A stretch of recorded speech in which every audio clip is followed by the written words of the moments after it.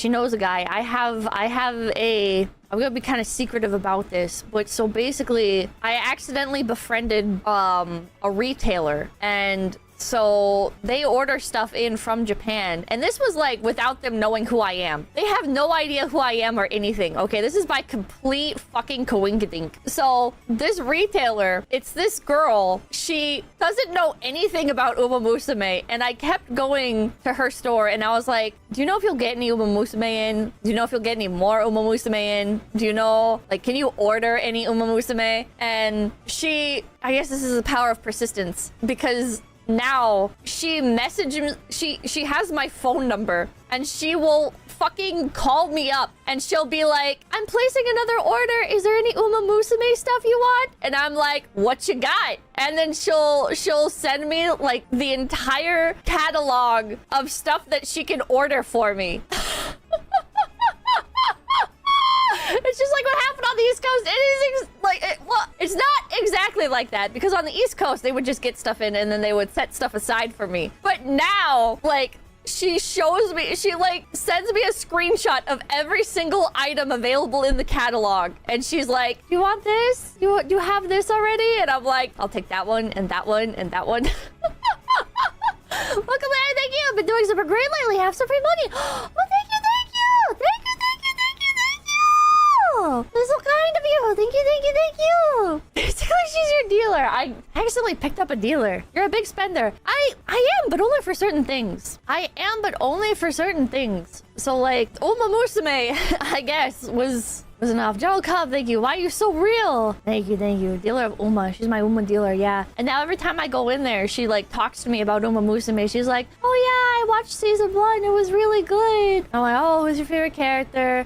She likes, I think she liked El Condor Pasa is a character she liked, and she's looking forward to watching the other seasons, and she became a fan. Yeah, she kind of became a fan. I'm trying to get her to play the game. Nagito, you're #1 fan. Thank you. Good luck. I hope you draw your favorite cards. Thank you, thank you. Pizza Man, thank you. International Horse Girl Trafficker Pipkin Pippa. Man.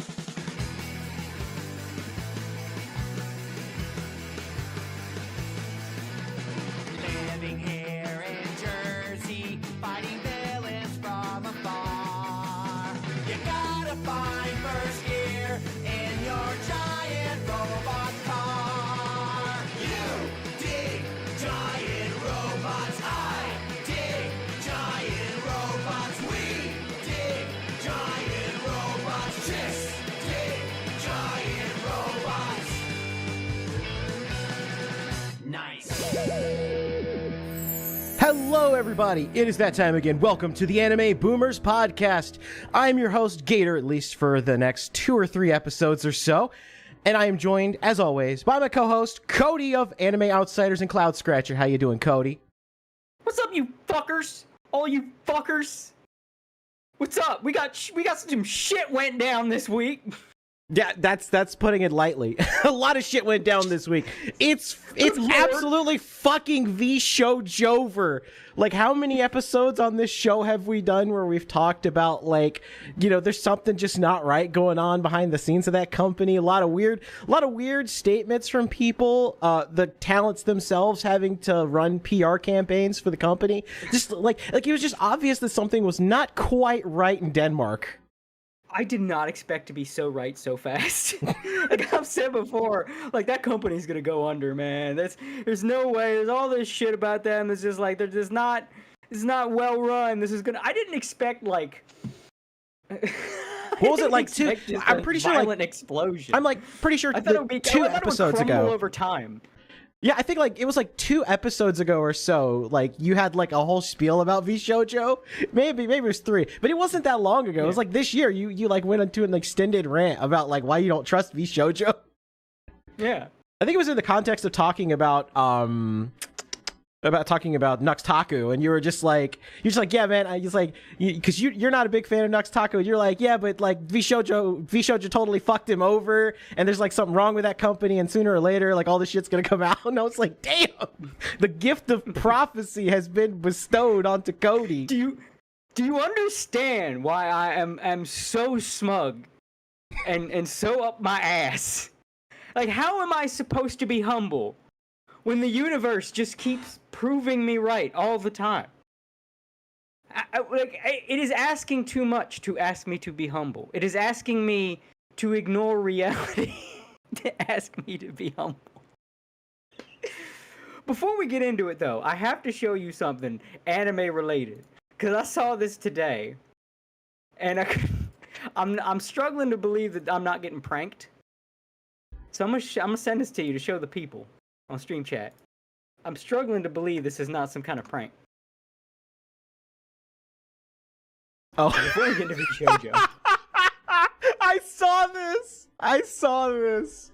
Oh god, yeah, I saw this. This was I couldn't believe it myself. I was like, are you like they're messing with me, right? This was dubbed over, right?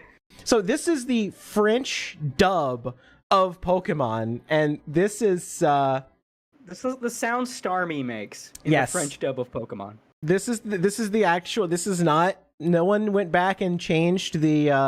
No one went back and changed the audio here. This is actually what Starmie sounds like in the French dub. I'm just gonna play this and just let chat listen to this.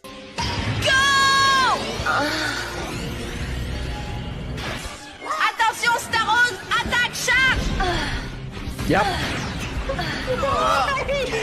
Staros, attaque écume! Why is it making that noise? I don't understand.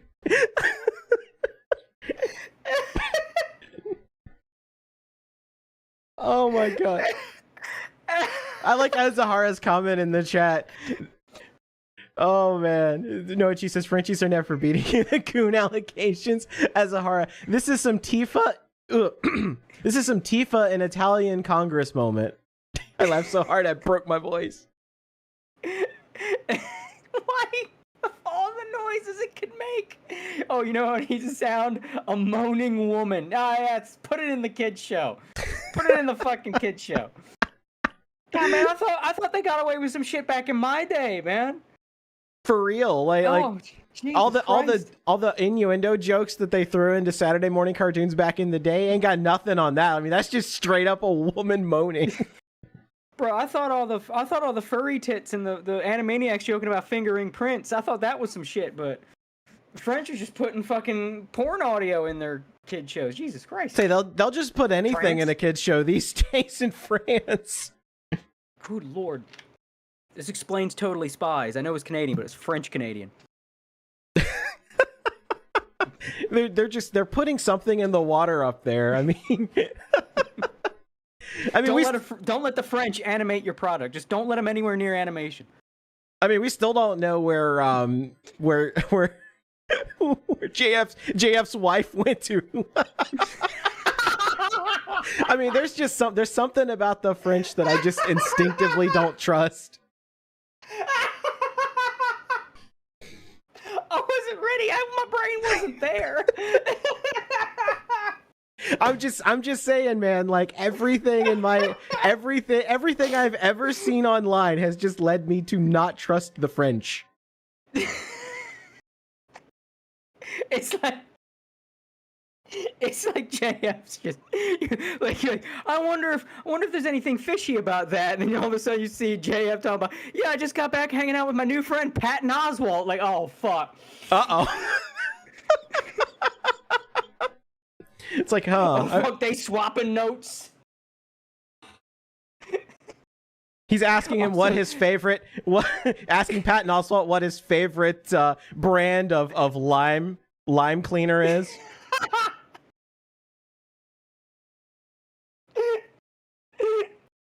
Oh fuck, you sideswipe my ass. Also, thank you to Elfpire Ava. Elfpire Ava became a member and gifted 5 Anime Boomers podcast memberships to Azahara, Ryan, Mr. Insane, MK Fenriz, Chris, and yes, that was all of them. So five memberships. Thanks for that, Eva. And we're actually going to be doing some members episodes coming up soon. We just have to lock in a date. Typically on the Anime Boomers podcast, we usually talk about like anime and VTubers and stuff. But like the members episodes will be kind of a way where we can just kind of shoot the shit about literally anything. Like pretty much like if we're just like whatever the hell's going on, we can just like, yeah, just shoot the shit, goof off. Sometimes we'll play games and stuff and have a lot of fun. So Ryan's like, I honestly don't deserve the membership. But that's the funny thing about YouTube memberships is it just kind of hits everybody. Like once upon a time, I got a gifted membership to my own show, and I was like, what? like why? Why though? Also, yes, support the Fair Access Banking Act. Yes. Even if you're living in a state where obviously calling your senator will do no good because they are a fucking monoparty shill. Tell your friends, spread the word, tell them that they'll do it. Yeah, because that's the other big story that happened, aside from the V shit show, was that pretty much Visa and MasterCard have gone on a tear again. I mean, I feel like we go through this like at least every 6 months where Visa and MasterCard will just go completely apeshit and just ban an entire like category's worth of stuff on the internet. And once again, they've done it. I heard a schizo theory, and I kind of want it to be true because I like happenings. I like when shit goes down, and it's very much shit going down kind of schizo theory.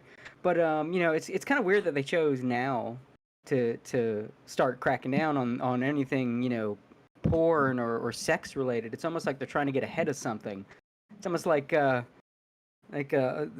somebody said they're willing to testify and are being granted a level of immunity in order to testify against some things, and who knows who this person making these testimonies might implicate. Who knows? I don't know if it's true.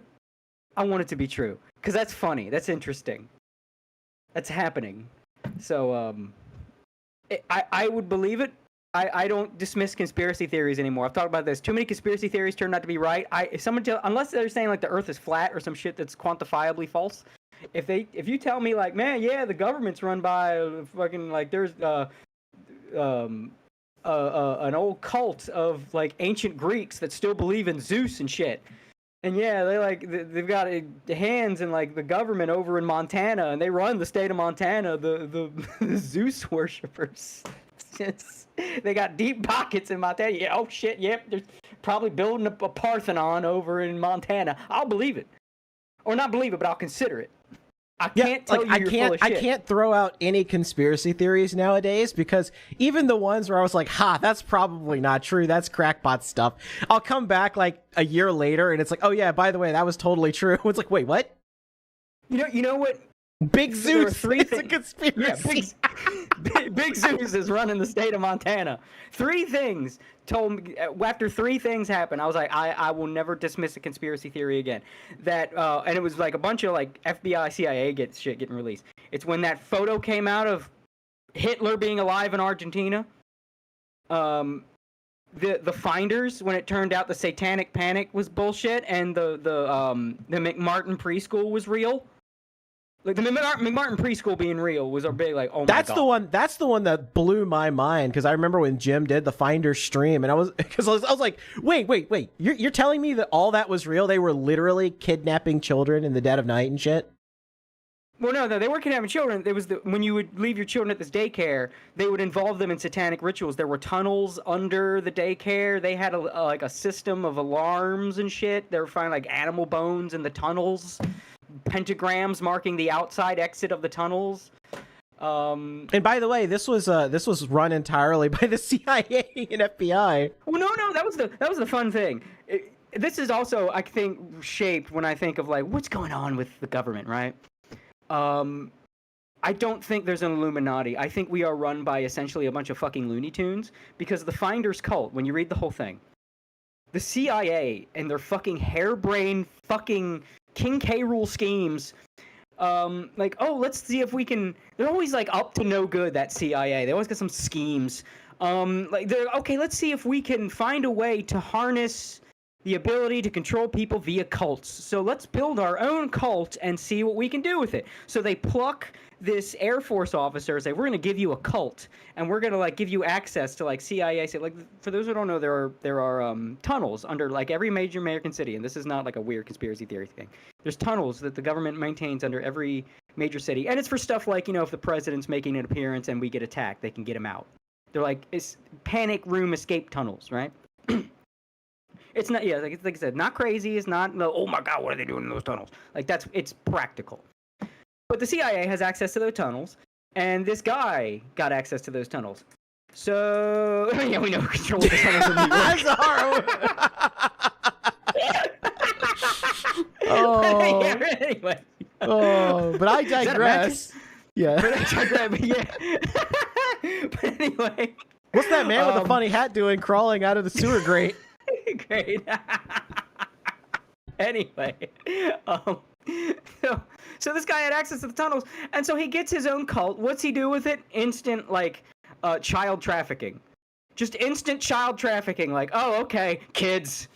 Oh, do I have my own cult now? Kids. Give me kids. From zero to child trafficking, just like immediately. Like, why whenever the CIA is involved with anything, it's always just like, trafficking. It's like, so like, it got out of their hands. Like, they lost control of this guy and their little cult scheme. So they like were just cleaning it up. Like, it wasn't that the CIA is like running this cult, right? It was a little fucking experiment. Ooh, let's give him a cult. Like, what is he doing? What does he do? What does he do? Stop. No. What? And now they're just like having to clean up their own mess, but their mess involves a lot of fucking kids. Word choice, I know. But like, so that, and then like, then I look at the third thing, the final, this was recent, but this was like, now it's official. When the JFK files came out, and at the very end, it's just fully confirmed in black and white, no redaction, that the CIA just tells journalists what to say. They just tell journalists, they just tell the news all for since back fuck JFK assassination. They'll go to a fucking journalist and say, this is what you're gonna say. This is what you're not gonna say. This is the narrative you're gonna put. The CIA just fucking, like, it's not as conspiracy, it's there. It's written down. So now I'm firmly convinced the satanic panic was the same thing. Like, oh shit. There's like a fucking this fucking pedophile Air Force captain running around putting pentagrams everywhere that he's hiding the kids. It's just metalheads, just crazy teenagers listening to Ozzy Osbourne, man. It's, if you see a pentagram at your local park, it's just crazy kids. It's just, there's but no... meanwhile, it was just literally the government doing it, and they used the satanic panic as a cover to like mask their activities. I fully believe it. Yeah, I fully believe it. Once the JFK files came out, I clicked. And so those were the three things. Is like, once those all came together. Oh yeah, and Alex Jones calling 9/11 like 9 months before it happened. Yeah. Okay. No. You know what? I'm not arguing anymore. I've had egg on my face too many times. I'm not arguing anymore. If I hear a crazy man with fucking shit on his head, and he says like the government is funding Rwanda as an experiment in human conditioning, I'm like, damn, that might be true. I mean, he was literally right about the frogs. Because then it comes out that like microplastics are getting in your balls and cutting off your testosterone.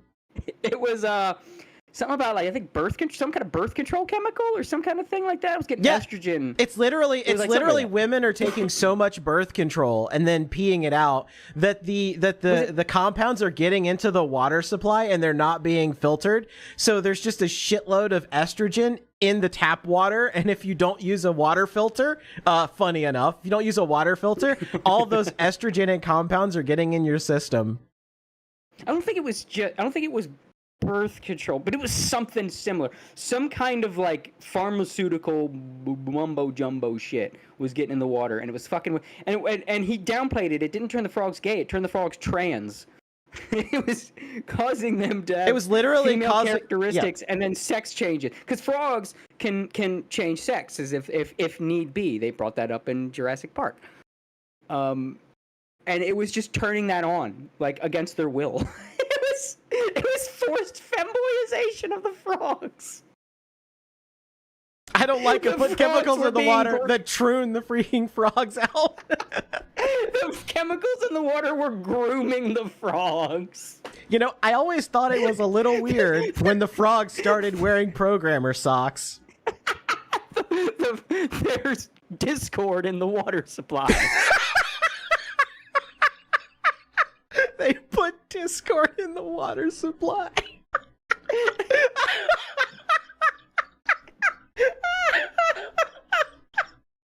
Oh god. I'm crying. I'm laughing so hard I can't breathe. Put discord in the water supply. Okay. I love it. The super chat from Jarrett, the Jeff, $10 Canadian. Either of you ever have that moment where you walk into a room and someone asks you a question that made you say, "Who the fuck starts a conversation like that?" I just sat down. Welcome to the Anime Boomers podcast. We talk about anime and gay frogs. You better respect those frogs' fucking pronouns. Those frogs are stunning and brave. Oh, thank you, Echo Venn Dragon. It was atrazine.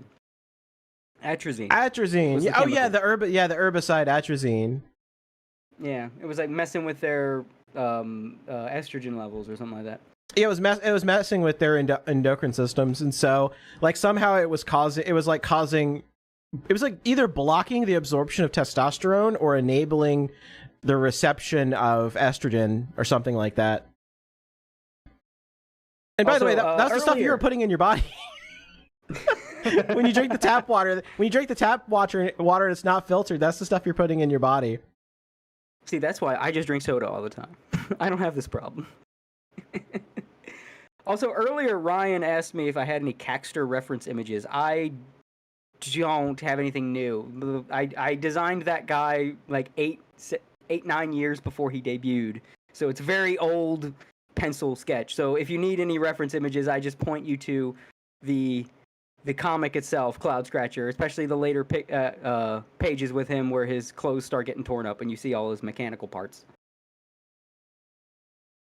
I like this comment from Nico Fox in the chat. It says, Pippa saying that VTubers are a psyop is something that stays in the background of my head. Well, it's an effective psyop if so, because like as we've said on the podcast numerous times, VTubers like de-radicalized us. Like we're for real. Like we just want to grill.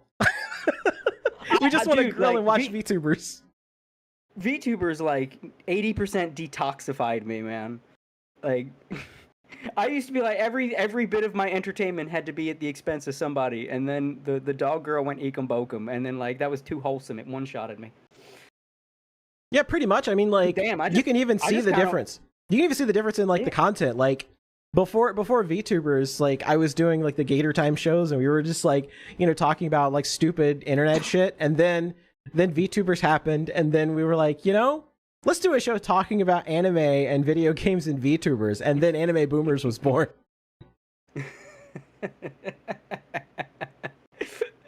I mean, looking at the scene you left, I mean, thank God for VTubers. Holy shit. For real. And You were like the motherfucker in the movie Titanic that slides out the closing metal door like seconds before it, that big metal blast door, seconds before it closes. His like his legs getting pulled through, and his leg gets pulled in right before the door crushes it. That's you. That's you. You're that guy. I got out right before everybody drowned. Everything changed when the VTuber Nation attacked. That's right. But see, I like the move towards more like wholesome and entertaining content versus like content that's just really, it's all about like tearing other people down, because like that has a shelf life, because you only have but so many people that are even worth talking about at this point. And eventually, like when you tear everybody down, eventually like your number's pulled and you're the next one up. It's just like it's not a healthy industry to be in when it's just all about like, because that's what happened to the commentary community, right? Is that they eventually ran out of people to commentate on, and so they started commentating on each other and tearing each other down. And ultimately that style of content just always leads to that. Like you're always on the list and your number's going to get pulled at some point. So it's just like, well, that's stupid. That's dumb. Instead of focusing on instead of focusing on stuff that you hate, just talk about stuff that you love. Because there's an endless supply of things that you love, things that you can, you know, talk about that you enjoy, whereas there's a finite supply of stuff that you don't like. And why would you want to spend all of your time talking about stuff that sucks? Like every episode could just be about how Crunchyroll sucks today, but that wouldn't be very entertaining. Everybody already knows that. I'm gonna put a pin in that Crunchyroll thing, but you might know what I'm gonna bring up. But shit, I forgot what I was gonna say. Oh yeah. Drama. Now follow me on this. This is gonna sound like a crazy statement, but I'm totally right. Drama and downfall content, in a way, it's a lot like sex. See, sex is good. In fact, you kind of need it. In fact, the human race needs it. But you can't be sex 24/7. That's unhealthy, and it fucks you up. You get Coomer brain. Indulge in it. Yeah, you need to. You indulge in it when the time comes, when the time is right and appropriate, and then you don't do that every other minute of the day. It's the same thing where it's like, yes, when the time has come for sexy times, you indulge in sexy times, but then you have to have a personality outside of coming. I was born in the coon, molded by it. I've seen your AI art. I believe it. Azahara, the horniest VTuber fan in the existence of the planet. No. Well, no, he's okay. not. He's not. Have you seen VT? Yeah. Well, VTuber feet fan and and VTuber ASMR guy. I mean, the guy, what's that guy? Some guy started a Twitter account, is all like degenerate VTuber shit, and his tag is something like Cunny Destroyer or something like fucking wretched like that. I can't remember what it is. I like he'll share good VTuber memes, and then I don't want to retweet him just for that @ just because of the name. Yeah, I was like, oh, that's a good. Oh, wait, no. Wait, it's that guy. It's that guy. I don't want my timeline with that on it.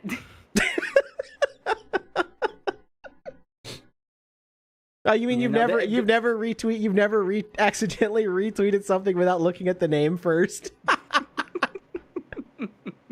We've seen the consequences of porn addiction. I think to be real, I think a lot of the social and political problems we're dealing with is born from a lot of porn addiction. Like that giggly goon clown guy, you get shit like that. So yeah, Azahara, he may be a horny bastard, but in the grand scheme of things, you know, it's like he's a respectable gooner, Piece, right?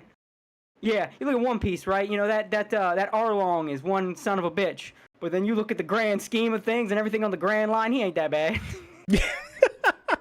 You would break bread with Arlong at this point. I mean, Arlong pretty bad, but I mean that he ain't blowing up islands with a kill sat to hide his secrets. You know what I mean? To hide government secrets. He don't have a police force enforcing debauchery.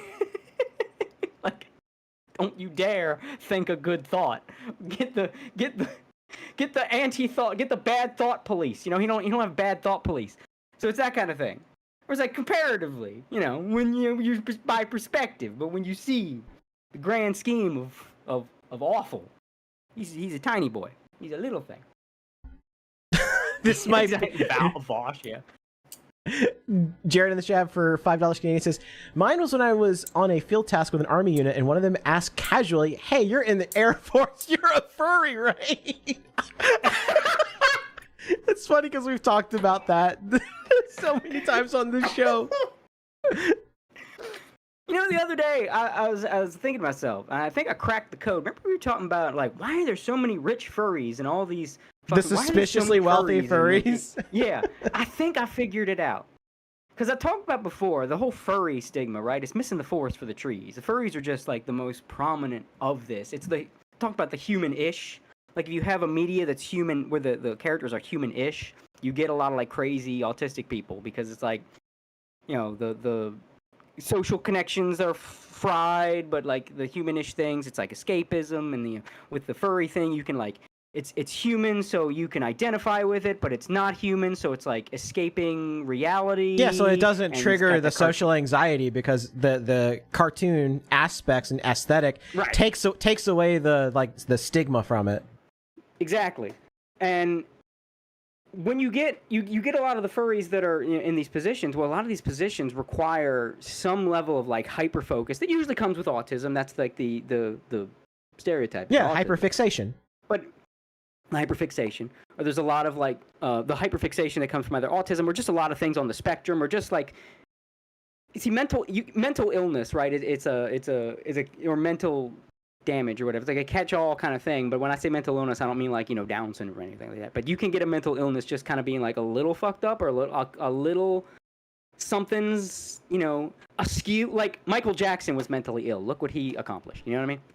Yeah, like there's good mentally ill, and then there's bad mentally ill, and it just depends on like it really depends on like the stimuli that feed into it, because a lot of people are like, especially really creative types, are mentally ill, but it's like, what is their outlet? What are they putting into themselves? What is their like outlet? Because what happens is a lot of like the mentally ill people that like go absolutely apeshit, like the input is bad, and so the output is bad.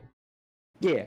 And I think that's the reason you get so many of these rich, successful furries, because they've got that little, like, that Michael Jackson screw loose, where that gives them, like, this hyperfixation, this drive to do, like, this big thing that makes a lot of money. Like, I'm going to become a heart surgeon. Like, the brain surgeon was the Star Fox macro guy. Yeah, I was about to say, the giant Star Fox, you know, like... Yeah. Like, sitting on buildings and stuff.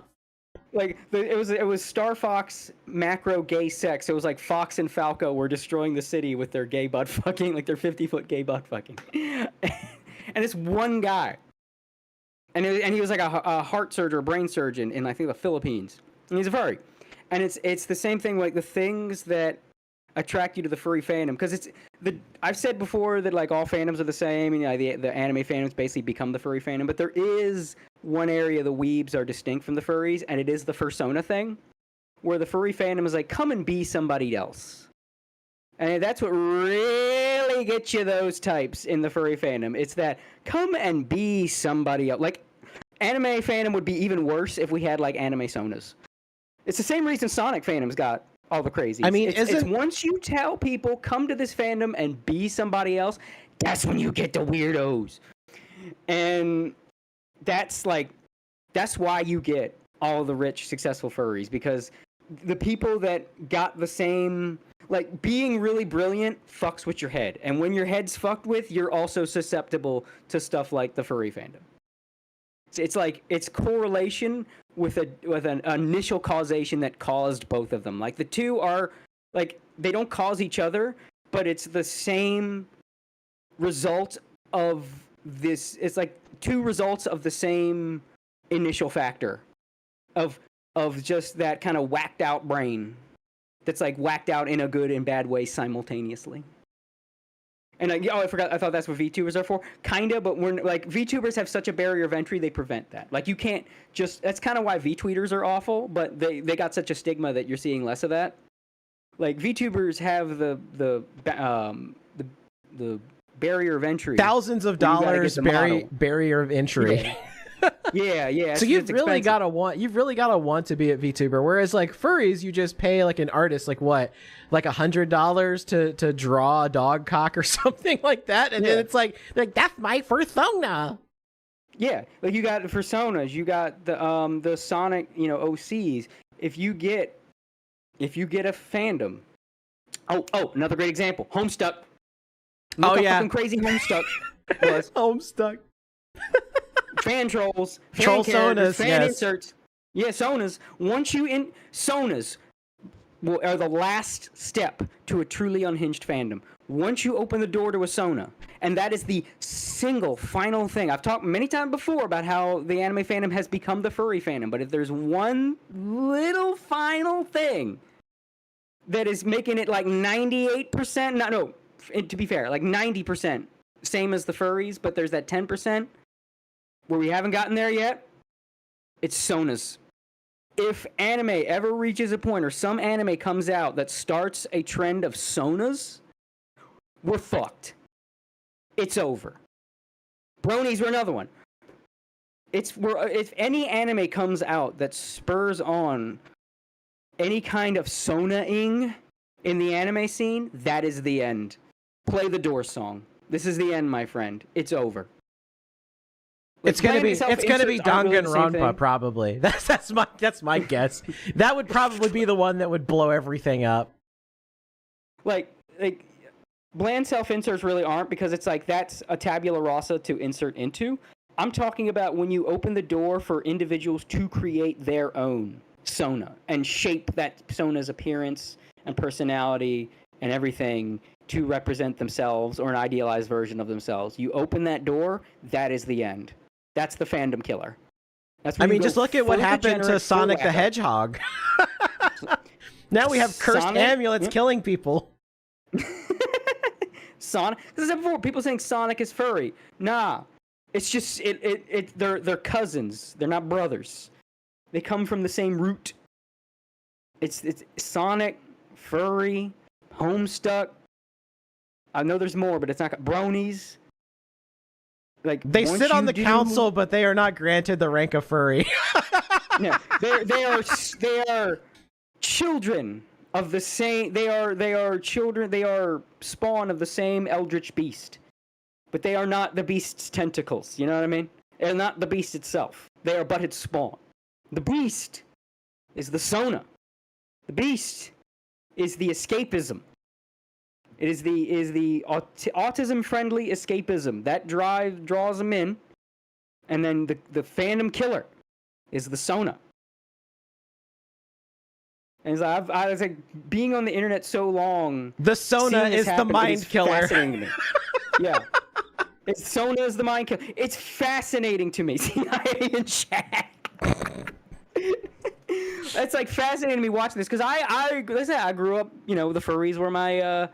They were my reality TV. I was a typical exterminatus type as a teenager, and then seeing all these other fandoms pop up and then play out the same way. I say, hey, wait a minute, something else is going on here.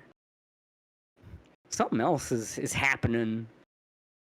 I think, like I said, the moment that we can no longer talk, like the anime fandom could no longer talk shit, was when the con orgies came. When we started con orgying, that was it.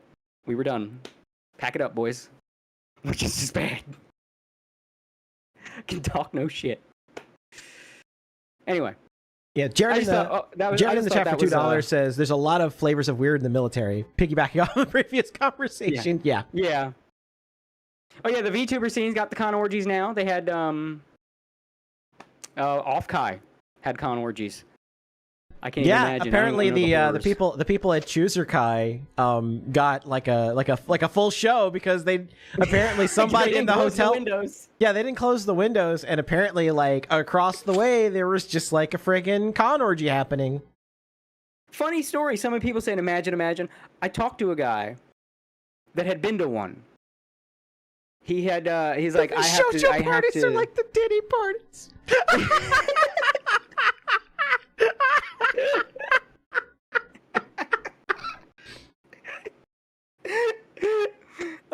But I talked to somebody that had been to one. He described it thusly. One, nobody there is really attractive. It is very much a transactional kind of thing. Like, you know the joke of my own clone, now none of us will be virgins. Yeah, the Robotnik shitpost, yeah. My very own clone, now neither of us will be virgins. That's what a con orgy is. It's like, look, I can't get laid in my daily life. You can't get laid in your daily life. None of us can get laid in our daily lives. Let's all solve the problem together. That's a con orgy. He said everybody was in their own sections of the room.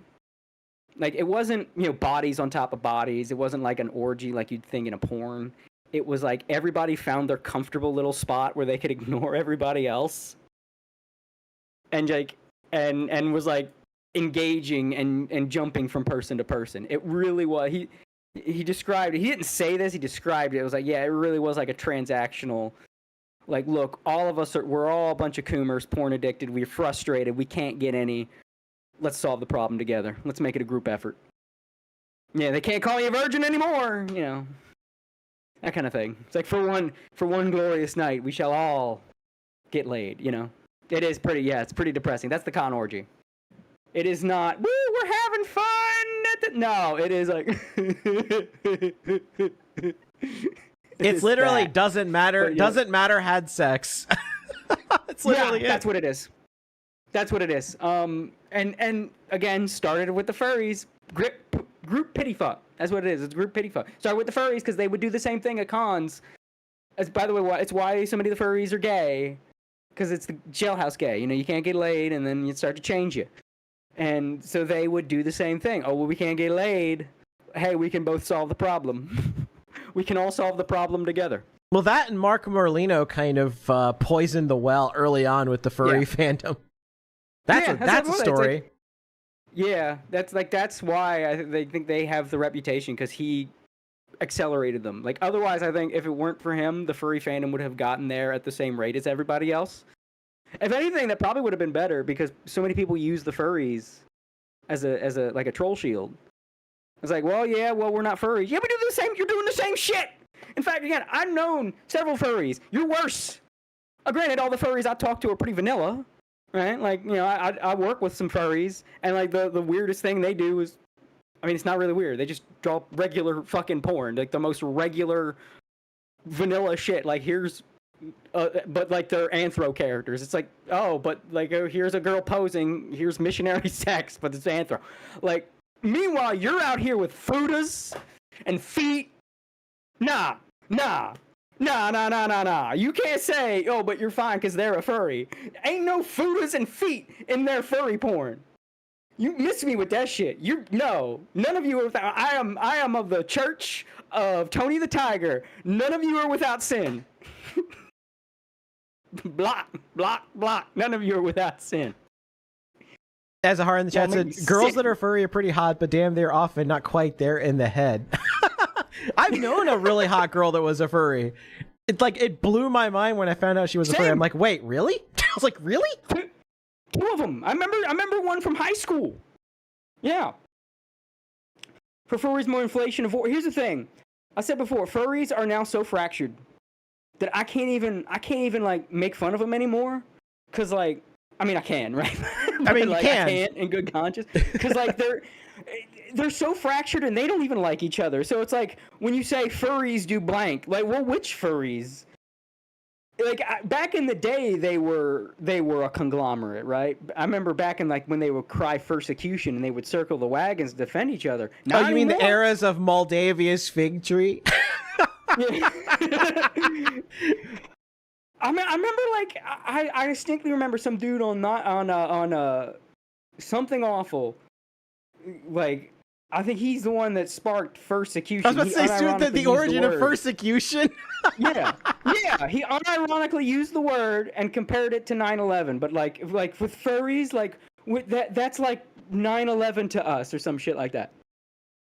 It's old. It's like old, like 10, 15 years ago. No, longer than that. Like maybe 20 years ago. Shit.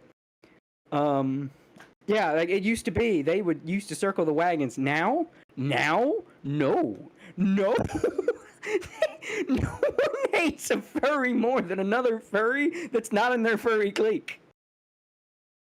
Like, you talk about the vor and inflation guys, and then like the vanilla gay guys and the vanilla straight guys, or the vor people. Like, you make me sick. And then the vor people look at the diaper furs and like, you make me sick. You remember, how do we find out about the zoo sadists? It was other furries that were still degenerate that looked at them like, nah, I gotta blow the whistle. The whistleblower for the zoo sadists. It's an endless chain. It's an endless chain of furries looking at other furries and being like, ew, F slur. Yeah, exactly. It's like, I've said before, like, the anime fandom has become the furries. I think we're still in the wagon circling part. I think that's the next step. I think when we're going to start splintering real bad real soon. Well, I think we already are with the hoodweebs, right? Because everybody looks at hoodweebs like, ew, hoodweeb. Yeah, that's what I say. It's happening. That's the next step. We're just playing out what the furries have already done because Mark Merlino gave them such a head start. Like, they got such a head start because of that fucking degenerate. That it's like, if any, we can now look and say, like, that's where we're headed. So, again, vor used to be a furry thing. I said before in the last episode, that escaped. That's not just furry anymore. Inflation, I don't think, like, that wasn't even really furry. If you remember, fucking Andrew Dobson was drawing anime girls getting blown up with a bicycle pump back in the 2000s. You know, I had tried to forget about that. Now I'm manually aware that happened. Yeah. So, no, if anything, I think we in the weeb scene got to take ownership of that shit. So, I think that's where we're headed to next. And I think, again, the final nail, when we're done, we're officially done, this fandom's done, is when something gives the anime fandom cause to create sonas. An anime sona, weebs, or like some anime comes along that's very sona friendly. Like, that show will have a fandom like that. But because it'll be anime, it'll be tied to the anime fandom. It's kind of like bronies with the furries. Like, that's going to be the weeb bronies. And, like, once that happens, we're cooked. We're so cooked. It's probably gonna be something that Crunchyroll does too, I'm guessing. Yeah. Because I've always said for a long time, like, if the anime fandom implodes, it's gonna be something retarded that Crunchyroll does. Yeah. It's funny, like, I had to work so hard when I started Cloud Scratcher to break the furry stigma. Cause like, no, it's furry. Because also I didn't want to, hamper my reach. So it's like, no, this is for everybody. It's based on 90s cartoons. They were all animals back then. Don't worry about it. Now, who the fuck cares? Because, like, no, you're all fucking freaks. Call it a fucking furry, whatever, fuck, you're all freaks. Number one. But number two, like, I'm fucking, what the fuck, hold on, fucking, what the fuck is that? Hold on, there's a big ass fucking insect in my fucking The CIA sent one of its, like, spy cockroaches. It's oh my god, what is that? This is another one of these fucking why is there two? This thing broke into our house.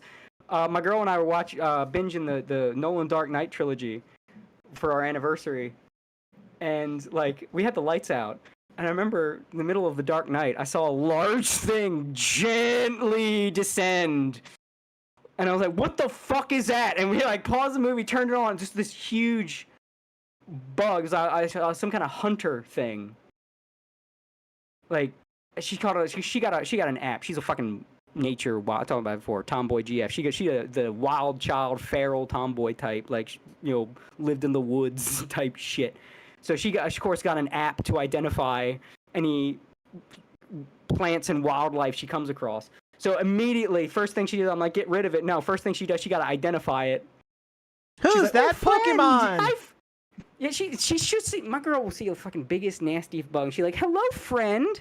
Now, granted, you know, I like bigger bugs. I feel like the bigger they are, the less I hate them. But this thing was like, why are you in my house? She's like, hello, friend. She's identifying. It's like some kind of hunter that, like, goes after other bugs. I guess got in the house because the door was open. And I guess this motherfucker got in the house when the door was open. I was taking out my fucking trash earlier. What the fuck? Why do we have so many in our fucking... Oh, whatever.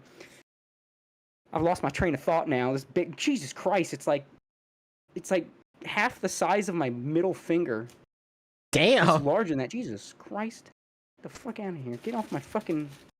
Oh my god, it's my fucking hand. Bigger bugs that eat other bugs, so bug chasers. Yeah. Azahara's got jokes. I got gore on my fucking hand. Gore. I don't even remember. Like I said, I don't remember what I'm fucking talking about.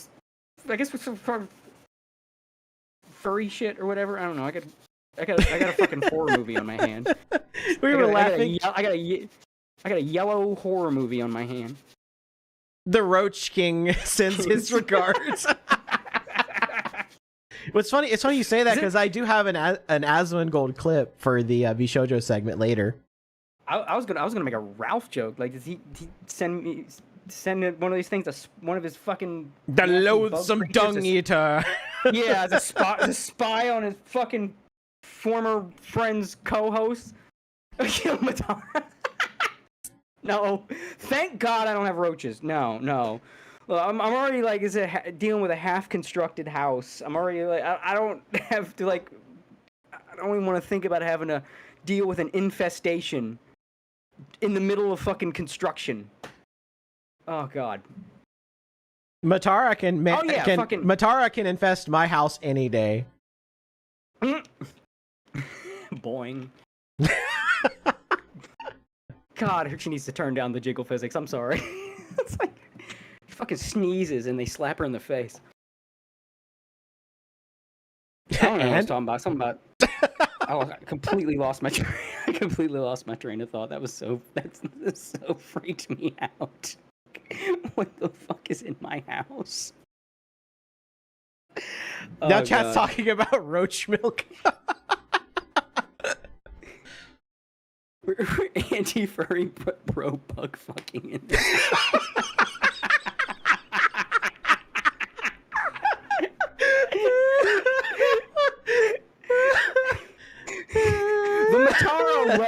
The Matara lust makes me feel like that Lord of the Rings meme with Gimli and Legolas. Cause like I love her design because it's just a fantastic fucking character design. You know, Coomerness aside. So it's like you know about fighting alongside a friend. You know, it's like normally I hate you people, but here we are in 100% agreement. That is like the peak VTuber design. I can't believe I'm here fighting alongside with a bug fucker. How about fighting side by side with a friend? I said bug fucker.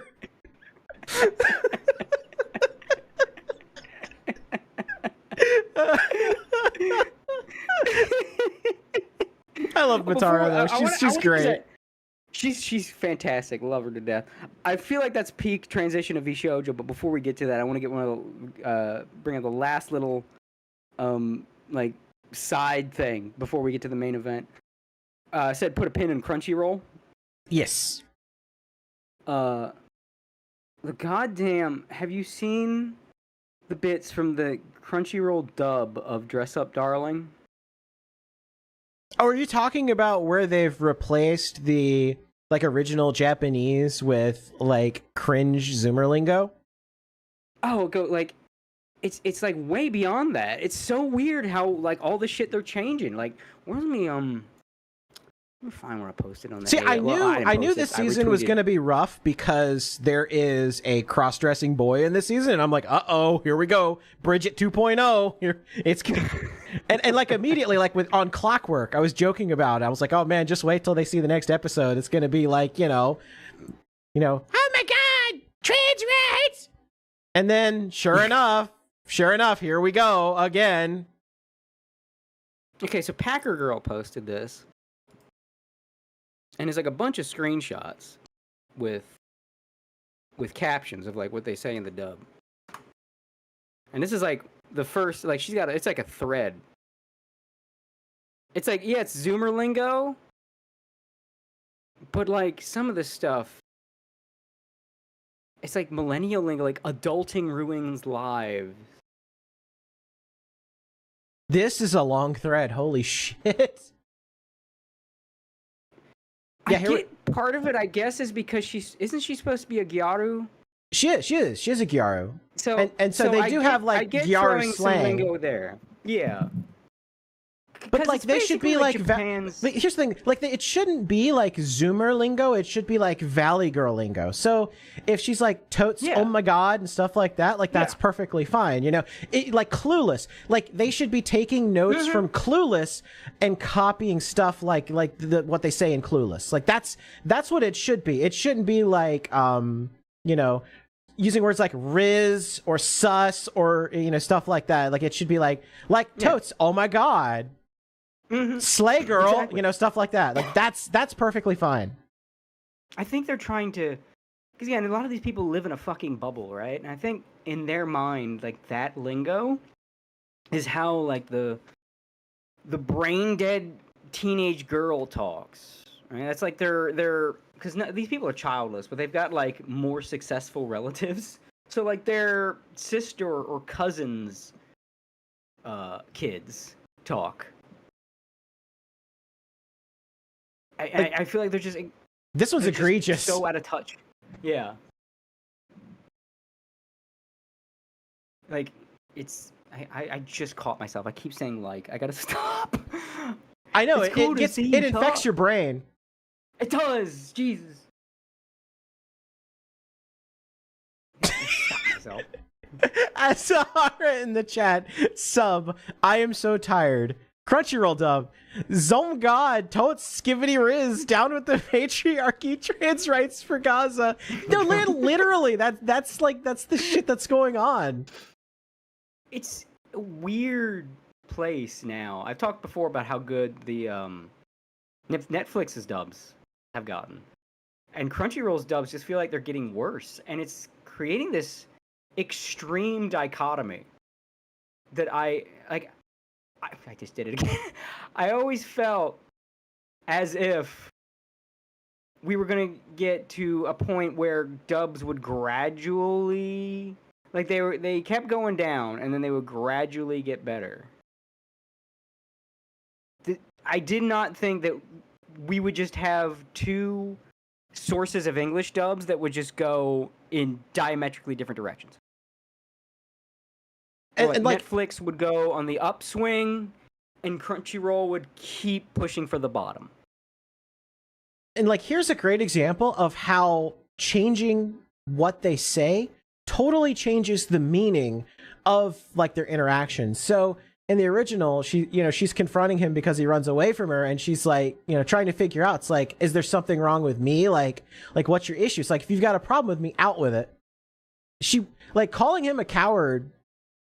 It changes the nature of their relationship. Totally. She's being more forceful, almost angry with him now. Yeah, instead of like offended and upset that he's like, running away from her. It's like, well, it's like, what's your problem? Telling someone to die or I hope you die, that is esoteric. That's fictional. Saying I hope your favorite anime gets licensed by Crunchyroll, it's real. It could happen.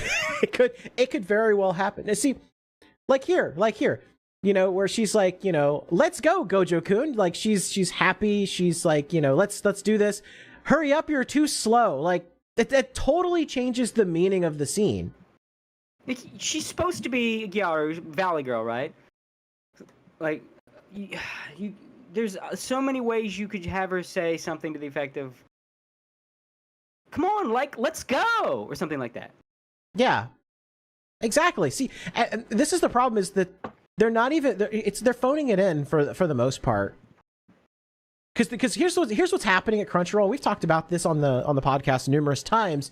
Is that you have people that have gotten jobs as translators simply for the fact that they know a little Japanese, but they really want to be writers, and they think of themselves as writers. And so what they're doing is they're vandalizing these works by inserting dialogue where it doesn't belong, because they're like, I'm so great, I'm a writer, I can make this better. And you're seeing literally right here, this is a great example of that. They're literally rewriting the story because they think that they're the new George R.R. Martin of like anime dubs.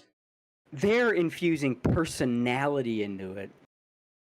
But they're infusing their personality into it, which sucks. Mm-hmm. Yeah, because they're narcissists. They can't think outside of themselves. Yeah, I don't want to see an anime written by what's her fucking name, Katrina Lesbos or whatever. I miss when if localizers rewrote something, they did make it better. Because that's back then when they would make it better, because they weren't thinking that this will be better. It was like, how can we make this really hit in English? They were still trying to convey the same thing. But they were saying, what's the best way, what's the best words to use to say that? Because Japan is very direct with the words they use. There's not like 101 ways to say the same phrase. In English, oh god, there's 101 ways to say the same phrase. What happens when your language is made of like 20 other old languages that you just kept gobbling up? We just absorbed them. Yeah. Like Borg assimilated them. That's why the rules of English don't make sense, because it's the rules of like 4 or 5 other disparate languages. Why is I before E except after C? Because some of those after C words came from this language, and the other words that when they wasn't after C came from these other fucking languages where they used I and E differently. From Latin, from German, from Spanish, from all these other different languages. Yeah. So there's 1,000,001 ways to say the same thing. So you use that in English. It's like, okay, well, they said this in Japanese. What's the peak way to phrase that in English and fake the lips flaps? That's what they used to do. Now they're like, I can do that better. Because you know what it was? Because the old localizers thought when they were writing their localization, in their mind, that's what was originally said. That's what it was. They're just like, this is how I view what was actually said. Not what I think they should say.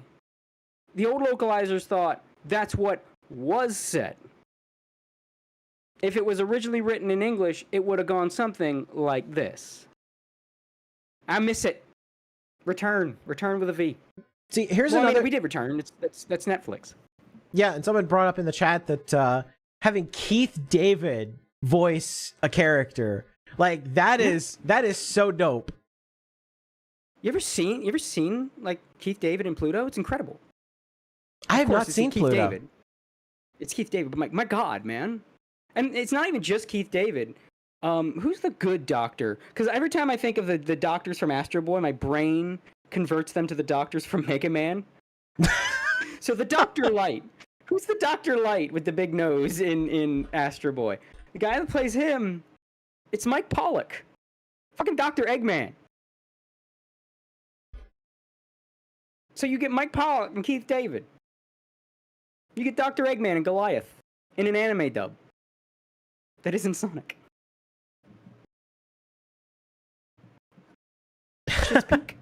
Someone just said, frankly, we want feminine valley girls, not witches that hate men. See, and that's the thing, too, is that a lot of the dialogue, like this is, like what I have on screen right now is a great example. So the original, she said, I'm so glad you came with me, Gojo-kun. And then in the dub, it's, you saved me so much time and money, too.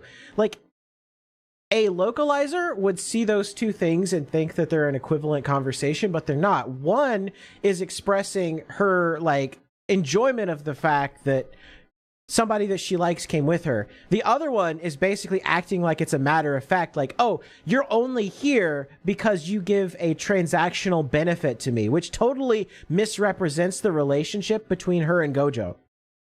Like, the point is that they both love each other, but they're kind of like embarrassed to admit it. So they're in this like sort of standoffy, like, occasionally they like love bomb each other, and then they get a little standoff. Like they're tsundere for each other, basically. And so like putting the dialogue in this way makes it out to be more like a transactional relationship, which probably speaks to the mental issues of the person that localized it. Yeah. And you know what's even funnier too? Because this kind of person would probably like, oh, well, this is like unrealistic. You know, I'm making it more believable. Here's the thing. I too thought this kind of tsundere shit, the will they, won't they, you know, the inching towards was unrealistic until I went through it myself. I've been there. I've been where this story is. Like, where you have a female friend that you and her very clearly attracted to each other, but there is something in your head saying, we can't. And eventually that goes away, but you've got something in your head saying, we can't. You could tell these motherfuckers working on this show have never known love in their lives because they think, oh, well, we have to make it more practical, down to earth, you know? We can't, this goofy tsundere shit. This goofy tsundere shit is real fucking life, man. That shit, yes, that's what happens. That's what happens. Yaras are real. They actually exist in real life. And even beyond that, like, you're with the person that you're in love with, but neither of you will take the step because you got something in your head, again, telling you can't. And you just compliment each other. You just say shit that, like, oh, well, no one actually says this without, like, oh, and yeah, you do. You absolutely will say and do things that if I were to put it in a fucking anime, some fucking one of these motherfuckers would say, oh, it's so unrealistic. Have you ever even met a woman? Yeah! It's autobiographical.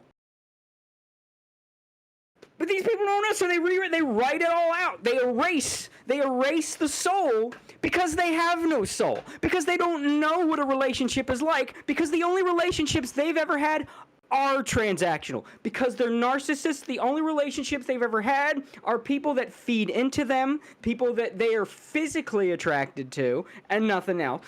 It's like the fucking, like that one kid show, Star vs. the Force of Evil, where the whole show was just therapy because the writers had all these bad breakups. So it was like, you had a kid show bogged down with romance plot after romance plot with all these breakups, and fucking every relationship is toxic because it's just a therapy session for a fucking girl failure.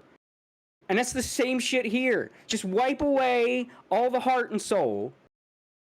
Because there is no heart and soul in the people writing it, because they don't think this really happens. Yes, it fucking does. People absolutely will just say, I'm happy to be here with you. I'm happy to talk to you. And they'll just say it. They really will just fucking say, you don't need to rewrite that, oh, well, that's too direct. Yeah, you are fucking direct when you have fucking like, oh, I feel this, oh, you feel this, oh, we're just the fucking chemistry, but neither of us will fucking do anything. Yes, you will just fucking come out and say shit like, I'm so happy to be here with you today. I like talking with you. You're really nice to talk to. And there's other stuff. It could go crazier, but I've not been given permission to share it. But yes, in a real life, will they, won't they type shit. Yes. People just tend to bear things. Because of the fucking shit balled up. They will bear things to each other. And it's just, it's nice. Yeah, friend. No, friend. Friend. Oh, I love being here with you. Oh, friend. That is what friend says. To friend me. Like, it's 100% realistic. We don't need you to remove it because you think you know people better. You really don't. You know your weird fucking Starbucks people. That's who you know. None of those Starbucks people are human. They're weird, like college homunculi. They just come from university campuses, talking like freaks, acting like freaks, with no control over their emotions and thoughts. They don't even have an inner monologue. Freaks. You write like freaks, and you change the dialogue of these shows to turn them into freaks like you, to validate you being a freak. It is you. You are alone. You are the odd man out. Stop it. And it sucks because the cast for My Dress Up Darling, like the dub cast, is actually very good. The problem is the dialogue they've been given to speak is dog shit. And it's such a criminal waste of people like Amelie, and also like apparently Bao's gonna have a voice in it later too. So it's like they have an excellent voice, they have an excellent like team of VAs, and they're being criminally wasted because somebody thought that they knew better than the author of My Dress Up Darling. It's like, oh no, this isn't creative enough. I have to make it more creative. I have to insert dialogue where there was none previously. I have to do this, I have to do that. And it pisses me off because it totally, like a lot of these conversations just totally changed the nature of Marin and Gojo's relationship. I like it. Ghost Dog, just pull a Damian Clark and ignore the script. Yeah. Yeah. Props to Damian Clark. That man ad-libbed with voice flaps, with lip flaps. That man saw exactly how many times Cell's mouth was opening. Is like, I have decided what he will say. Love him, love him. The voice of Cell. Well, him and the Japanese voice. That man. Oh, Bao's going to be in a couple of cuckoos. Okay. Well, that's cool. I do enjoy seeing more VTubers getting into the industry because they're actually good at doing voices and not the same character over and over again. That's the thing, yeah. Like I, on the one hand, I'm like, I don't know if we should hire VTubers to be voice actors because it's kind of like Crunchyroll's kind of doing the same shit it did before when it was hiring YouTubers and shit, like anime YouTubers to voice act. Because that's like, I talked before. I prefer the Overlord dub, but it's in there. Like one of the in the workers, that the arc that filtered that filtered so many people. One of the I can't remember who she was, but the purple-haired elf girl was played by like a YouTuber. I think she was like was it the Sphere Hunter girl or something? I can't remember. But it was like one of them. Are you talking about people. like the like? Hold on, let me find out. Let me look it up real quick. Oh yeah, she was because she was one of the people that was that went into the tomb, right? Yeah, and then they got their shit rocked. Yeah, Amina, that's her name, Amina. Amina. Okay, well let me look it up. Because her voice actress, I thought so because it was Ruby from Ruby, Lindsay Jones. Yeah, Lindsay Jones. That's who it was. Because like I said before, Overlord's dub was kind of like a testing ground for a lot of new people. Because I had a lot of characters that came and went. so they would like, oh, you wanna get into? Well, you are been scouted by Funimation. We'll give you a guy to play an Overlord to get murked by Nazarick. And she was, and I remember that because like it was opposite of Vic Mignogna. So like, they're still doing it. They're still like getting voice actors from outside of voice acting. But at the same time, see, I'm torn because they're doing that shit again. But at the same time, you listen to a lot of these VTubers and they do the anime girl voice better than like women that have been. Because the thing about when people talk about all the way girls sound in English dub anime, I've talked about how a lot of it, I think, with the emotional, the goofy subtitle people. Like, I'm not talking about people that prefer subs and the people that won't shut the fuck up about it.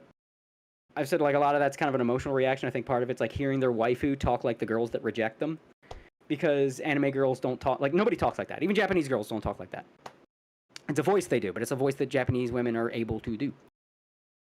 And just, it's not very common in the West, and, like, white women just don't, historically haven't sounded like that. Yeah, some chick at the bar is not just gonna be like Daisuke, Yeah, exactly. In the cutesy voice. So you've got the pool of how many white women can voice act? I mean, you got a good pool of them, but now how many white women can voice act and do a voice that isn't typically natural to a white woman? A lot less. There's some. I can think of some voice actresses that have done that voice really well.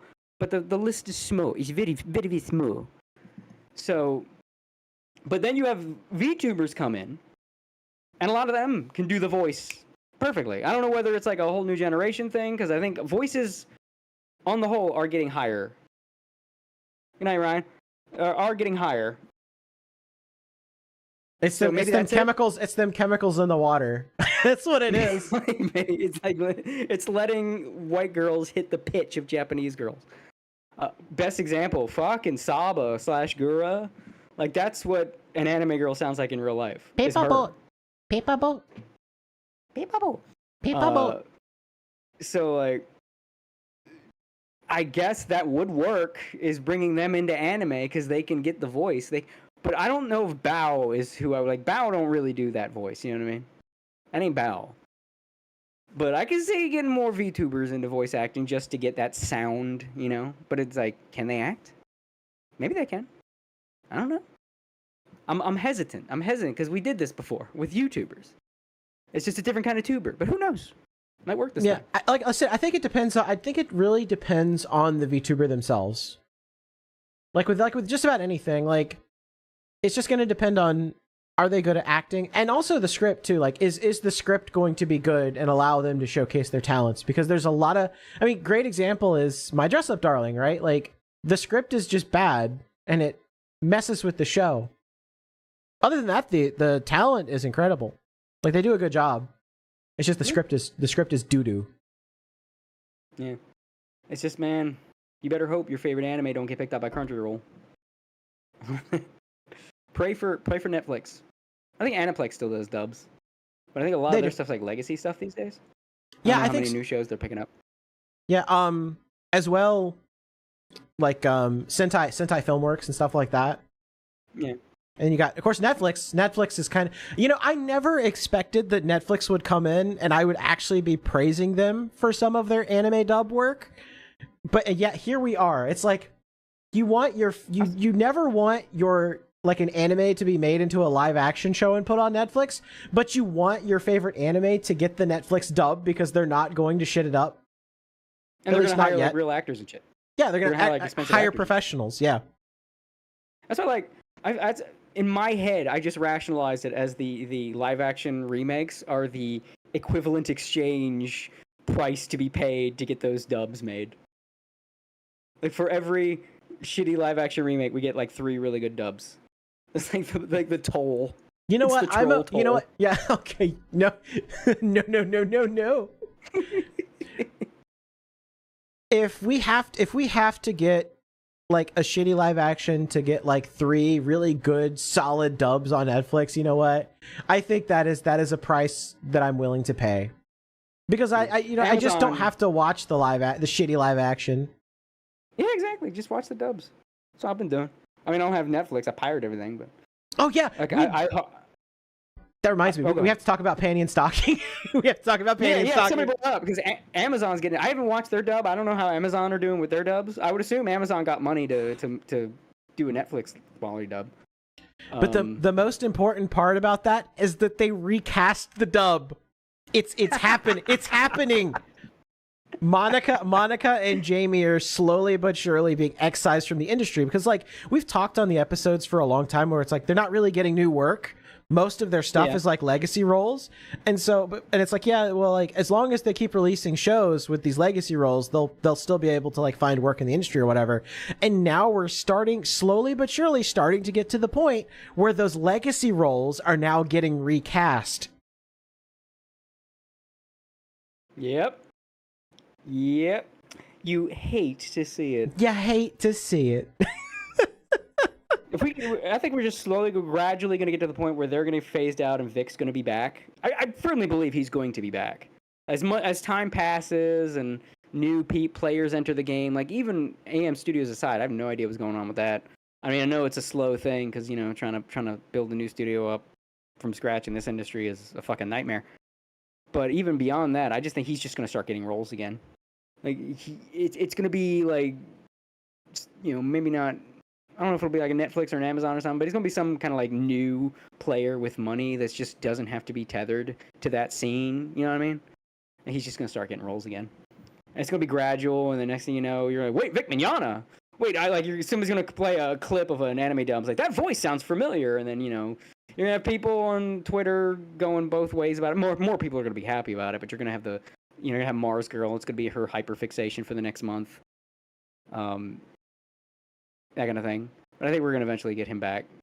Wouldn't it be cool if slowly. because the author of Full Metal Alchemist actually, like, I think there's supposed to be a new anime that's coming out based on like the next manga or whatever. I heard some project, but I didn't know. It was very little. I had very little. I Because don't know if that was I saw if like there's any a other material headline or what. like a headline or something about it, and I'm like, wait a minute. Yeah. Yeah, because I'm trying to look it up. Let's see. Let's see. What Maybe was it's a webtoon. Arakawa's next work? 'Cause I'm trying to look it up because I know there was like supposedly going to be like an anime. I'll find it eventually. Yeah. Yeah, I heard rumors, whisperings. But Yeah. Here it is. Here it is. He's Yeah, very likely I gonna found it come because back. it was announced at Anime Expo. Yeah.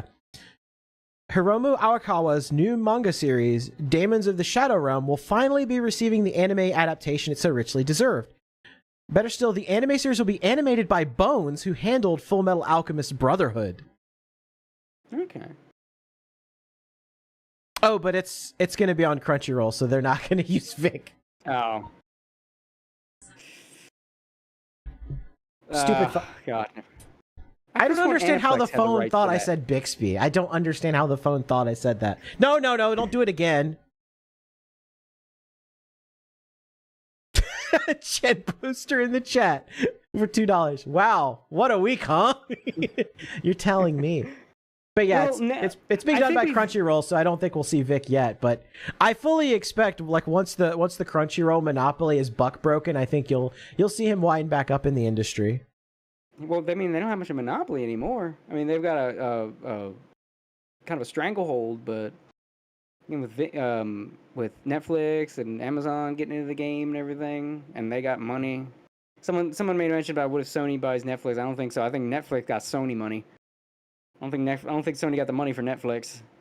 I think Netflix can look at Sony money and go lol them out. Yeah. You got anything we can buy? So, and I think Netflix is good. We don't have to worry about them getting Sony cucked. But now I think that's all the other side stuff out of the way, and other happenings and funniness. So I think we can get to the big one. Yeah, someone in the chat says Sony owns Crunchyroll, right? Yes. Sony Yes. owns Crunchyroll now. Yes. And they merged Funimation into Crunchyroll. Yeah. Got rid of the Funimation name because it had become toxic. Literally toxic. Yeah. But yes, it is that time to cover the V-shit show. Yep. God. Where does one start? Yeah, for real. I guess probably the best place to begin is where the V-shit show started. And that would be with a video that Iron Mouse released the other day. This was July 21st, so that was literally like the very beginning of this week. And I remember this because I was sitting there, like, it was like, I'm trying to remember like what time it was. I think it was like it was like the end of the day. Like I was getting ready to get off work or something, and I like looked at my phone and I saw the notification from Iron Mouse, and I'm like, wait, she's leaving Vshojo? Wait, what's going on? I listened to the video, and it's like it's like, oh my god.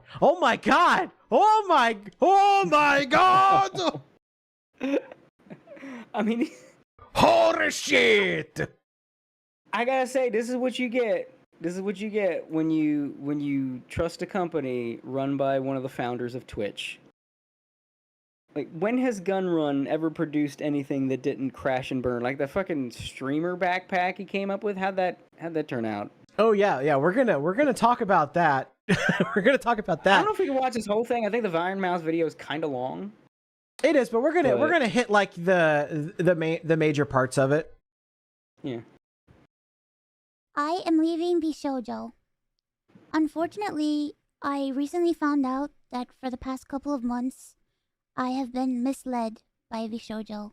With the information that I currently have, I believe that I am owed a significant amount of funds, which I have not been paid. And most importantly, the thing that hurts me the most is that the Immune Deficiency Foundation, which is the most important charity to me, and also the reason why I'm here today, is owed over $500,000 from Vshojo. I know that this $500,000, $500,000 to the Immune Deficiency Fund. That is more than twice what my house cost. Yeah.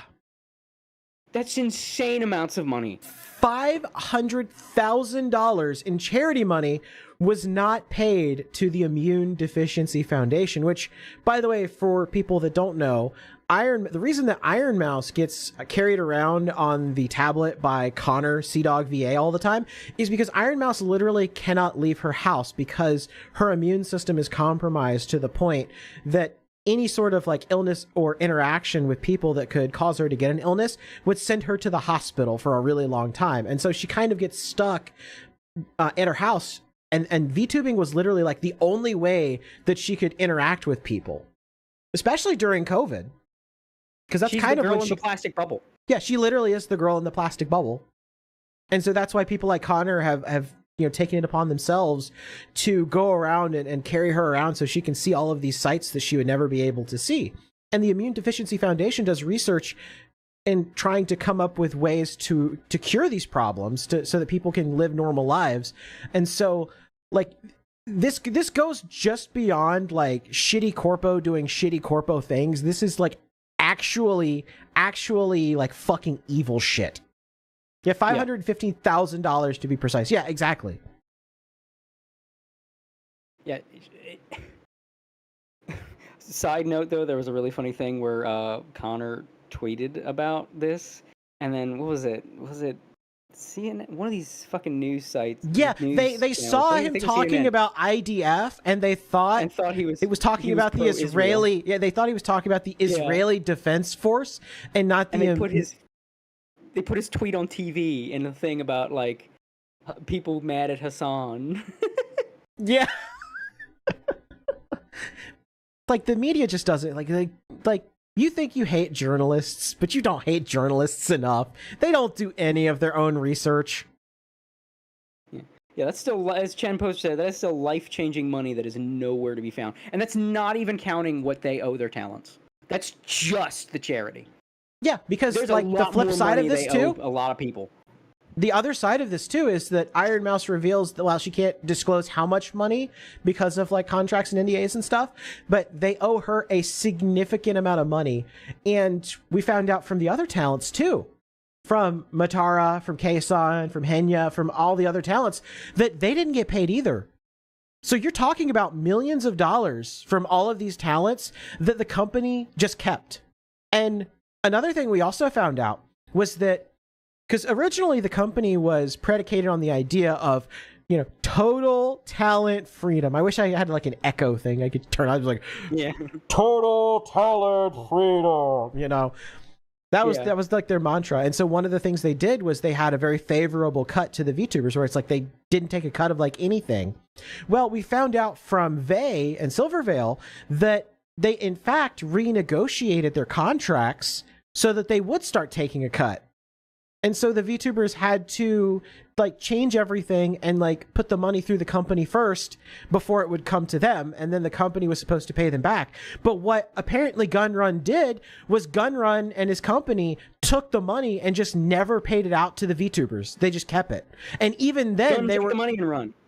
Yeah, Gun take the money and run. And even then when they were taking all their money and not giving it to the talents, they were still hilariously in the red and just bleeding money. And this is after they had $11 million pumped into the company from an investor. And the question is, where the fuck did that money go? Because like they've been operating in the red, constant loss. I mean, they didn't admit it, but you look at things, and one of the big reason they never gave that money to charity because like, oh shit, we're in the red. Let's take that money and use that to pay off our debts and use that to pay shit off. So really, the charity you were donating to was Vshojo's I don't know how to fucking run my finances fund. But the question is, where did all of that money go? Well, here's the thing too: is that It went somewhere. Some of the chat said the girls still had Twitch money, just not merchant money. No, they got their Twitch money too because Iron Mouse's charity funds, like, because some of it was done through Tiltify, and so the Tiltify money went to the charity, but the money that was raised through her subs and through bits that went to Vshojo. That was her Twitch money. So some of the girls did have access to their Twitch money and went to them directly, but for a lot of them, that money went to Vshojo and not to the girls first. And any money that went to Vshojo, at a certain point, stopped being paid out. Yeah, anything that they were supposed to give a cut of to the talents got shit. As Chen Poster points out, yeah, $11 million is generational money. That's literally life-changing money. That's the kind of money that Doge gets out of the government. Like that's U.S. aid money that Vshojo just fucking lost. Where the fuck is that money? Yeah, Emmanuel in the chat says, remember, this was the $11 million loan, and with all of their talents, and it went into the drain. I mean, think about it this way. Like, we found out that Vshojo was going to have an idol generation with Mint Phantom as their headliner. They fumbled that. Literally one of the most beloved VTubers of all, Mint, and they fumbled that. Camila was supposed to be part of that too. They fumbled that. There was a bunch of other VTubers that were going to be part of Vshojo, and they fumbled all of that. Like, they were handed on a silver platter a way to just be successful, and yet Gunrun just could not stop spending money on stupid stuff. Like, there's been a lot of talk about the advertisements in Shinjuku, right? Oh, I bet that was probably part of it. Yeah, like just spending stupid money on... Because, see, that $11 million was a loan, so they had to pay that money back. Most businesses are able to... They won't turn a profit immediately, but they're able to turn a profit after, like, a couple of years, right? With the money that Vshojo had coming in, there was literally no excuse for them not to be successful. Yeah, so chat brought up talent freedom my ass. Yeah, right, what Kason said, yeah. Yeah, and there's been a lot of crab in the bucket type people that have been shitting on Kason over this. I find that kind of pathetic. Like, she already, like, took ownership of her fuck up, that she backed the wrong horse. Like, what more do you want out of her? I mean, I feel like there's a subset of people that wouldn't admit it, but they're bitter at her for leaving Hololive and like not being Coco anymore, and leaving Hololive for Vshojo. Well, and like it's old for that. Like, it's old wounds from ancient drama, because there's still a lot of like Holo fans that like blame Kason for what happened with China and everything, and they're still very vindictive about that, which sucks, because that's more like Niji sister behavior. And I've always said that like the people in the Holo fandom that are like that need to be excised like a tumor. And to their credit, a lot of them have been like, you know, go away, you're not a true Holo fan. But there's just enough that cause problems, and I wish the Holo fandom would like surgically remove them from the fandom. Yeah. It's just she owned up to her mistake. So I don't see the point in like further needing to like what more do you want from her? Right? I mean, she didn't slightly own up to it. No, she's like, I was an absolute fucking fool for backing this company. Like, what more do you want her to say? You know, the only thing I really fault Kason for is the fact that, like, once she became Kason, stopped being Coco, she lost whatever drive was, like, making her do all the cool shit she did as Coco. But, I mean, I don't think she deserves some kind of great misfortune for that. Well, I think too, like Kason's also kind of like slowly veering away from being a VTuber. Like she's still got her model. She still does streams as her VTuber, but she's been doing a lot more like IRL stuff. Like, I mean, she literally voice acts and plays herself in, you know, Like a Dragon and Yakuza. So, I mean, that's literally her dream. I mean, her character, Kiryu Coco, why is she Kiryu Coco? Because she loves, you know, the Like a Dragon series, the Yakuza series. Yeah, I always felt like her as Kason was just her victory lap. Like, she had retired as a VTuber as we know it, and was just now just taking her victory lap. But I thought a lot of the dogpiling on Kason about this was pathetic. Because again, she owned up to it, just flat out, in the most blunt, direct, absolute way she could possibly own up to it. She owned up to it. She took the L. Jared in the chat for $2 says, so they're DashCon if they were slightly competent. Yeah, competent enough to last a few years. Yeah. Yeah, Kason got suckered. She got suckered in by Gunrun, suckered in by the promise of talent freedom and all that, and she has eaten crow for it. But again, she took her L. I do not see a need to further, you know, grind the heel into someone that has taken the L completely and utterly. Yeah, and Ghost Dog in the chat brings up a good point. Said, I think she lost the drive because of depression from the Chinese. She's admitted to taking depression meds around the same time she left Hololive. And I think that's a lot, I think, that had to do with it, is that you had this character that you invested a lot of time and effort into building up. I mean, literally, she was one of the most popular at the time. Like, everybody loved. She was the architect of Hololive EN. Like, Hololive EN was her idea. She's the one that pushed it. Yep. I mean, there's literally videos where she's talking and lamenting before she left as Coco that she's so sad that she would not get to be on stream with all of the EN girls, because she was basically going to be like the senpai of all of the EN girls. Yeah, it's tragic, and I could see why it hurt her, but at the same time, I think she wouldn't. She brought this up in her recent, you know, L taking, where she admits that she has a habit of trying to see the best in people, which can be a blessing and a curse. And I think it probably would have helped her more to weather the China thing, to have that thing within you that can dismiss certain people as bad. Like, not wanting to think ill of the Chinese fans because of what the Chinese fans are doing. Like, no, sometimes it's okay if someone is wronging you to say, fuck that guy. You don't need, it is not the universe coming against you. Sometimes it's just an asshole. Just, like, identifying an enemy helps in a lot of ways. And this is why we have this like, as a thing that we do as humans. Because when there is no enemy, the enemy is the world. It's the world coming down around you. It can feel like the world coming down around you unless you're able to compartmentalize. No, what is coming down around me is that guy. It's like being in an abusive household, right? You know, you think life is bad. No, it's your, like, abusive parent is bad. You get away from that abusive parent, like, his life gets better. And the recognizing of that it is a source of your problem, you're not in a state of problem, right? It's like you're not underwater, you're being sprayed with a hose.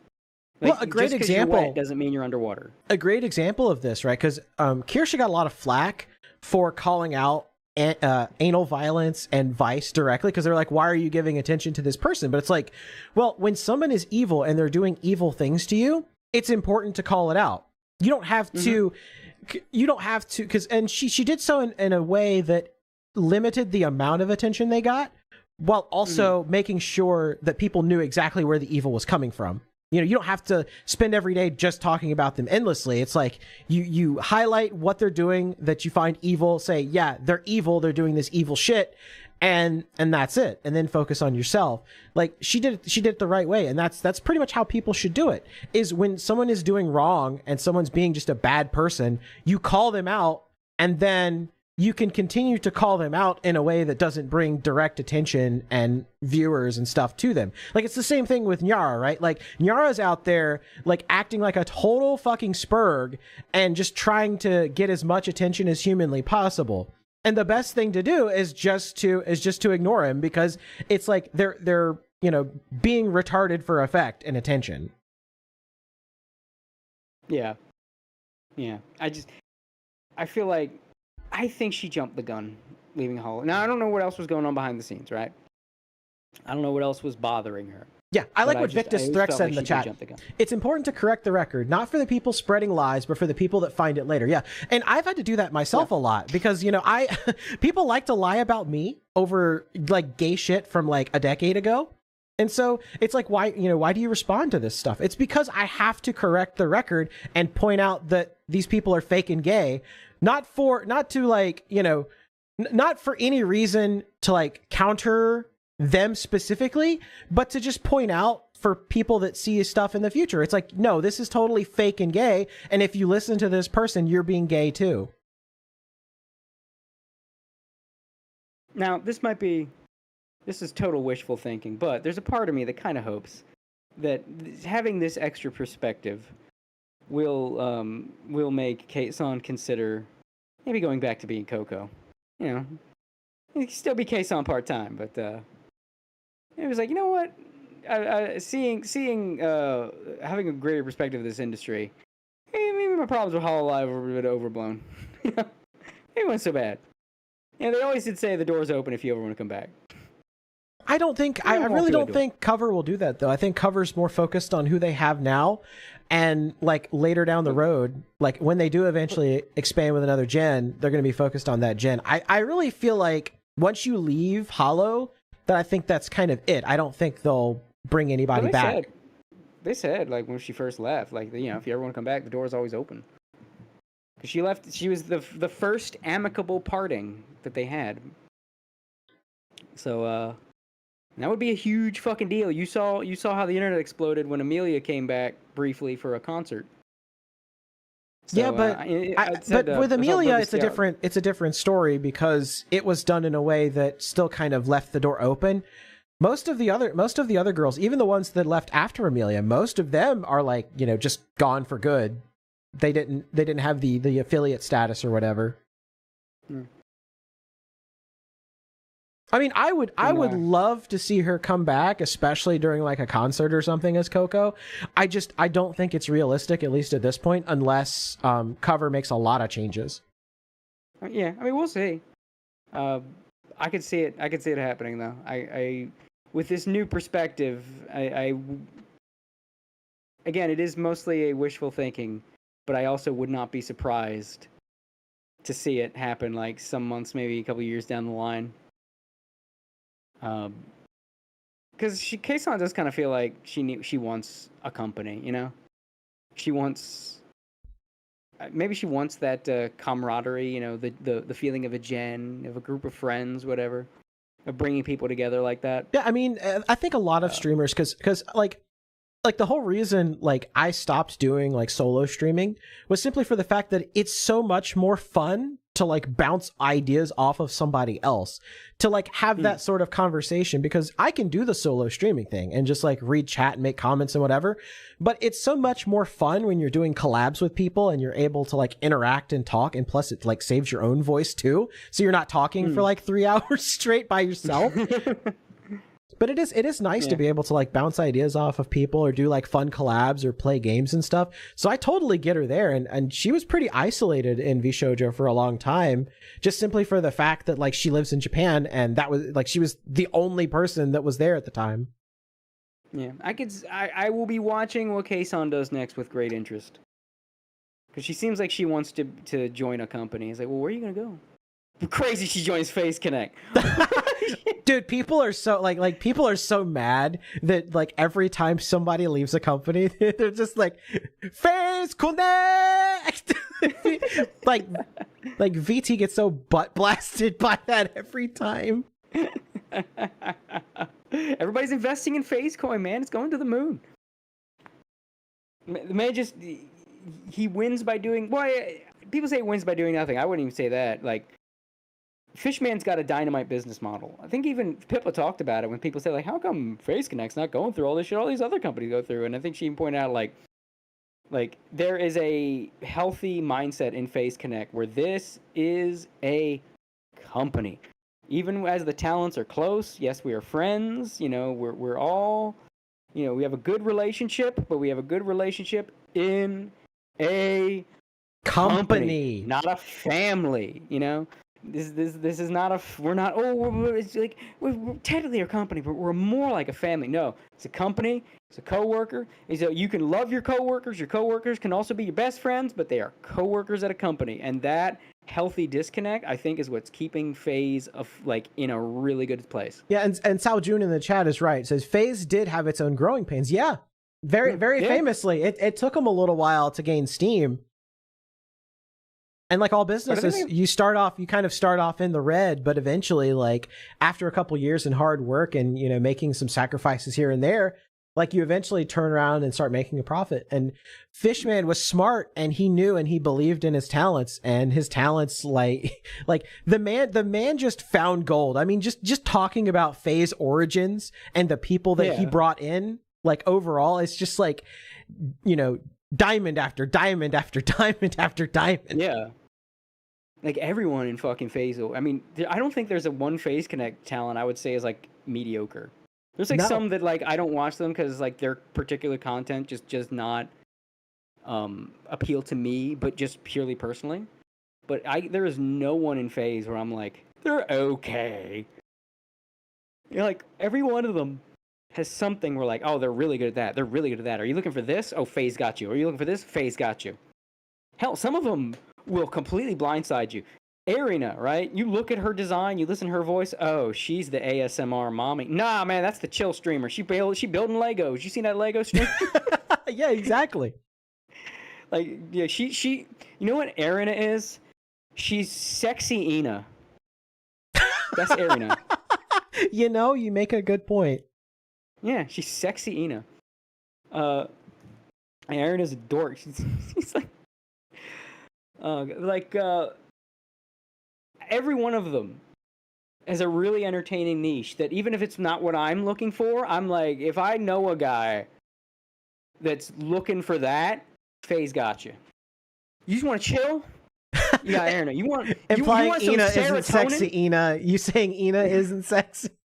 Nah, it's not for real. Look, you can do the Ina's bag thing all day long. You can lust for Ina all you want, but Ina is very like, I'm low key. How you doing? Yay. Wah. Ha. Like that's just, she's got that vibe of just like I've just poured a hot cup of coffee and I'm hot wrapped voice, up in a nice dork sweater. hands, FaZe Connect. Yeah. Hot voice, dork hand. Yeah. Or hot or hot hands, dork voice, like Mari. That was a beautiful tweet. We got I mean, do you want the most unhinged fucking woman you've ever seen? Okay, well we have 3 divergents for you. If you're more Alex Jones with a shotgun, we got Pipkin Pippa. If you're more frothing yaoi fangirl, we got Leah. Oh, is Leah not enough for you? We got Rie. or do you just do you want an older woman to call you a bundle of sticks? Well, we got Tenmo over here. Do you want a Coomer brain? Do you want a Coomer brained gooner that loves her dojins? We've got Amy. Amy is like, do you want a woman that like you're pretty sure is on methamphetamine but you can't prove it? Amy got you covered. Do you just want pure raw serotonin injected directly into your eyeballs? Where we got NASA. Oh, you want that, but then you also want sweaty gamer. Oh, well, we got Damichi. Do you want a short woman to just yell slurs at you? We've got it, Punko. Say the gamer word. Say the gamer word. Bausch. Oh man, just an absolute lightning in a bottle of a fucking company. And I think that's Cleo part of is the there. reason- Cleo is there to be. Yeah, Cleo is Yeah. like your green tea. Like, you know, Yes. at the end of the day, you just want to sit down and chill and listen Yeah, it's and like- listen to the nice history, History lady. yeah. Yeah, that's if Fishman has got the same kind of eye for talent that like a lot of Hololives people have. Except I think Fishman's a little bit he's better at finding the more out there niche. Right, And because like, he's not Hololive's really afraid. good at finding He's not. He's like, "Are you Like- talented?" Yes. It's like, and there's like, "Do you have any baggage?" Yes. Okay, welcome aboard. Yeah. Yeah, he will pick up the talented people Hololive might go, oof, like you know, grabbing their collar, pulling it. Oof. You know, Fishman's like, nah, come on, get over here. Oh, do you have a questionable history? Just don't acknowledge it. Don't bring it up. You'll be fine. Yeah. So it's the eye for talent mixed with they've hit a nice, comfortable, like we're a friendly company. We're a friendly, affable, relaxed company, not family. We're not a utopia. Ooh, talent freedom. No, yeah, because we're that a was the thing company. We that have that was the thing that company Vshojo policies. tried to pull is they tried to Yeah. act like they were a fan. Oh, we're talent first. We're a family. It's like no, any company that tries to pull like the family bullshit is a massive red flag, and you should run at the earliest convenience. Yeah, anyone that tries it, we're not like other companies, you know? It's not like, oh, I'm not like the other guys. Like that kind of, it's the same shit. Like, it was a red flag. Don't do it. Don't do If anything, I'll be making you the sandwich. it. Yeah, exactly. That was Vshojo. Vshojo was that guy. That's a fucking warning flag, man. That's the Stone Toss meme. Wee-woo. Yeah, that's the Stone Toss comic of the predators hiding in plain sight. Yeah, it's. I feel like Kason, like she did catch a lot of shit for how much she was promoting them and the talent freedom stuff. But I think a lot of that was just she was so like enamored after dealing with Hololive, and like it seemed like, wait, you're not gonna take 50%? I get all this? What? You're not gonna tell me what I can't do? What? And she was just so enamored by that. And then of course, like That she discovered she discovered that a lot of that was a lie because they did tell her like what to say, what not to say. Yeah. And we found out then, like the Hogwarts Legacy stuff, right? Like they literally put out a directive telling the other Vshojo members they're not allowed to play Hogwarts Legacy after Silverveil stuff. Mm-hmm. Yep. And not even Hololive made that restriction. No, they didn't. I mean, good lord, was Muna addicted to that fucking game? Every other fucking. I'm subscribed to Muna, and all I know every day for a while on my front page, oh, another Muna Hogwarts Legacy stream, either live or here's the VOD. It's 11 hours. So, Hololive wasn't pushing that one. Hey, Muna. Yeah, Muna was enraptured. So yeah, it turns out they're not they're not less restrictive than Hololive. Ooh, imagine that shit. So I feel like this just blew up in her face. But again, I can't get on her too much because she did take the L. And it's like when people take their L's, you should respect that, especially if they learn from it. You know. But I do feel bad. I do feel bad for her. But I do feel like she did jump the gun. She should not have left Hololive, because it's not been great since she did. I think she should have just weathered the storm. I think it would have helped her mental health a little bit to kind of let herself be angry at the Chinese. I don't like, it's not the most eloquent way to put it, and I don't mean it in a blanket sense. Like she needs to be racist for the Chinese after that. You know, it would help her mental state. But like she was working so hard not to blame the people doing things to her that's not good for your mental. Don't do that. It feels altruistic to do that, but it really isn't good for your mental to disregard someone hurting you. No, if someone hurts you, they are your enemy. Again, it's the comparison to the abusive household. It's not that life sucks. No, you just have abusive parents. You get away from the abusive parent, life sucks. You're not wet because you're underwater. You're wet because someone is spraying you with a hose. Identify the sprayer and make them stop, or at least get out of the path of their hose. And I think that fucked her too. So you have that mixed with, again, I think partially emotional reaction. She jumped the gun. She left Hull alive, and then she went off to do her own thing, and it seemed like the sky was the limit. She has all these restrictions lifted, and then it turns out, the grass is always greener. And it's just like you're in an environment more restrictive than Hull alive, but like, oh, well, they're not restrictive. We let you say cunt or something like that. Yeah, right. Yeah. This is I just say a case on. And I think many people would be happy if you did go back. I'm not saying you should go back. I'm not demanding that you go back, but I'm saying if the thoughts cross in your mind and you're somehow talking yourself out of it, just think that a lot of people would lose their fucking minds in a good way. It would break the internet for sure if Coco just showed back up one day. Be like, whoa, hey, what happened here? Like, even if it's just for like a special one-off appearance. Yeah. Right, but I have a video. This is when was this? This was 4 days ago. Yeah, so this was like right after the Iron Mouse thing came out. Kason went to Twitter and was like, yo, what the hell is going on? I was actually going to leave Vshojo as well. I didn't know about all this other stuff going on, and I want some answers. And actually got the Japanese CEO of the Japanese branch of Vshojo, which, by the way, there's no fundamental distinction between the English and the Japanese branches. It's purely like an internal thing. Like, they basically operate from the same budget. They're effectively like the same company. It's not really like an actual realistic division. There's not an actual separate Vshojo Japan. It's all tied together. It's just purely a distinction. But yeah, she got the CEO of that branch on and lit into him. He's like a manager of JP. Yeah. And we're gonna listen. He's a CEO in heavy quotes. Yeah, he's basically like the branch manager. And we're gonna listen to a little bit of this because this was a masterpiece.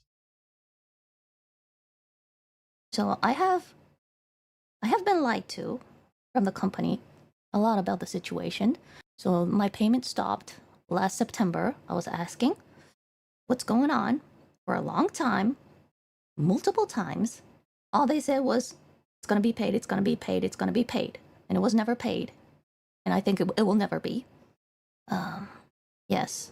The reason why I waited so long was that if I say, okay, I'm gonna reveal this information and I'm gonna quit. If I say that, I thought they were not going to pay me the amount they owe.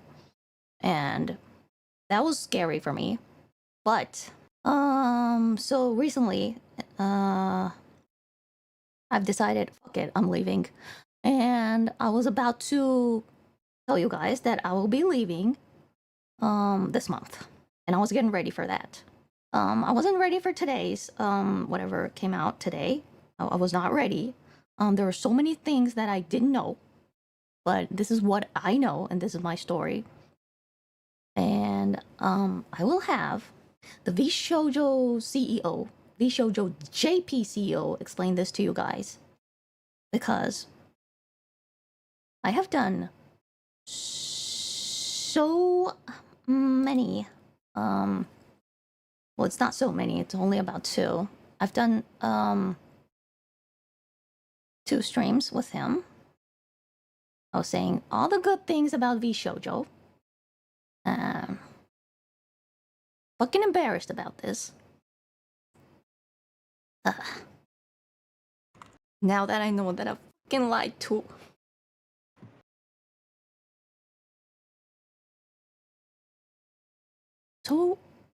I'm so ashamed of myself for believing in someone who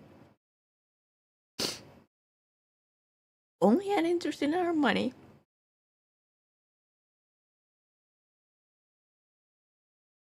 Well, let's ask the Vshojo CEO, Vshojo JP CEO, about what the fuck's going on. I'm going to call him right now. こちらは、Vshojo. This is Vshojo. JP CEO. Are you still the CEO? For now, yes. まだギリギリ CEO だそうです。はい。音も聞こえてるということなので、I would like you to explain the situation because I know you know more about this situation than me. Slightly more, maybe. Slightly more, okay. Yeah. But I need to know everything, and the fans should know everything. He'll be explaining in Japanese and in English. Is that okay with you? I'm not really good English speaker, and also I don't trust myself, the speaking the correct word and term in English. I want to be super careful about what I'm saying here, because right. Yeah, as you explained that's fair. Yeah, but and okay, then okay, Japanese comes first. では、はい、まず日本語でどうぞ。まずディスクレーマーなんですが、はい。感じですね。So you were told from Vshojo that they were willing to pay. They're gonna do it like next month. Of course they're working on it. And then now, ということ are で you す、ね。 telling me that you've been lied to? 嘘をつかれていたっていうところはあったんですけれども。So did you just say that Vshojo JP itself was doing good? そうですね。In finances too? そうですね。You haven't paid me. っていうことになるんですね。その本社の中の帳簿上はそうなってたっていうことは聞いてます。日本でもタレントに1円も払われてない状態っていうのを把握しておられたんでしょうか？そうです。はい。So this is what I want to know. And this is what everyone wants to know. Why did this happen? Why? Why? なぜ起こったんですか？こんなことが。これに関しては、全ての範囲を僕が見えてるわけじゃないんで。Are you telling me that it's not like someone moved, like someone did something maliciously? It's like they just weren't good at it. ということですね。Finances. Are you getting paid right now? あなたはお給料もらってるんですか？今 V 症状から。ほぼもらってないですね。ほぼってことは？ペイカットを受けているっていう。ペイカットって何ですか？ I'm sorry, it's all about me, guys. But the answer is yes. By the way, only thing I can talk about is me right now. So staff is still getting paid. I'm not getting paid. Well, I'm not getting paid. You were getting paid. Well, staffs do have to get paid. So I'm not gonna say like, hey, don't pay the staff, just pay us. No, I'm not gonna say that. But just kind of sounds very unfair. It's still fucked up. To me? It's still fucked up. そうですね。 Talent first, my ass. Was it like staff first? There's the スタッ quote. フ She は said 本 it. 当に悪くなかったと思います。 Is the debt gonna be paid? Is my money gonna be paid? そうですね。デッドが払えるかどうかっていうのは、会社がこれから持ち直すかどうかにかかってる。特に US 側、今の状態だと分離できていないんで、はい。持ち直せるかどうかに関わってるところなんですけど、かなり難しいと思います。Or even try to add multiple talents to this company. After I told multiple times that they haven't paid me and they have a lot of problems. What was that?あれは何だったんでしょうか？タレントが追加されたこともそうなんですけど、追加しようとしてることもそうで。Someone could have stopped the situation. It went all the way. It didn't have to go all the way. そうですね。特にDid anyone inside Vshojo say, hey, there's something wrong? hey, let's not do this. Hey, let's stop this and let's see what our finances are going. Hey, looks like this amount of money should be paid to the talents and we haven't. Hey, we need to do something about that. Did anyone say anything about that? という話を聞いて進んでたっていうことですね。 So they were lied to. まあそういうことですね。 That's a lie. Yes. So that's a yes. Okay. So who was lying?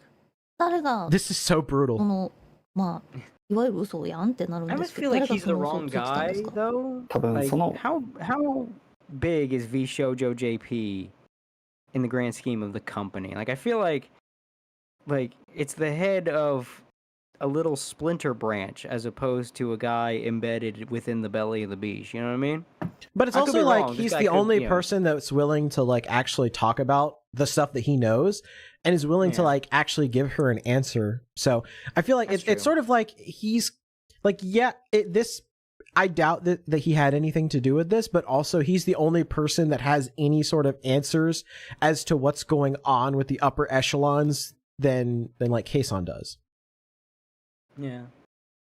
Yeah, so Patch the Lad in the chat's right. He says, it seems like their finances were tied at the hip and the EN side is where the mismanagement was. Yeah, exactly. That's what it seems like. They're both kind of together. And the JP side was doing just fine and they were like allocating their money and budgeting properly.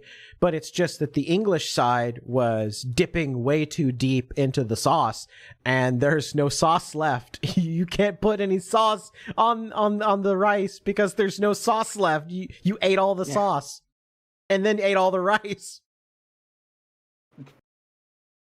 判断をする人っていうのも複数にいるっていうところと、そこが明らかになるのは今後なんで、私にはわからないところです。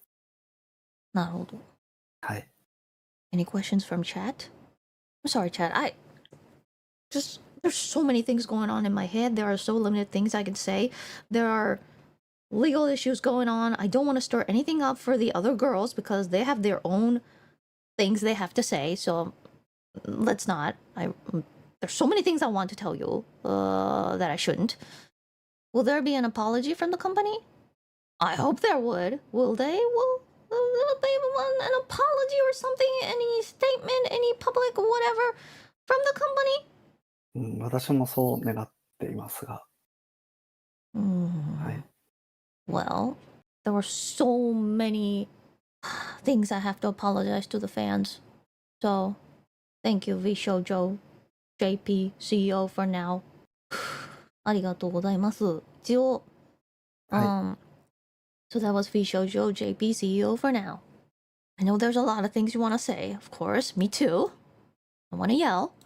I want to scream. I want to cry. And I feel like there were so many unanswered questions. This is just sad. They said so many good things. And I know that they, like, it wasn't their intent to, like, be like this, and I know that, of course. They didn't want this too. I know that. I hope, like, they're not the evil that you guys, some of you guys are saying. I know it's not. But it's true that they made this kind of mess. Will you really quit today or will you quit in the 31st? I quit today. Yes, I quit whenever I want to. And I've said that from day one. If I want to quit, I quit. And I am leaving Vshojo today. At this moment. Well, I feel like I've already left like 2 hours ago. But yes. The reason I had waited so long, the money I should have received, all the way back from last year, I think. Right now, I don't even know what they have paid and they haven't, so I can't go to the specifics, but they haven't paid me for a long time. The reason that I waited for this long time is because I thought if I reveal any information that they are not paying, but yes, I was willing to quit this month, but they might like blame me. That was what I was scared of. Yes, they might like blame me for like getting the information out, whatever, and then like end up not paying. But now I feel like it's all over and nothing's gonna be paid. And I feel very sorry for the fans because this was supposed to be. It all came from you guys. It all came from you guys' support. And yes, I said Vshojo owes me a significant amount of money, but right now it's not about the money. It's all about the trust. Yeah, it's all about the betrayal. Yeah. そうですね。美少女に対してポジティブな、結構ね、こういうとこだよ、いいとこだよ、みたいな言ってきたのが本当になんか何言ってたんやろうって感じですね、最終的には。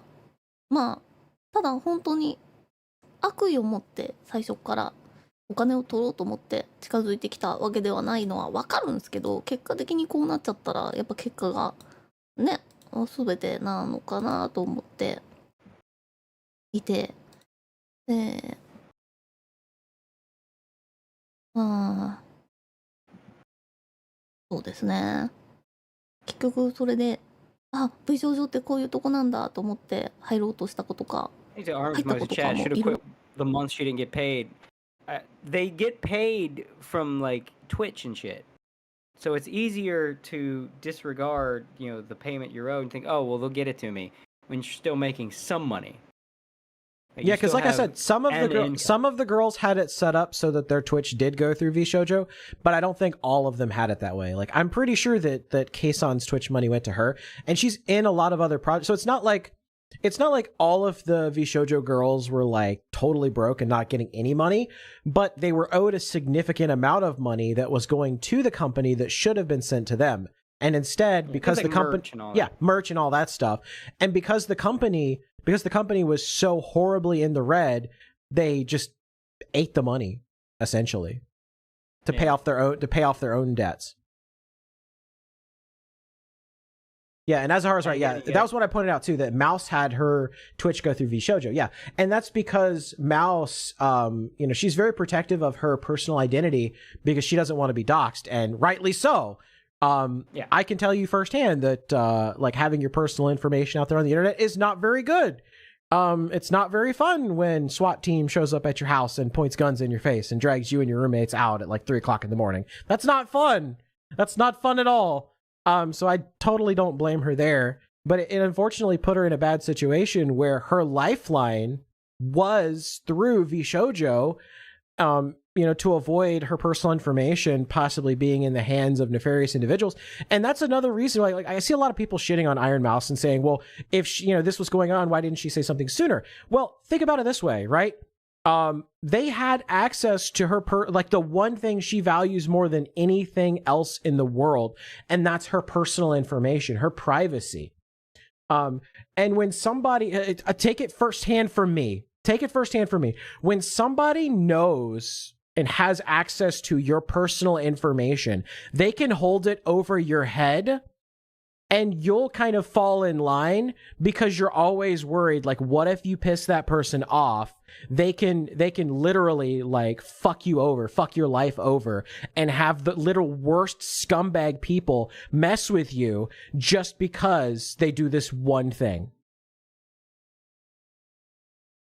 Yeah. And I understand like how scared she is. Like, there have been like it was just a couple months ago we talked about how somebody literally put a GPS tracker in a gift that someone was given at a convention and literally went to their fucking house. Like, people like people have to protect their personal information, especially online. There are some really sick, fucked up people that will do sick, fucked up things.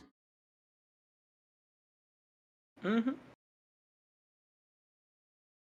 We're not talking about you, Azahara. Like the people that are doing this know who they are. It's nobody in this chat or anybody in like our like little sphere. It's a lot of people on the outside that like they want somebody to blame, and it seems like they want to blame the talents specifically for all of the problems and say, well, why didn't you say something? You could have stopped this. Well, it's like, a lot of the talents had their own individual issues, and the culture in Vshojo was so bad that a lot of these talents felt like they couldn't talk to each other about what was going on behind the scenes.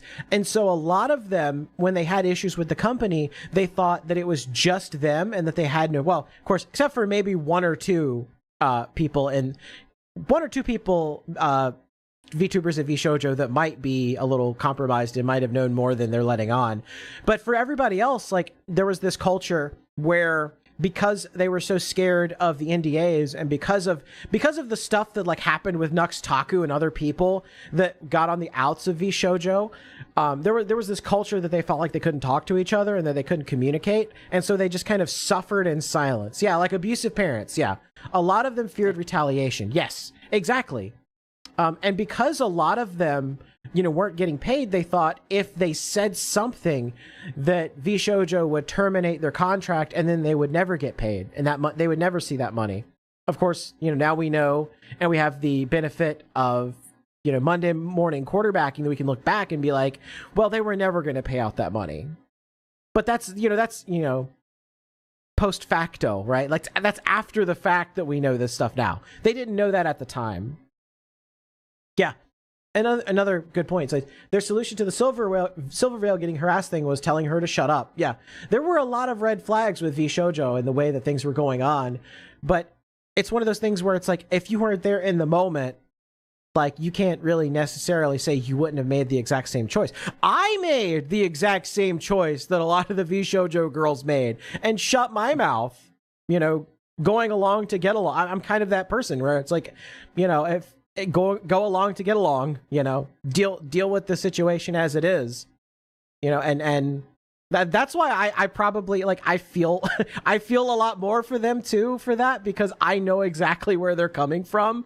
I've been in that exact same situation, and similarly, I got blamed, what we were calling it, victim blaming or whatever. Like, I got victim blamed for a lot of shit that happened.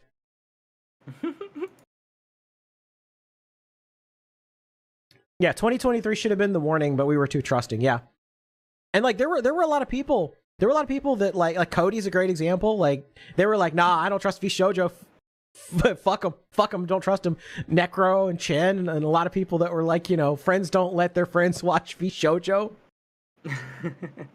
Yeah, I think it's funny. Like, K-san really did try to de-ho Vshojo, but I mean, look, it should have been, the writing should have been on the wall not to trust that company. The fact they came out the gate being a bunch of, like, e-thought hoe bags. Like, you can't make a whore into a housewife. You can't do it. K-san tried, God love her, but you can't do it. And now we see the reckoning of that. I was kind of hoping that she would be successful, and then they would have the reckoning, but we not reckoning, but we like a redemption. But the fact that like they had like Zentreya and Fruit to the very end, I think was the sign that this was you're never gonna really have that turnaround. I was very surprised that, like, literally I was making a joke. I was like, last person out, please turn off the lights. And it was going to be Fruit. And then it literally was. I was like, oh, shit. That was just joking. Buddy of mine in AO, he had a joke where he just put a picture of Fruit next to a picture of Larry Bundy. If you remember Larry Bundy during the Channel Awesome debacle. Yeah. Where he was sticking around for why, I don't know. For the meme, for like, can I be the last one, Yeah.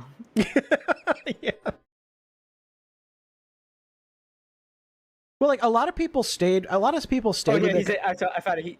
He posted the two together. He said, "It's been long enough. Welcome back." Yeah, a lot of people tried to see if there was like any chance they could get like any money out of it, and I think too, like, a lot of them were talking to lawyers, and like, it's like, hey, what can I do? Can I leave the company? Can I do this and that? So I can't entirely just like dunk on Fruit completely, because it's like a lot of them were scared and a lot of them were like, oh shit, what am I going to do now? So it's one of those things where it's like, there's there is a time to dunk on people, and there is a time to, you know, recognize they're going through kind of a shitty situation. And they're going through a shitty situation. I'm not gonna pile on. Well, fruit has done so much chicanery over the years that, you know, it's like on its own it wouldn't be that bad. When you tie it with everything else, now it's like it feels like part of something, you know. Yeah, and I'm gonna be real interested to see like the information that comes out, because I mean, we know there was at least like one talent that potentially had a connection to the upper echelon. And I'm kind of, and there's been like hints that, yeah, there's a rat in their midst, and It's fruit. Well, I may not be. It may not actually be. Someone said Mel. It could be Mel. Mel, yeah, her boyfriend. That's kind of what people have kind of been hinting, that Project Melody's boyfriend was part of the upper echelon of Vshojo, and that she might have known people. Like, there's no proof of any like thing going on necessarily, but people have like hinted maybe she got paid. I don't know that. That's pure speculation. I don't really want to get too much into speculation, because like I wouldn't but I wouldn't be surprised if it was Melody. I mean, let's be real. She's a whore, right? Cam girls, you can't trust cam girls. There's no such thing as a healthy, stable. Yeah, that's a rat theory. Yeah. Okay, rat. There's no such thing as a girl that's into porn that's fine, you know? That's mentally stable and okay, and you can interact with her. She'll be fine. You'll be you know, it won't bite you in the ass associating with the girl in porn. Nah. And the whole fucking weird psyop. No, Melody's so wholesome. The fuck she fucking rides a Sibian for total strangers. Don't fucking try to sell me on Melody being wholesome. What the fuck? She admitted that she did like a revenge thing against some married guy by like signing him up for gay porn magazines to his house. That's literally out of that fucking How to Get Revenge tape that JonTron did a fucking video on. That's a heart in the chat. All I want to know is how much she knew. Yeah, me too. Yeah. Like, I want them to clear the air. She was involved with the Nuck shit. She was involved with the Nuck shit too. If you remember, she was like in the chat where Nux explained shit and then act like she knew nothing. Yeah. Don't ever trust whores. This is something that we have known since antiquity. A loose woman is a problem. And there's nothing looser about fucking flicking your bean for thousands of strangers. For super berries. Flicking your bean for super berries. Yeah. There's nothing looser.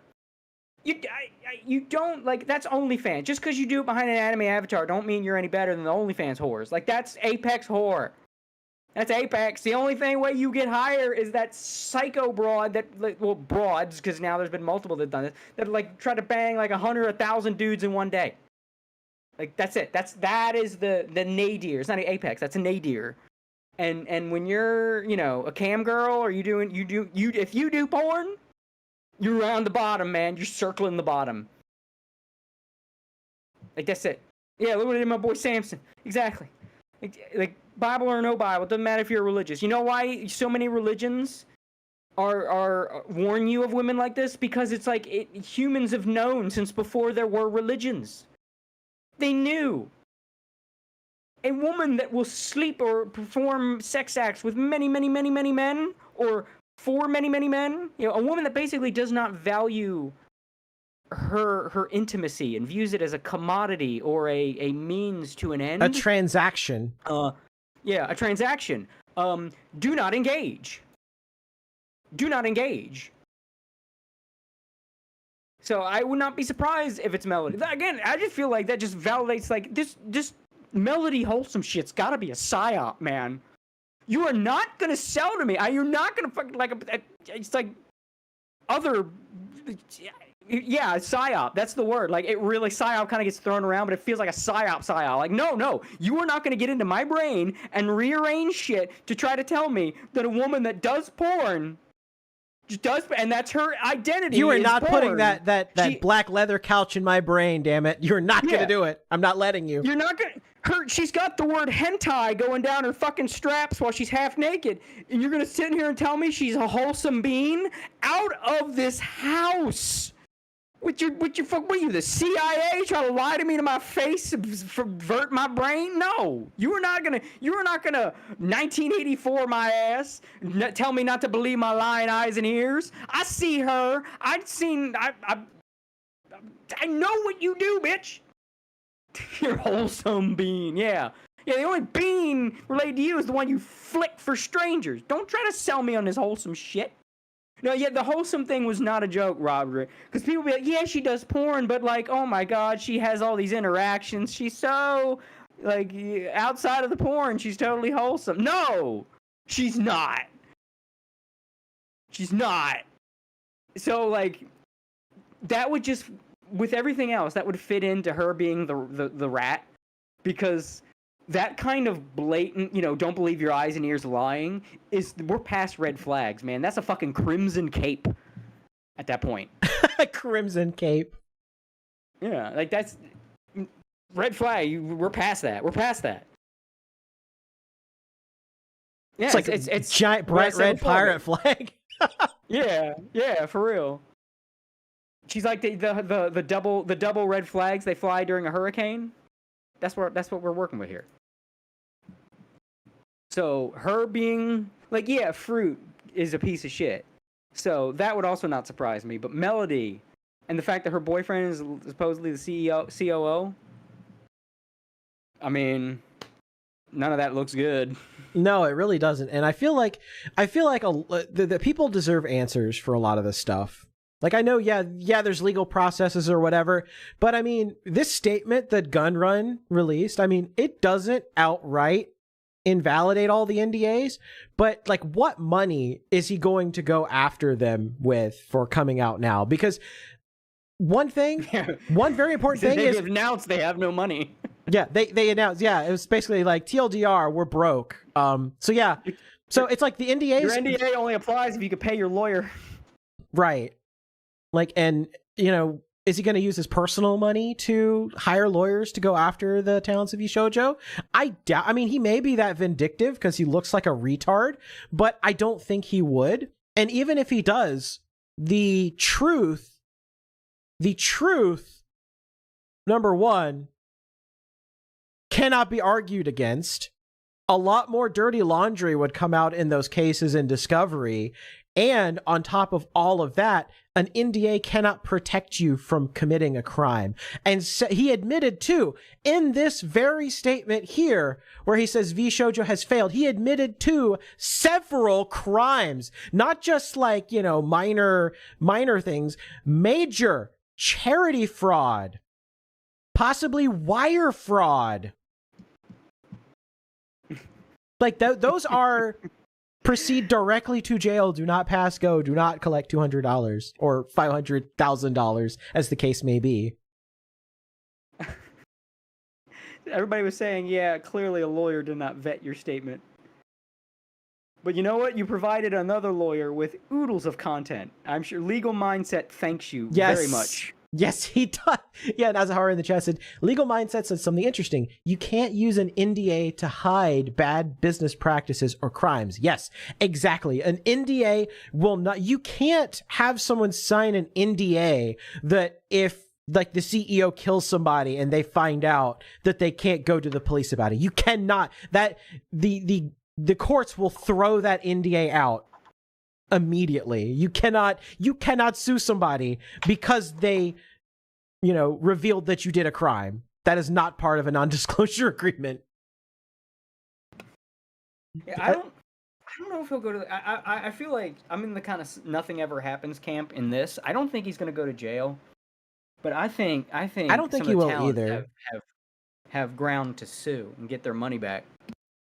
Here's what's going to happen, right? And Legal Mindset kind of went over this, and this was kind of something I've been saying, is that I think what Gunrun was trying to do is Gunrun was trying to essentially like keep that little tiny part of the, like he was doing the Jack Sparrow thing, right? Where the ship is sinking, and what he wanted to do is right before it goes completely under, he wanted to like, jump over onto the dock and walk away like nothing happened. And so what he did was he focused on the things that he absolutely had to pay, like staff and stuff, to avoid actually going to get pounded in the ass prison. And so that's why he stole all of the talent's money, because again, they're independent contractors. So because they're not employees, they're kind of, it's at will work. So that means that they can leave, they can get fired for literally just about any reason. Because they're independent contractors. They're not official employees. He has to pay the employees first to avoid labor law problems, and then pay off, some of the debt, some of like the big things that he has to do to avoid like actual jail time. And then he was just going to declare bankruptcy and liquidate the company. That's what I think his plan was. The problem for him is that the talent at Vshojo eventually got tired of waiting around trying to get answers, and Iron Mouse just dropped the mic and said, you know what? Fuck it. I'm doing this now. I'm not going to wait. Yeah. Young in the chat's right. Because the VTubers are independent contractors, he'll file for bankruptcy and be done. Yeah. And none of them are going to get a single cent because they're independent contractors. And it sucks. I think we got to do something about this independent contractor shit. No, I 100% agree. And Legal Mindset's kind of the same mindset that, and I talked about this in terms of like wrestling on this podcast before, because wrestlers are also hired as independent contractors, which means that a wrestler for like WWE or AEW or any of these other companies, they can get fired for literally any reason, even if it's nothing. The wrestling comparisons never end with this business. No, it doesn't. Well, and I've pointed out that a lot of like content creation is like wrestling. Of course, some people take it a little too far and they go full on, oh yeah, brother. And they try to do this like kayfabe retardation shit. But no, like content creation is a lot like wrestling, especially if you portray a character. There's a lot of similarities there. I mean, essentially what you're doing as a content creator is you're just cutting promos all the time. That's essentially what being a content creator is. It's cutting a promo.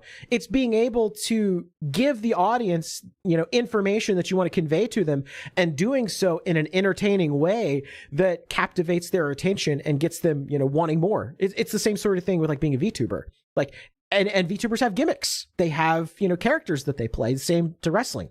But you're talking about wrestlers as independent contractors. Like, wrestlers have gotten totally screwed over in the past. Like, and there's a lot of like rules and regulations. Like, for instance, like a wrestler, if you are a wrestler at WWE, you can't just show up on, AEW Dynamite and wrestle that night. No, you have like an exclusivity clause. And I've always very strongly felt that that was illegal. If you're an independent contractor and you have exclusivity agreements, I feel like you should be considered an employee and you should be given the same rights and privileges as employees. And it's the same thing with VTubers. I feel like because VTubers have those exclusivity agreements in their contracts, I feel like VTubers should also be considered employees of the company and not independent contractors. And this is a great case in point on why a great case in point on why VTubers should be employees and not independent contractors, because it gives them those protections that they don't have. Yeah, Nico Fox is right. Just like I said, if you have an exclusivity clause, you are an employee. Yes, 100%. Yeah. Daniel Smith, boo this man. Also, like, in talking about, Fishman winning, aren't not could be wrong, I don't know too much, aren't Face Connect's VTubers counted as employees of the company? Now that I don't know. I've never actually seen like a FaZe Connect contract. I've never actually like asked Fishman that question. He may have talked about that, but I am not 100% sure. Especially because it's a Canadian company, so I don't know how. And a lot of their VTubers do live in America, so I'm not 100% sure how that would work either. I'm not an expert in business law and business contracts. Curious about that one.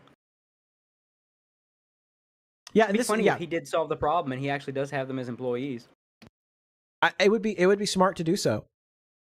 It would be smart to do so. Yeah, and Young in the chat's right. Since Vshojo is California-based, we're playing by California laws, they might have something on Gunrun. Yeah, California, out of every state in the United States to do like a fucky-wucky with a corpo, California is by far the worst state to have a corpo fucky-wucky in.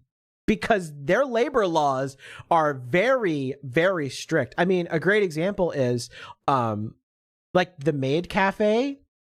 From what I heard, because I didn't get a ticket to the Maid Cafe at Offkai, but I heard they couldn't serve food because of the San Jose Convention Center. Like there's very strict labor laws for the San Jose Convention Center on like food and stuff. What the hell you go there for? For VTuber merch, I suppose. That's what I spent most of my money on. Yeah, they Go couldn't. to a maid cafe for? It's a cafe. You a cafe for food, drink. Just a bunch of maids walking around. You sit at a table, look at maids walk around. The fuck's the point? I think they could still serve like tea and stuff, but I don't think they could serve like actual like food. Hmm. What do you go there for? What do you go to the maid cafe for? You go there for the maids. And You gotta have a pretense. it sold out in like an hour too. Like that was crazy because Flork's SVA was the theme of the maid cafe, and it sold out like instantaneously. From what I heard, like they did pretty cool like pretty cool like cardboard cutouts and the outfits and stuff. They even designed a Flork maid, which was funny. There was the giant cardboard cutout.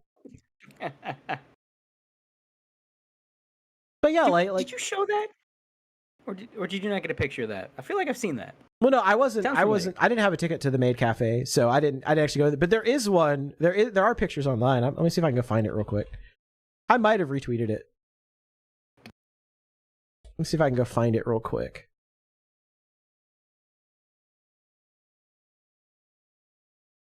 Well, there's the drawing of the Flork maid. Let me see if I can. I found it. Yeah, Flork had it. Flork had it pulled up. It's great. The expression on it, like, is perfect. Here's the Flork maid. I love it because of the expression and everything. That is the look of it pays the bills.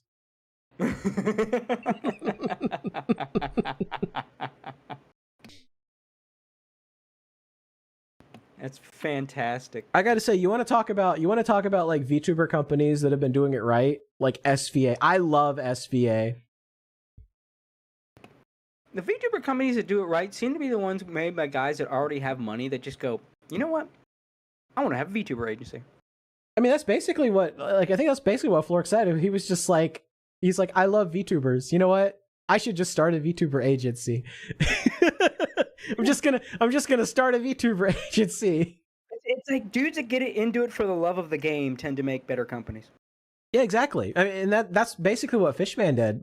Fishman was like, I want to get into VTubing because I love VTubing. Walks up to Sundaria, drops a bag of money on the table. Hey, can I invest in this company? And they say, lol, no, scrub, GTFO. And then he walks out and he's like, you know what? I'll start my own VTuber company with blackjack and hookers. You know what? Forget the blackjack. Forget the hookers too. I'm just gonna go across the street to this mental ward, and I'm just gonna ward, yeah. I'm just gonna hire all the girls in here, and then eventually, like, you know, he ended up absorbing Sundaria anyway. Essentially, I mean, yeah, he got a. How many Sundaria chicks in there? Like 5 or 6. It's like basically like the only one he's really missing at this point is Lisa. Lisa and Ami. Yeah. Ami, I don't think would do it. I think she's kind of in her own sphere. Although I'd love to see it happen. Yeah, I agree. Ami is peak. When I saw, when I woke up in the afternoon, I flicked on my computer and I saw YouTube's front page and it was Mia Aranya playing the Neverhood. I'm like, it's gonna be a good day. It's gonna be a good day. I kneel. I kneel. like I said, I watch a lot of VTubers, a lot of like based on what they're streaming. Bro, Ami is like, I mean, yeah, her whole thing is retro, but she's got good taste in retro games. The Neverhood? Are you kidding me? I'm waiting for her to play Skull Monkeys. It'll probably be if she tries to complete, it'll probably be several streams. That game's brutal, but still waiting on her. The fact she played Mr. Bones. What VTuber plays Mr. Bones? Dude, I have not heard of that game in years. She played Mr. Bones. Like, holy shit. I was in like the fucking cartoon, like the uddy, like that thing when I saw like a VTuber in front of Mr. Bones. Like, isn't that the game with like the jazz musician and the jazz soundtrack and shit? Like the crazy ass experimental fucking game where it's like you play as skeletons, like every level of the game is just a different game. Fucking, we're past she played Kingsfield. Just in time for Modular to do a video on it. The thing I remember the most from Mr. Bones was the commercial. With the little song sung by like what were they, like gnomes or something? I don't remember. I just remember the game itself is wild. Yeah, that was a crazy game. Someone in the chat said, remember, Oni played Mr. Bones. What VTuber's playing Mr. Bones? One, and it's Amiya Ranya. That's why you should go watch it.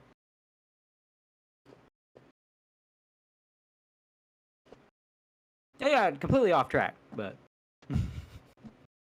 gotta promote. Oh yeah, it was the Icy Lake song. Oh yeah.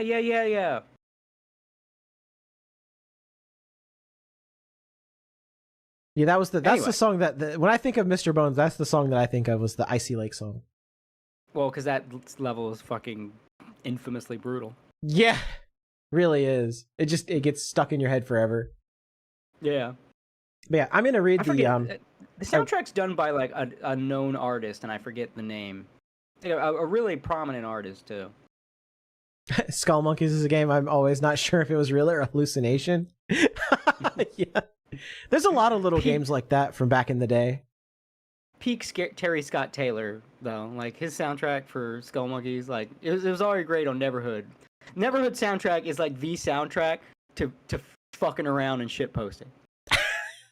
Like, if you want to really have a soundtrack to, like, just saying something stupid online, cue up Everybody Wayo from Neverhood. But Skull Monkeys was something special. Terry Scott Taylor, by the way, if you never heard his like actual output as a musician, I would heavily recommend it. He's a fantastic musician. Like, imagine you think of like this stuff he did for like Neverhood, Skull Monkeys, and all that. And you think of how great that is, like a cartoony soundtrack. Now take that level of musical ability, but instead of cartooniness, it's like legit music. But it's still on that level. Terry Scott Taylor. Can't recommend him enough. I miss crazy experimental games like that. Like, indie still kind of does it, but not really.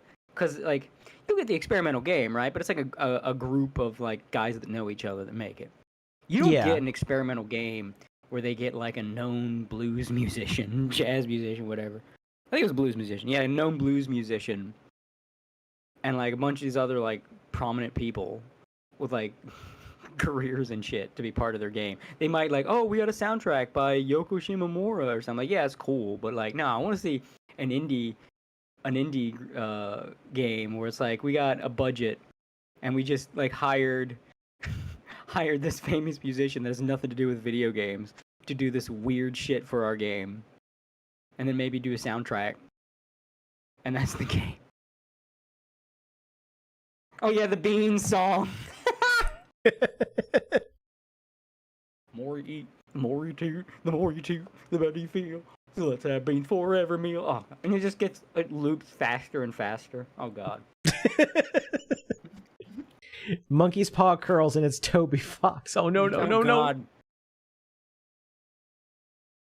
Nothing Toby Fox has ever made is good, and I stand by that. Undertale's crap. Deltarune's worse. Tomahawk. His music, you know what? This music's all right. Overrated, but all right. I hate that I saw there was this meme that I saw where it was just the notes on the scale, and I hated that I immediately knew it was Megalovania. I saw it and I was like, I looked at it and played the notes in my head and I was like, oh god damn it. Why do I know this? The only reason anyone likes Megalovania is that intro riff. You listen to the rest of it, it's just a mess. Yeah, but everybody loves the yeah, everybody loves that.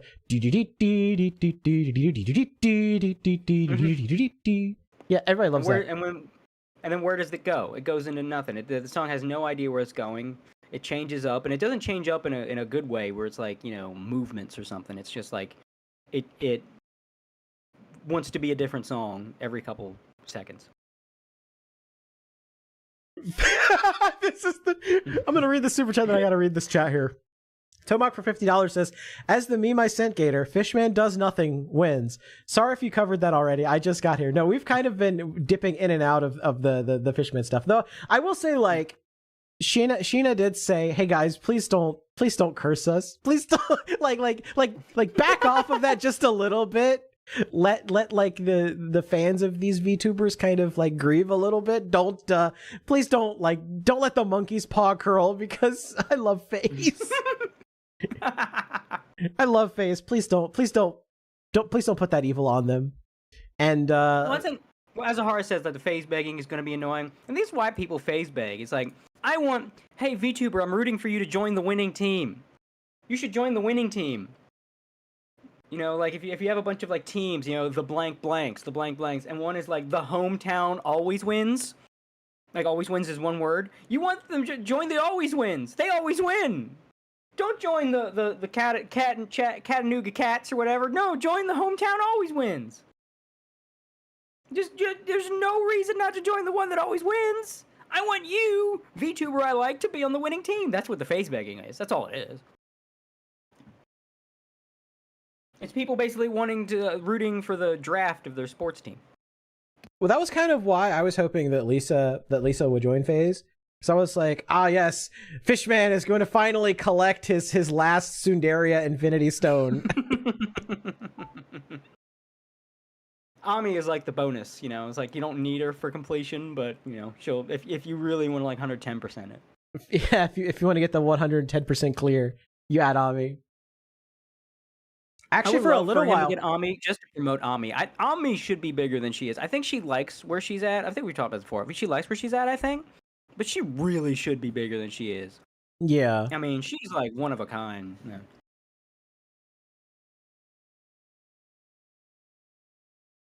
And I'd like to see her do more collabs, too. Yeah, it was kind of cool to see that recent song get released with Pippa and Lisa, because I was like, it like brought back nostalgia. I was like, damn, I miss Pippa and Lisa streams. Just how unhinged they were. Like Pippa gaslighting Lisa, and then Lisa realizing, Pippa! Yeah. Pippa gaslighting and girl bossing her way to funny. Yeah, like it'd be a good way to get them together again, because they haven't been able to collab much because, like, their schedules haven't aligned. Yeah. Like, there you go. Now we can bring them together. And the again, vomit drawer clip lives rent free. It's like some of the best clips are Pippa Lisa. They are. Some of the best content. I feel like Pippa making jokes about cancer kids and Lisa freaking out. Just I yearn for another Pippa. Yeah, Pippa! Like that, like the Lisa admonishing yell. Oh yeah, those, man. I'll tell you, that was a magical time in VTubing. It was such a. They're gonna kill him. It was such a magical time in VTubing. Read this other super chat too. This is from Young for $2. Says Nux said he has 2 nukes, so I'm pretty sure there's a lot of stuff he implied back when the Vshojo thing that first happened, where he kind of got like excised from their community, where he kind of implied that he knew a lot of stuff that was going on behind the scenes. He just didn't want to say anything.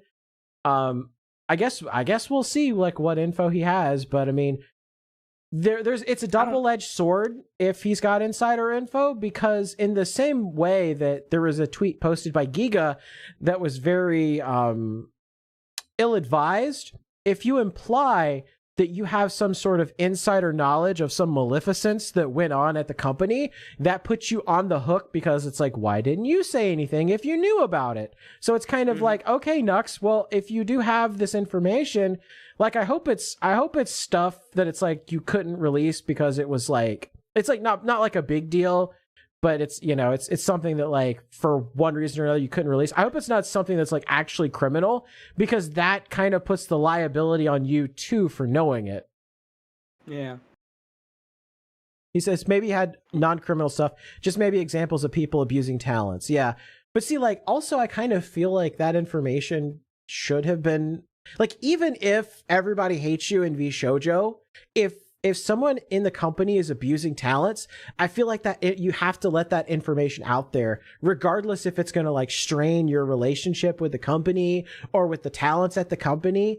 Like, I feel like you have a duty to, like, reveal that information to people and just and tell them about it. Like, because you don't want, this is the problem, right? The problem is that if you don't go and say something about it, then that sort of behavior is just going to continue as if it's just normal.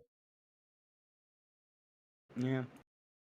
Also, I would take Nux's claims with kind of a grain of salt. I mean, A, what could he really know? Yeah, And like, B, that's why I think it's nothing serious. I think it's like some, like, minor, like, oh, well, yeah, I guess those were kind of like red flags sort of things. Like it's just like catching the CEO saying one thing, but actually something else happened behind the scenes. I feel like it's going to be like stuff like that, where it's not like a huge deal, but it's like, when you put it together with everything else, it's like, oh yeah, you could tell he was a scumbag. But also, like, I talked about this before, the reason I don't like Nux is he comes off as desperate to be liked, desperate to be included. And this just kind of feels like it'd be part of that. Like, everybody's talking about this, like, oh, me, I know. You know, it's like you ever, like, you have a group of people and they're all, like, recommending, let's say, funny clips or something, right? And everybody's like, oh, do this. Oh, you show me that clip. You're so funny. You know funny clips. And there's that guy that just, I want someone to say that about me. He's like, I know a funny clip. And it's like the least funny thing ever. And everyone's like, that sucks. You just watched a video by the cool autistic gamer 774. Yeah. Yeah. That's kind of like, it's kind of like Nux. He's just like, I want to be a part. Like, this guy, look, I've said before, I don't know anything about him, but I know everything about him. You know what I mean? Like, oh, you weren't popular in high school, and you're lonely, and you need friends real bad, and you're trying to make the internet your friends, and you're trying really hard to be the cool kid now that you weren't growing up. You are trying so fucking hard. It's sort of like people got him like, oh, he's a pedophile because of the lowly stuff. No, because he's an idiot. Because, like, everybody in the anime scene is so fucking degenerate, and it's so cool. Like, there's a little too familiar with all the cunny lowly stuff. Again, we're as bad as the furries. So, like, oh, I want to be included. I want to be like, I'll make all the haha hentai porn jokes about lolies, haha. Am I just like you? Am I right, guys? Am I right? We're all having a time together. Yeah. That's why I said broke a scale. He flips his opinions on maybe he wants to be liked. He wants to be liked so bad. That's why I don't like him, because he is not his own person. He cares more about being accepted and liked than he does about, like, any sort of, I don't want to say principles. I'm not saying he's not principled. He does have some principles. But he's malleable enough to change who he is if he thinks it will make him friends. It will make him liked. And see, the problem is that there's a lot of creators that are like that, where they won't stand on, if they think too many people are, like, shitting on them for a certain opinion, they will 100% do a total 180 on that opinion and try to deflect it onto somebody else. And you like, there's countless examples, not even just in, like, VTubing, and just, like, regular content creation, whether you want to go to, like, like I said, the commentary community I brought up earlier, the sectors, the, you know, like the actual big YouTubers, like this stuff, it happens all the time where people will, like, they have an opinion, they have a perspective. Like, you see a lot now with anime, where people that were, like, big fans of anime, like the Trash Taste guys are a great example of this phenomenon, where people started shitting on them for, like, liking anime and being, like, weeaboos. And they have slowly, over time, after being bullied about it, have, like, tried to pretend like, oh, well, actually, anime is kind of cringe. Oh, I'm not a big fan of isekai. I think isekai is actually really cringe. And they've gone back and tried to, like, rewrite history a little bit to kind of pretend like, I was like, oh, you know, it's like with Trash Taste and Loli, right? Like, come on. Like, they were not anti-Loli at, you know, by any stretch of the imagination. And they've kind of gone back and tried to rewrite history and pretend that they were always anti-Loli when they weren't. And it's just, and you see, Loli particularly is like, is kind of the thing where a lot of people have, like, gone back and tried to pretend that they, you know, didn't defend it at some point because they got shit on by, like, right-wing Twitter. And all of a sudden it's like, oh, no, I was, you know, that never happened. Pay no attention to the man behind the curtain. And you see this with all of these sorts of stuff happening, where people try to go back and they try to rewrite history and try to pretend and, like, triangulate their opinions to try to be with whatever is the mainstream. You just have to tell people to go fuck themselves. Yeah. And just that's why when Nux says he's got nukes, I don't think he's got nukes. I think he sees a way to be part of the crowd again. Like, there's a difference between, like, what Ludwig does, where he's just a snake trying to chase, like, the oh yeah, he's chasing numbers. Seems safe. Yeah, he's chasing numbers. Like I don't think Ludwig even gives too much of a shit about Hassan or any of these other people. I think Ludwig sees the numbers that he's getting, and, you know, he's like that old meme from Gamergate where it was like, you know, all the Gamergate people taking a shit, and Mundane Matt was, like, crawling after it, like, baby bird needs food. Like, that's Ludwig chasing after Hassan and his orbiters. Yeah. Yeah, it's just Hassan brings in numbers to Ludwig. Like, that's not what I think Nux is. I think Nux is bad, but instead of numbers, it's friends. He's desperate for friends, and the problem is his desperation for friends is probably why he doesn't really have any. Because Aspen Gold said it best. You know, the Vshojo thing is bad when Ludwig made a statement on it. Yeah, he saw the safe opinion was set out for him. Oh god, that's so fucking true. That's so fucking true. But yeah, I just think Nux is like I said, his desperation for friends is why he doesn't have any. People can smell that on you. They smell desperation. That's why, by the way, like, if you're super, like, desperate, women don't want you. Because people don't like that. People don't you scare the hose. You scare the hose with the energy. He scares the friend hose. And again, I just see this as that again. He sees a way to be liked. He sees a way to connect with people. And it's like, dude, Nux, if for whatever fucking 1 in a million reason this ever gets to you, stop it. Just be normal, be yourself. You will make friends. It will happen naturally. Just be normal. Stop being hyper excited. You don't need to be performative. You don't need to find out what people will like. I think probably one of his best like streams was when he was on with Legal Mindset. Like I feel like the content that he did with like Mutahar was pretty good until, you know, once again we go back to everybody bullied Mutahar until he like dropped Nux Taku.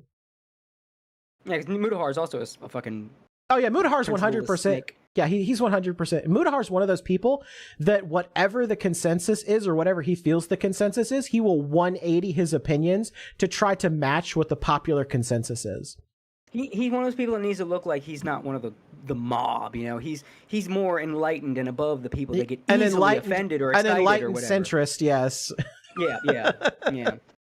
And those people never really have their own views. They're just like they're so desperate to not get lost in the crowd. They then don't have individuality. Because they fear that any thoughts or opinions might cause them to get swept up into a crowd and disappear into it. And then ironically, then they have no individuality. But like I said, Nux, if you just stop it. Just stop trying to connect with people artificially. Stop trying to do things you think will make people like you. That's how you got in trouble with the porn shit and all the degenerate shit and the lolly shit. I don't think anyone actually believes you're a pedophile, but you went in so hard because like you thought all the he was trying to get those people into his community to like view him and subscribe to him and give him super chats. And the problem was that it wasn't a principled stand. It was just like a stand that he took because he wanted the attention and he wanted the notoriety. But he wasn't willing to because it wasn't a principled stand for him, he wasn't willing to stand on it. And so what ended up happening, he lost all of those people. He lost those super chats. He lost those subscribers. And then guess what? The people that were going to call him a pedo called him that anyway, regardless. Mm-hmm. Yeah. It's like, when you have a group of like, not a group of like friends, but like a group of friends and then friends of friends, you just kind of like the collective people that gather. Yeah. And there's like, you'll have an in-joke at the expense of a guy, right? Like Dave, the dumb thing Dave did. You make fun of Dave for that dumb thing. And then another friend of a friend. He joins in on the Dave jokes. And you're like, wait a minute, you don't even know Dave. You don't know what we're making fun of, but he's just doing it to fit in. That's Nux with all the fucking lowly shit, Coomer shit, reading the Vaporeon copy pasta, all that. Don't do that. Don't. Well, I think it's also up in your face. Mudahar's the same way too, is that because Mudahar like did a lot of the degen shit too, and would like read like degen like e-hentai shit, e-hentai shit like all the time. You know how I know? See, I got a little internet connection. So I was a member of the group that did that page that brought Sonic Passion to the internet, like told the rest of the internet about Sonic Passion, the group of like that psycho French girl and her forum full of degenerates. Yeah, the weird shit. Yeah, that was me and a couple other guys. Why does it always go back to? Why does it always go back to like anime outsiders? Well, no, anime. This is pre-anime. I mean, this was before, but I'm saying like you could see the. You could see the lines where it connected. And Mudahar was in a group called reading through our little document, the Sonic Passion document. So I remember that. That was a weird little. I don't know what you call that moment. Although it was less weird than when fucking Magic Mush made an entire video about Sonic Passion and we went through our document. It's like, oh, hi. Hello. Why does it always go back to Sonic? Just every time. I told you. I explained. I went on a whole fucking spiel earlier of why it goes back to Sonic. Sonas are the final crack that breaks the dam.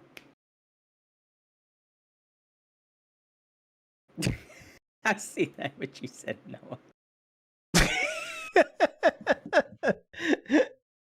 Amazing. Don't say that. You'll make him leave YouTube. He left Twitter over those jokes.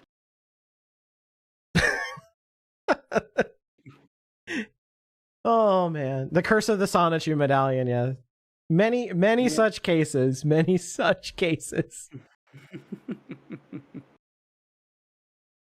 But you know what? I have not read. We kind of once again went on one of our famous tangents. I have not actually read the Vshojo CEO's statement that they posted to Twitter. You haven't read it at all? Okay. We have. Well, I mean, I've read it, but I haven't read it on the stream yet. Oh, okay.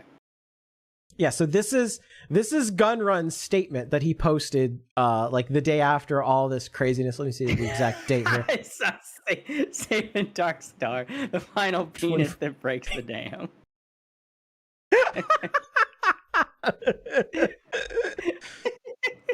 Jesus Christ.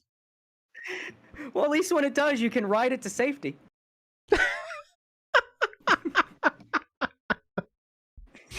Oh, so let me read. Let me read this. So this is what Gunrun wrote on Twitter on his statement here. It says Vshojo has failed, and I've mismanaged the company into the situation you're all witnessing. So today, I am sharing the difficult news that Vshojo is shutting down, and I take full responsibility for the decisions that led us to this point. I've been doing everything I can to fundraise and right the ship these past few months, but despite my efforts, we are in a worse position, and those I care about are now paying the price. Over the past few years, we raised around $11 million to pursue a bold, talent-first approach in VTubing, prioritizing creators and community over short-term profits. Well, there's your fucking problem. To achieve long-term sustainability. If you don't make a profit, you can't be sustainable. Our funding went directly to our creators through generous splits, debut investments, infrastructure, concerts, events, and staffing, all designed to support them. We also wanted talent to own their IP, which we knew was a unique creator-first approach for an agency. However, despite all our efforts, the business failed to generate the revenue we needed to sustain the model, and eventually we ran out of money. I just need more money. Don't understand. Additionally, I acknowledge that some of the money spent by the company was raised in connection with talent activity, which I later learned was intended for a charitable initiative. Later learned. That's a very, remember that. That's what they call foreshadowing. Yeah. Which I later learned was intended for a charitable initiative. At the time, we were working hard to raise additional investment capital to cover our costs, and I firmly believed, based on the information available to us, that we would be able to do so and cover all expenses. We were unsuccessful in our fundraising efforts. I made the decision to pursue funding, and I own its consequences. I am deeply sorry to all the talent, staff, friends, and community members who believed in our brand. You did not deserve this. Signed, Justin, aka Gunrun.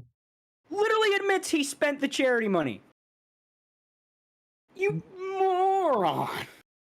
This is worse than the Any Color apology. Yes. Where's the money, Vshojo?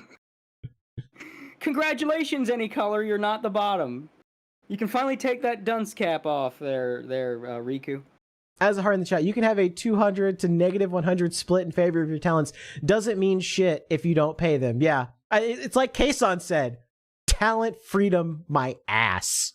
No, talent first. Talent first, my ass. Yeah. Yeah. It's like what the hell, Dio? Fucking felony. Oh, maybe he could go to jail. No, maybe, you know what? He'll probably have some internal shit to I'm kind of firmly of the opinion that nothing ever happens. I really don't think he'll go to jail, even though he probably should and very well could. I don't think it'll happen. I was like, it's not my fault. It was an oopsie. I didn't know. We're sorry. We're sorry. So sorry. Sorry. Remember when South Park was relevant? That was crazy. Right? Yeah, it's... Oh, God. I'm not over. He just said he did it. He just said, yeah, I spent that money. I spent the money. Literally. I lost the money. Literally, he admitted... He spent the money, he lost the money. He admitted... He just completely, just straight up admitted, yeah, I did. Yeah, that crime everybody said I committed, yeah, I did it. I see. I didn't know it was. You know, like I watch a lot of true crime stuff while I'm working on my drawings and all that, my comics. And I can't tell you how many times these motherfuckers will be in an interrogation room and think that somehow they're gonna get out of this by saying, "Well, I didn't know. I didn't mean it. I didn't mean it. Like, look, I know I stabbed my 4-year-old, but the devil made me do it, okay? Look, I didn't mean it. I didn't do it on purpose. I didn't murder my family on purpose." Like, someone in the chat said... No, I don't fucking care. Nico Fox in the chat said, Henya tells Gunrun to bounce on it, Dio. No, Henya told Gunrun to choke on it, Dio. Yeah. Did she say that? Like, word for word? No, she didn't, but you can fill in the blanks here. I'm pretty sure it was something along the lines of this.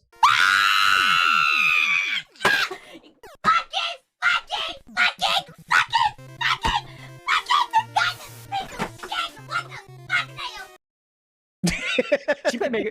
I remind me, she played Mega Man 2. I gotta check that VOD. Yeah, she did. And activated my Mega Man autism. it went about that about like that. Yeah. That's the best part about watching VTubers play Mega Man, man.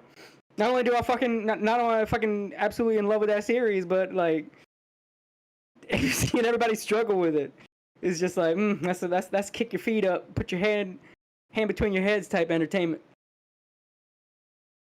That's the kind of shit. Like if I had the real like big time fucking money, that's the kind of shit I would like be on the beach with a fucking drink in a lawn chair with a fucking like a tablet or something propped up on one of them holders in front of me. I'd be watching fucking VTubers play Mega Man while I'm sipping my drink on the beach.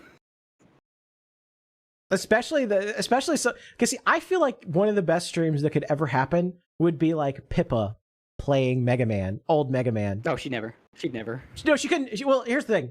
That would be the stream that Pippa dropped a slur. Just like right in the like she would like, and I'll tell you, it probably would be Mega Man 2. It probably would be Mega Man 2. She would like fall off a platform or like miss a jump, and then she's just like dropping a slur. Because that's what Mega Man does to you. It would either be the best or worst. It would either be the best or the worst. Because the thing with Pippa, if she don't like a game, it's actually some of the worst streams she's ever done because she just won't engage with it. Like, so if she crashes out and just hates it, she'll just like not play. Megatherian in the chat says, dude, Pippa's getting her ass handed to her by Dino Crisis. She won't survive Mega Man. Mega Man, yeah. I mean, although, you know, if she DKC crash out is legendary, yes. You goddamn crocodile! Get back to your fucking Florida! Legal Mindset still uses that clip for his stream, and I love it so much. I should loot that clip and put it on Anime Boomers. Speaking of Donkey Kong, like I have been imbibing in people's reactions to the big reveal at Donkey Kong Bonanza, and I am just sitting waiting for Fuumoco to play Donkey Kong Bonanza. Because you know Fuumoco, they're fans of Donkey Kong Country. I mean, they've been playing those games since before they were Fuumoco. They're playing those games as Fuumoco. And I'm sitting here rubbing my hands together, waiting for them to play Bonanza, waiting for them. And you know, anybody watching knows exactly the part I'm talking about. Near the end. I'm just waiting. I'm waiting to see how Fuumoco reacts to that shit. It was actually great watching Gold Bullet react to that shit, because I don't know, Gold Bullet's like a giant Donkey Kong fan. His fucking past life, he was a Kremling. Like his last persona was a fucking big buff Kremling. So like he got all the shit. And I mean, you like, could, if you think about it in a certain way, my current but like past design of my character was a Kremling, basically. Yeah, I am Jojo because like Kremling. I had no interest in Bonanza until I got spoiled. Like that's one of those times spoiling actually, because Donkey Kong games have been just so like, what even is a Donkey Kong game? You know, you put Donkey Kong in a platformer and just do whatever. It has no real identity for a while. Ever since like Rare wasn't making it anymore. Like, what was Donkey Kong? I don't know.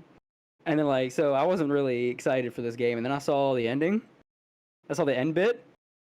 I won't spoil it for those who don't know, but I will say this game has the greatest and most epic climax Nintendo has ever done. Yes, I'm including anything from Zelda. Damn. Donkey Kong is out here shitting on the Legend of Zelda in terms of scale of its climax. I shit you not. Cody, stop trying to convince me to get a Switch 2. I already said I'm not gonna do it. I didn't buy the Switch 1. If you don't want to get it, go watch Gold Bullet play it. Especially the end. That end bit. That you not don't go to the very end. You look at the time code, and when the time code guy lists spoiler, that's where you jump to. That's where the one where everybody's like, "Dang, yes, no, even better than Majora's Mask." Literally everything.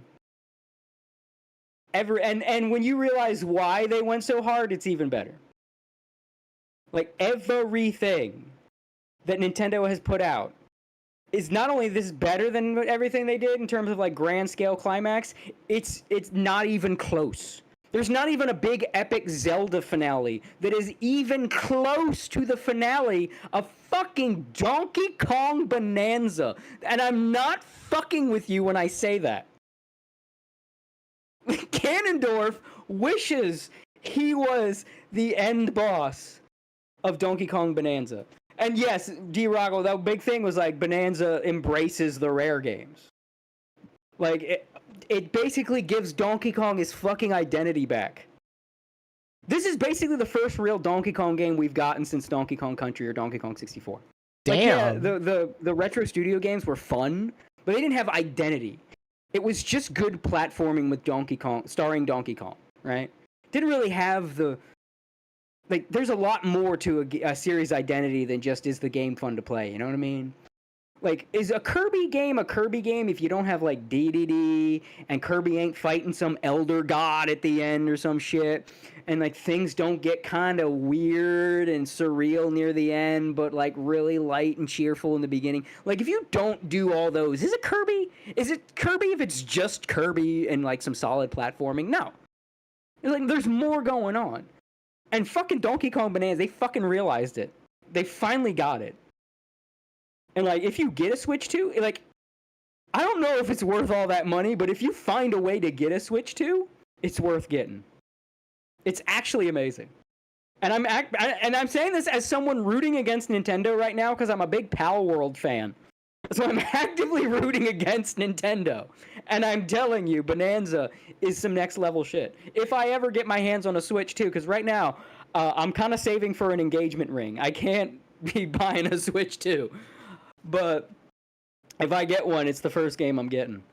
I'm still not over the end of that game. I'm not, like, I didn't want to touch that game until I saw the end. And the twist. And what they did with the, like, what happens then after the twist up until the climax and the big epic finale. Like, I never thought I would see Donkey Kong eclipse the Legend of Zelda in scale. And it did. Like, you don't know what the fuck you're talking about. Oh, Ganondorf? Yeah, I love Ganondorf, but let's be real. Ganondorf? Come on. What's Ganondorf compared? Look what this motherfucker did. Look at this shit. The end of Bonanza. Millions dead. Millions dead. Maybe Ganondorf wishes. Alright? He wishes. I wish I could say more. I wish I could fucking glaze and talk about the twist. Because the twist made me a very happy boy. But if you're not able to play the game, I would recommend just looking up what happens. I would recommend watching Gold Bullets because you get his reaction. Because he got that's the reaction from a Donkey Kong. He starts the stream. Gold Bullet starts the fucking stream of him playing Bonanza. Playing the sound test, music from the sound test of Donkey Kong Country 2. Because he just wants to talk about it for a minute. So he's just got Donkey Kong Country 2 fired up. And he's playing music from the sound test. That's how you know. That's how you know this man he's a real one. He's locked in. So not only will you get to see the literal epic conclusion to Donkey Kong, but the earnest reaction from a man who has that kind of love for the franchise, it just makes it better. So if you can't get a Switch 2, I'd highly recommend pulling up Gold Bullets Bonanza stream. But that has been now, like, all the VTubers playing Bonanza. I'm like that guy coming out from behind the trees, wringing his hands. It's like, ooh, I'm waiting for you to get to the end. I gotta see how you react. I'm just collecting reactions to the twist from Bonanza because there have been so many. There was one streamer I saw play it that was also a fan. And his reaction, at first, I thought he played up his reaction for, like, like that iShowSpeed kind of shit. Like, oh my god, I'm a live streamer. I have to act like a fool, And then as he played through, like, that end bit, oh no, he meant that. Because he was emotionally wrecked from everything that was happening. Like, I can't take this, man. I can't take this. Like, he was actually fucking busted. From, like, the love in that ending, like the love letter, and, like, rare Donkey Kong is back and everything. Man, like, this man was broken in a good way. He's like, no, he wasn't. He wasn't spazzing. That was real. You keep making me really want to play this game. I guess maybe I won't. Not as Gator. If you can't play maybe it, on maybe on another life. If you can't play it, I would say at least find a stream from a streamer you like. Again, Gold Bullet, top recommendation. Just because if you're not going to be able to not get that spoiler forever, more and more people are talking about it. I mean, I have been talking about it. Like, you're not going to be able to. So I would just, if you're not going to play it soon, just go find, watch Gold Bullet or another streamer you like that's playing the game. Just go do it now. Like, because you will get spoiled. I was spoiled, but again, I was spoiled and I just given up on the game because, again, Donkey Kong, no identity and all that. If you don't want to, if you think it's going to ruin the oh shit factor of seeing it, if someone just tells you, but you're not getting a Switch 2 anytime soon, I really highly recommend watch a stream. Because you'll still get an experience, even if you're not playing it, and then you just play it later. But you'll still get like the oh shit, you'll be able to experience the moment without having a guy on Twitter just blurt it out. And like, oh shit.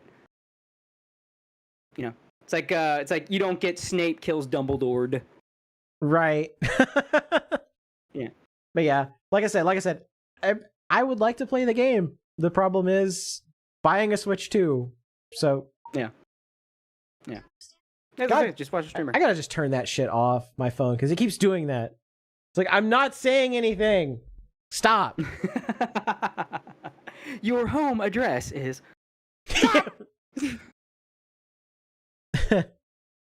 134 Swamp Avenue. Damn it.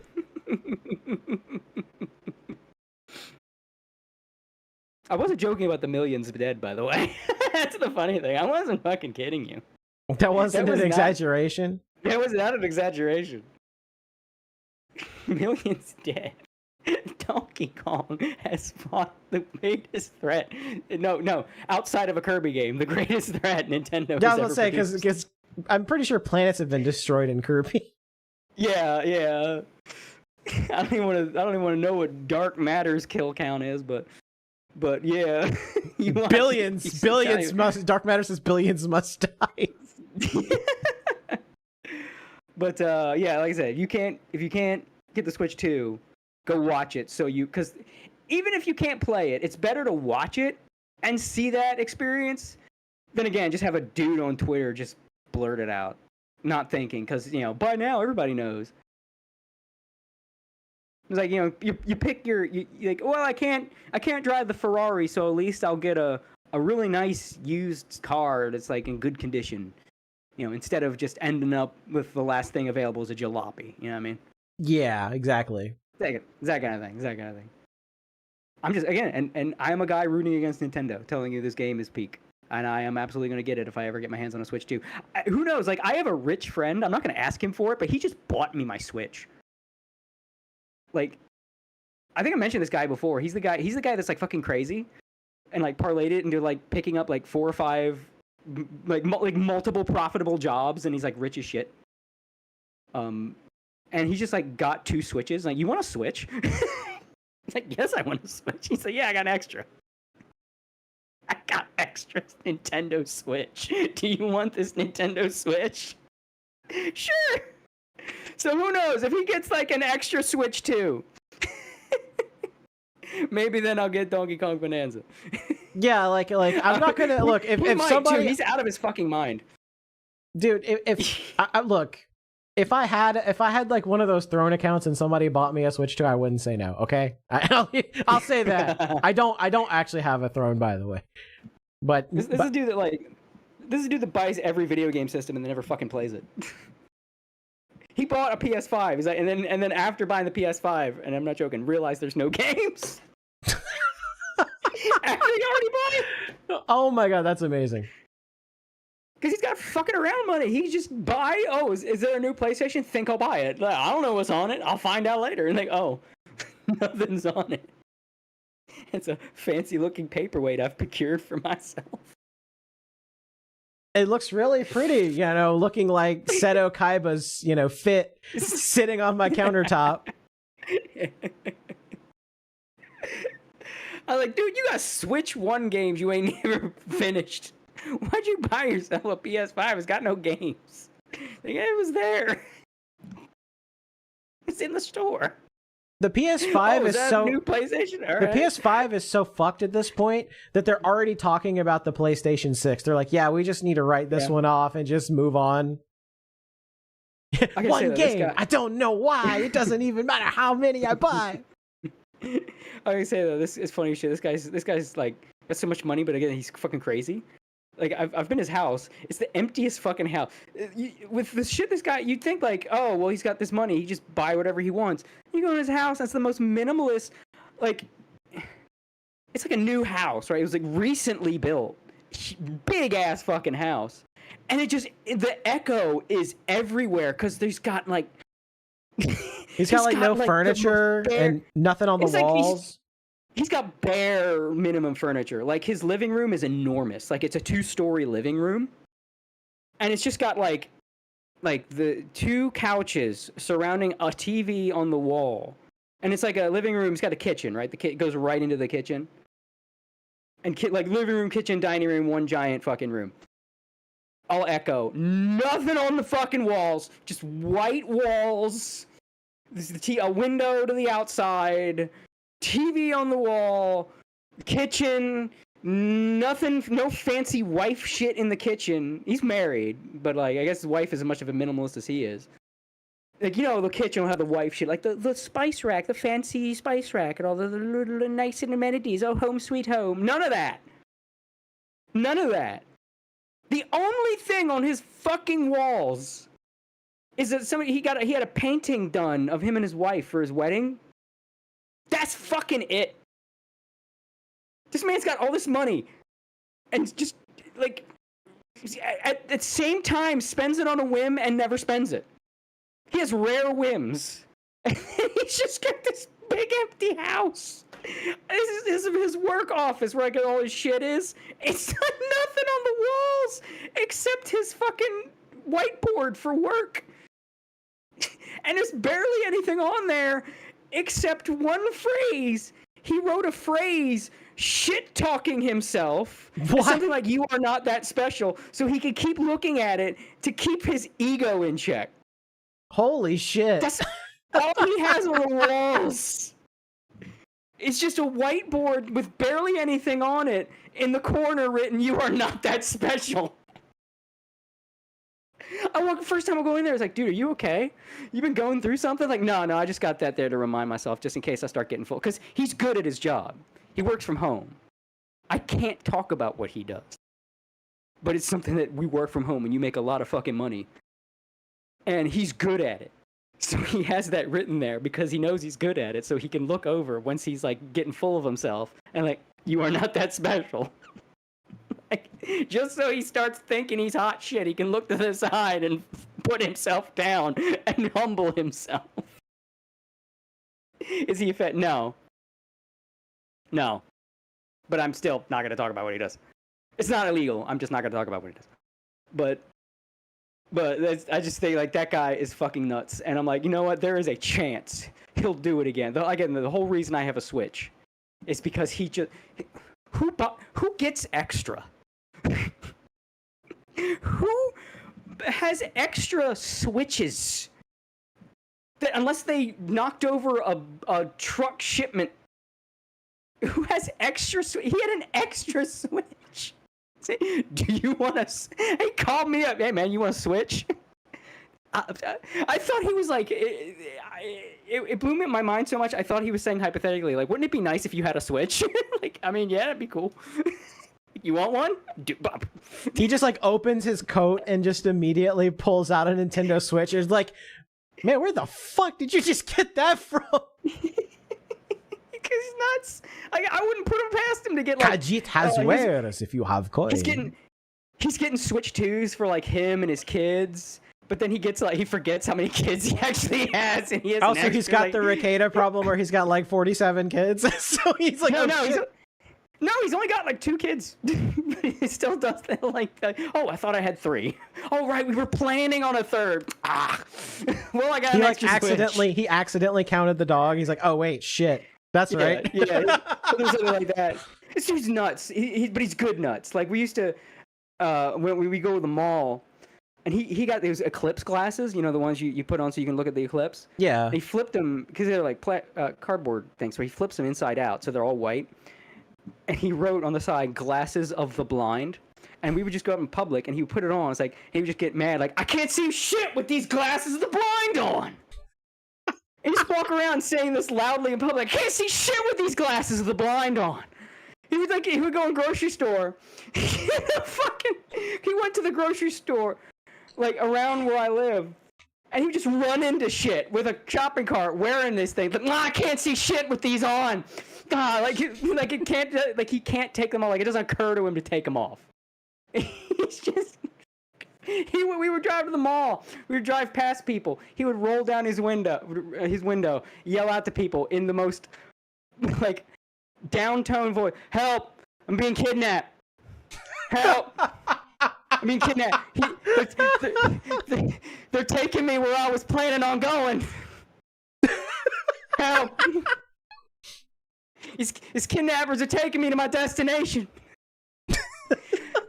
That's amazing. And he was waiting for people to walk by the car. Like, he wasn't just shouting this out into the open. No, he was two human beings. That's what I said before. People that are brilliant are fucking crazy. And he's one of them. Because that's him.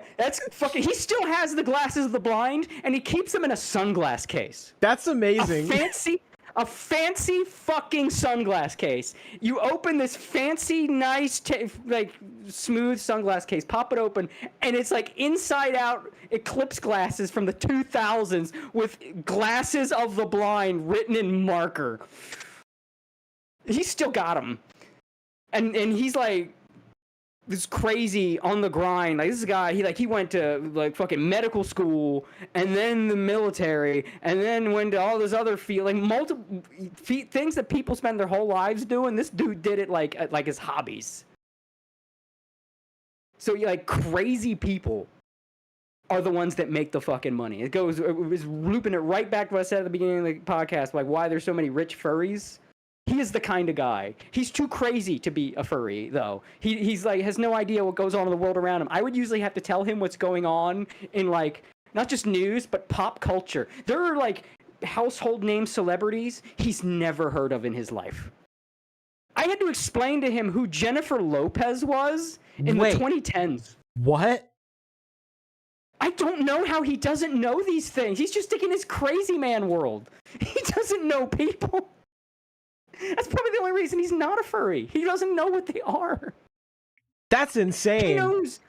He knows his interests. Like, I would catch him up on the newest One Piece happenings, right? Like, he knows that stuff, but, like, the shit he don't... Like, he's a madman. He's a madman. Crazy people run the world. That's who runs the world. You think it's, like, a cult of, like, people worshiping Moloch? No, it's nutcases. Nutcases run the world. And you just gotta, like, my buddy, he's a nutcase, but he's a good nutcase. I love him to death, and one of the reasons I love him is because he's a fucking nutcase. Anytime we go out hanging out, it's gonna be a good time. He's gonna do, like, just the right amount of crazy. Like, not so much where he's like, you're dangerous, you're gonna get us arrested, but just enough that you were gonna come back from going hanging out with him with a story. And those are the best kinds of people to hang out with. The ones that you always get a funny story after it. Mm-hmm. That's who runs the world. That's why you get all the suspiciously wealthy furries. They're out of their fucking mind.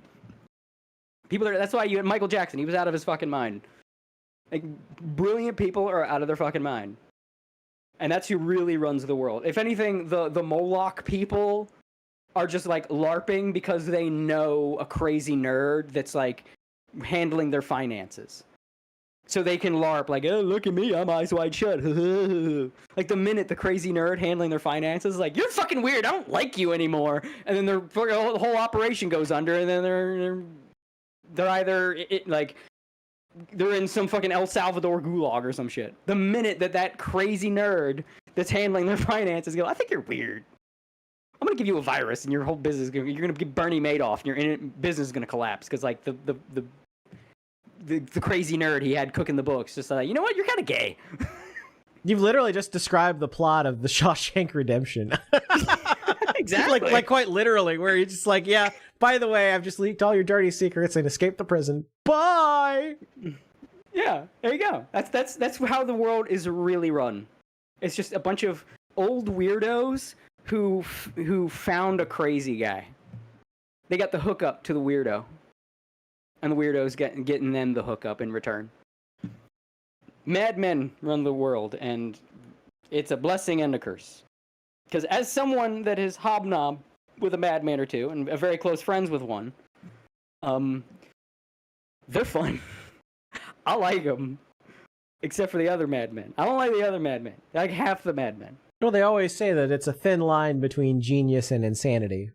Oh, it's a blurry ass line.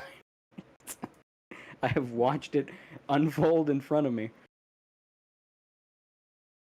I wish I could tell you, like, I could say this about this dude, right?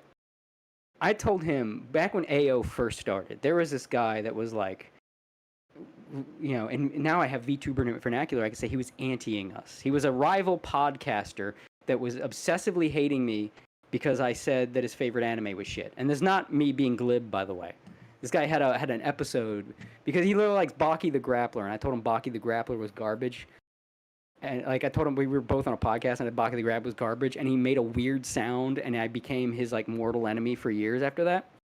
So shortly after we started Anime Outsiders, he decides to rip off our website, which we had hired a guy to make. So the guy that we hired was not pleased. He ripped off like our AO branding to do Anime Insiders. And Oh my god! On like shirts and shit. He was like obsessed with me for a while. I don't know where he's at now. He's finally fucking gone. But like it was like a good 3 to 5 years I was dealing with this weirdo. Well, I told my buddy about it, and I love this guy. But he's so weird. It's like I know, like I've known him long enough that I know his habits. So I'm not like I'd say this and people be like, oh that's weird. Nah, it's just he just looks at me. I tell him this story about this guy, and he looks at me dead serious and is like, "You want to kill him?" Like, I know he's not gonna actually kill him. I know he's not gonna actually kill him, but I know he's gonna take this somewhere. It's not gonna be actually killing it, but killing him is gonna be his metaphor for whatever shenanigans this guy has in mind. It's like, I know that look. What are you thinking? It's like, no, I can. You want me to take care of the problem? Like, what are you gonna do? Come here. So I was at a gas station. We told him this. Come here. He gets we in the car. We drive back to my house. He's got a laptop. Pulls out his laptop. He's like, watch this. You ready? Ready? And this dude, he typed, I'm gonna say Kiwi Farms wishes they had this. I don't remember what he pulled up, but he pulled up something. Like, full address. Full fucking address of this guy. And I knew it was him because there's the name. I knew what the guy's actual name was. Holy shit. And then he goes, let's look up where he lives. And he's like gleefully like, hey, come on, man, let's do it. Are you sure? Google Maps. Are you sure your friend is not like related to Sleepy Project? Are you sure? Dude, he's not that different from Sleepy, man. He's got the same kind of cadence like Sleepy has. Like, you know, Sleepy's just like, we should just kill him. You know, that kind of like... Yeah, exactly. Yeah, that's what I'm saying. Yeah, like, this reminds me so much of Sleepy. It's crazy. He's very much like male Sleepy if Sleepy was like inwardly manic. You know what I mean? Yeah. Outwardly chill, but inwardly manic. So he's like, hey, check this out, man. Like, this dude, like, I know, because I know him, but like my girlfriend, when she first met him, like, she did not know how to read him, right? Because like he the way he talks doesn't sound like he has emotion, but he does. He's like, when he talks to his kids, he sounds like he's sarcastic to them. Like, yeah, buddy, good job.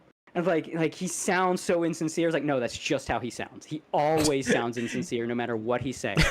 I would have paid money to hear his proposal to his now wife. Because there's no way he didn't sound like that. Do you want to get married? Like, she probably thought he was fucking with her. It's like, don't make fun of me. I'm not. I got the ring right here. I'm serious. I'm serious. Don't you believe me? So when he laughs, he sounds like he's faking it. He's like, so like he's laughing like that while he's typing up like this thing. He pulls up the guy's entire docs in like nothing. I was like, let's look up where he lives. And he pulls it up, and like he's just got it on Google Maps. He's got this guy that's been fucking with me. He's got his house fucking zeroed in on Google Maps. We're making fun of where he lives, like, because he lived in a shitty area. Like he didn't even know that. I just gave this guy like some very basic information. And again, I cannot stress how quick he had the full uncomfortable docs. Like there's docs and there's uncomfortable docs. Like that's like you got a full what? Address, phone number? Jesus Christ. Well, you got a social security number too? Probably did. He didn't scroll down. He probably could have scrolled down more. He had a social security number. Jesus Christ. That scared the shit out of me. So like that's like shortly after that, I was on like a lot of yellow pages stuff and everything. Like, you take me off there. You take me off there. I was like manually calling, you take me off. I saw how quick he pulled up them guys. Like he could have kill satted that guy if he wanted to. It's like I'm like that. I mean, sure. That's that easy to dox a motherfucker. That was like a minute. That was less than a minute. Yeah, keep him out of VTubers. He would. He fucking would. He'd have him, like, he would have some back-end shit. Like, oh, what's their account on the streaming platform? That's all I need. That's all I need. Just give me their channel ID. Ooh, that's a scary man. That scared the shit out of me. So yeah, people, your docs is really fucking easy for some people to get. Make sure that if you're not going to use any of those services that protect your privacy, start making calls to like the yellow pages and shit. Tell them take me off. Just Google yourself and start going, because there are people like that you think Kiwi Farms, like, oh, they're gonna do some digging, right? They're gonna do some research based on what you said and zero in on clues to find out who to call, local city hall or whatever. I had barely any information on this weirdo. I'm not going to say what I told him, because I don't want to give anybody clues. Not just on, like, what my friend, like, knows, but, like, I don't want anybody else to do it to people. You know, I don't want to, hey, here's the method you can use, and here's the information you need to dox someone within fucking seconds. But, yeah, your dox is way easier to get than you think. And so, yeah, I've not told this guy about VTubers. He does not. I know he doesn't know they exist because I know him. Like, there's no fucking way he even knows what a VTuber is. One day I'm gonna tell him. I need to see his reaction. His fucking alien ass reaction to the concept of VTubers. If he gets into him, I'm gonna laugh my ass off. He will be, dude. If he gets into VTubers, he's gonna be Hizoshi's strongest soldier.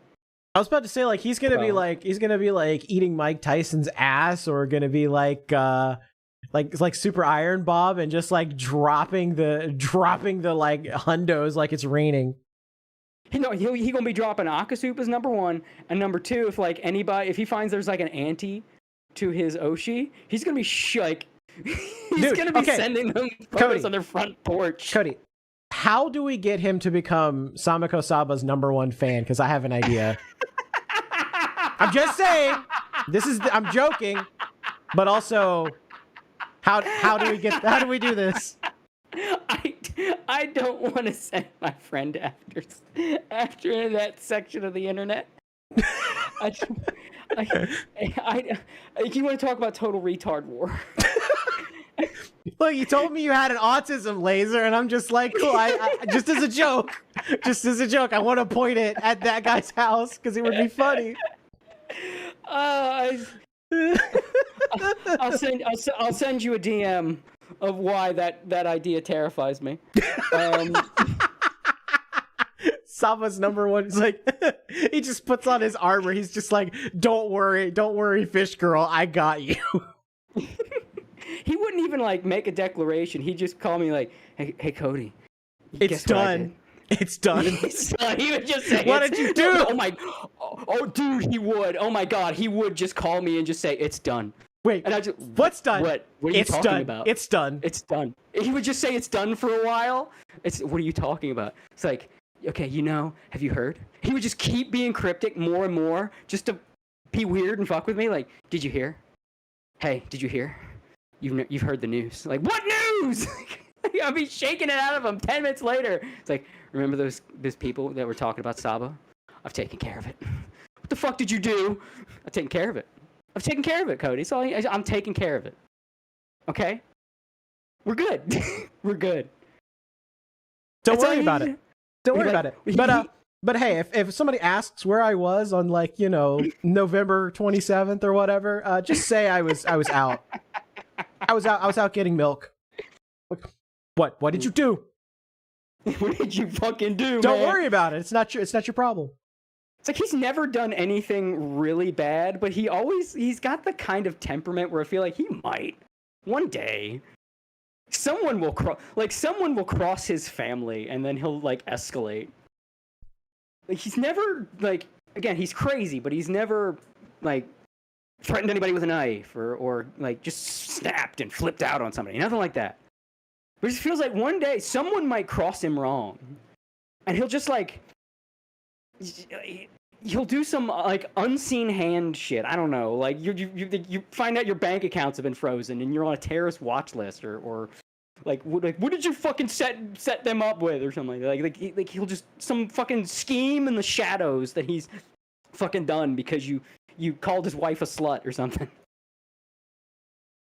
It's like he ain't done anything really bad, but one day, like I'm always thinking, this is gonna be the day. It's gonna be the day. It's like if he gets into VTubers, like the first time he sees an auntie, he's gonna they're gonna get something in the mail from him. It's just gonna be like and because he's like he does shit he thinks is funny, it's just gonna be like a photo of a middle finger and a picture of his Oshi. And that's it. And then he's gonna be calling me up and he's like, what do you think they're thinking? I bet they're like, what's going on? Is the VTuber Matt sending me stuff? What's going on? I like this post. I like this post in the chat. Do you think he would like Kirsha? Bro, I can't even begin to imagine what VTuber he would be into. I can't read. Like, he's hard to read, man. He's fucking crazy. It's literally crapshoot. It's crapshoot who he'd be into. But whoever he's into has their strong. If he does get an Oshi, they've got a level 100 tank, just instantaneously. Because he's not like a VT schizo, right? He's not like he's kind of got the weaponized autism, but he's not like It's gonna be Jelly. Yeah, it probably is. World's strongest Star Knight. I feel like he wouldn't gravitate toward the cutesy ones, but unless he sees a clip of her like crashing out at Dustborn. I think that if he was into Jelly, that's what would get him into it. Like if you showed him a VTuber doing something fucking weird and funny. That is Jelly though. Like Jelly Tenma. is kind of Okay. Yeah, Tenma is weird and funny. We love Tenma. Yeah. I think he might like if I showed him the Pippa Tenma, the bro, Tenma, the Broforce clip, the water poison clip, which I still maintain is one of the greatest VTuber clips of all time. I feel like that right there would make him a fan. He probably would gravitate toward Phase Connect. He probably would. I mean, all autists eventually end up in Phase Connect's orbit. I gotta do this now. And next time I get a fucking chance, because I hear from him like irregularly. Because he's got the work and family shit and all that. But like, he's kind of semi-regular. Like I heard from him like last week. So like, if I get a chance, I gotta tell him about VTubers and just kind of like report back. Like, remember that fucking crazy ass friend I told you about? I told him about VTubers. I just gotta know. I gotta know. Who now? You gotta find out whose community he's gonna get sorted into. Yeah, the gears are grinding, right? Like, not like grind my gears, but like the gears are turning. Like, oh, wow, yeah, who would he? God, who would he? Like Oshi, like who would have? Who gets a nuke? Which VTuber gets a nuke? Right?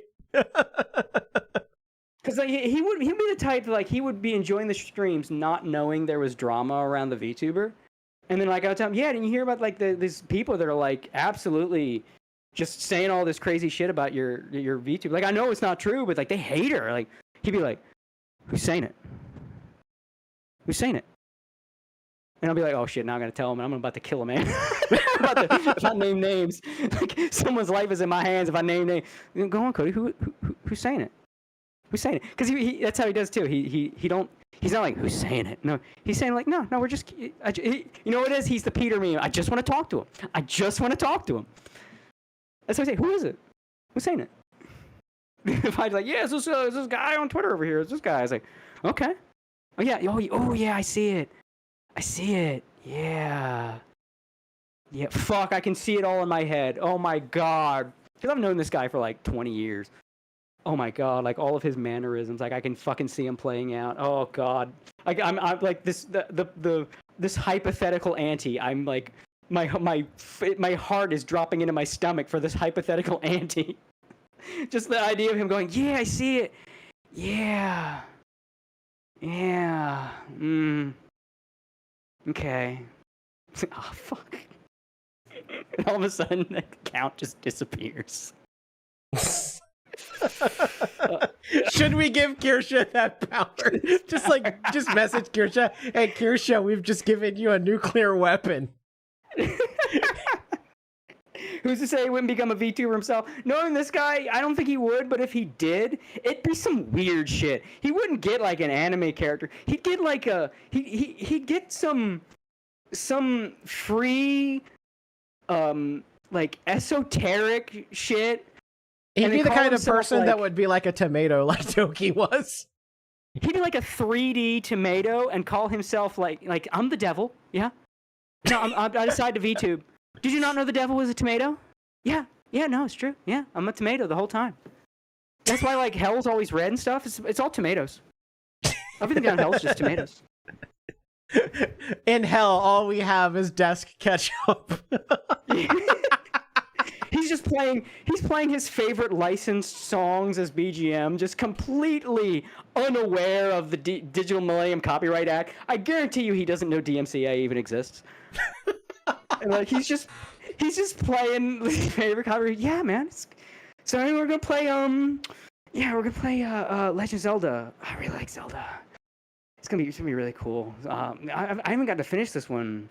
And then meanwhile, like the fucking Cell Dweller is blasting. Oh, is it too loud? Okay, I'm gonna turn it down a little bit. Why does everyone keep saying DMCA? What's that stand for? Is that a website? Is that a website? Is that like a? Is that a meme? Is that one of the internet memes? DMCA is like, don't make content, asshole. Is that mean? Are you telling me not to make content? This is cracking me up because this is what he would do. I can see it. I can fucking see it.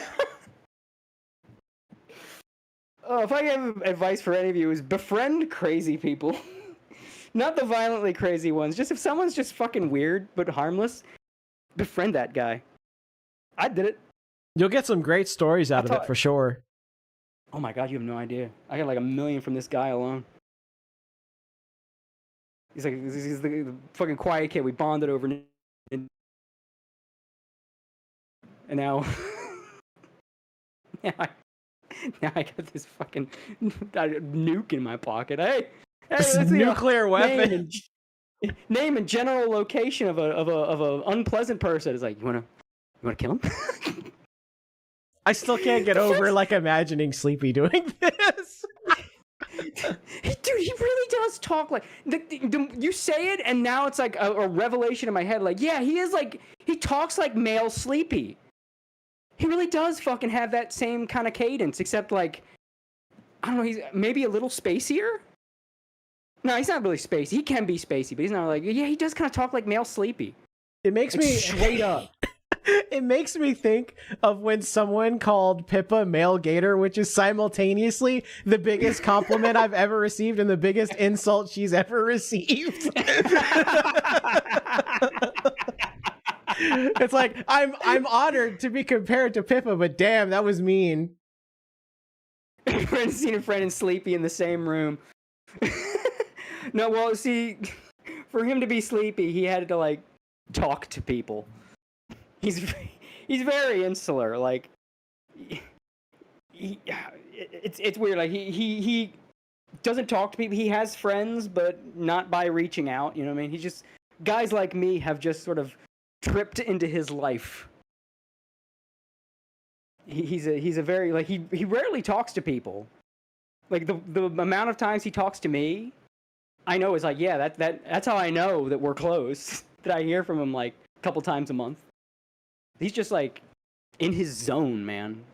Like no one grinds more than this dude. Like I'm telling you, he went to medical school, among other things. It's not even his profession now. It's just a thing. He just went to medical school. It's like, fuck this. I'm gonna do something else.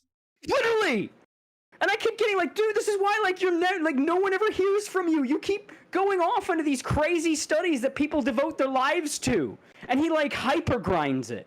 So he goes to med school and he disappears for weeks because he's just like hella into the books. Like he's doing extra credit in fucking med school. Gets a job for a nurse for a while and he's like, I don't like this anymore. Oh, I'm gonna do this other thing. Oh yeah, and he was an actor for a while. He did like little small film things, like very small. I don't like. I've never actually looked for the stuff he's in, but yeah, he was an actor. He didn't went to med school, went to the military. He just keeps finding new things. Oh, that'll be neat to do. This is people devote their whole lives to. He just goes, that'll be neat to do, and he just completely swerves out of what he was doing. He was getting into acting, and he's like, actually, you know what? I want to go to med school. And he just becomes like a nurse. He's like a nurse for a while. He's like, actually, you know what? I want to join the military. And he's just, we're gone from that. And he's doing what he's doing now.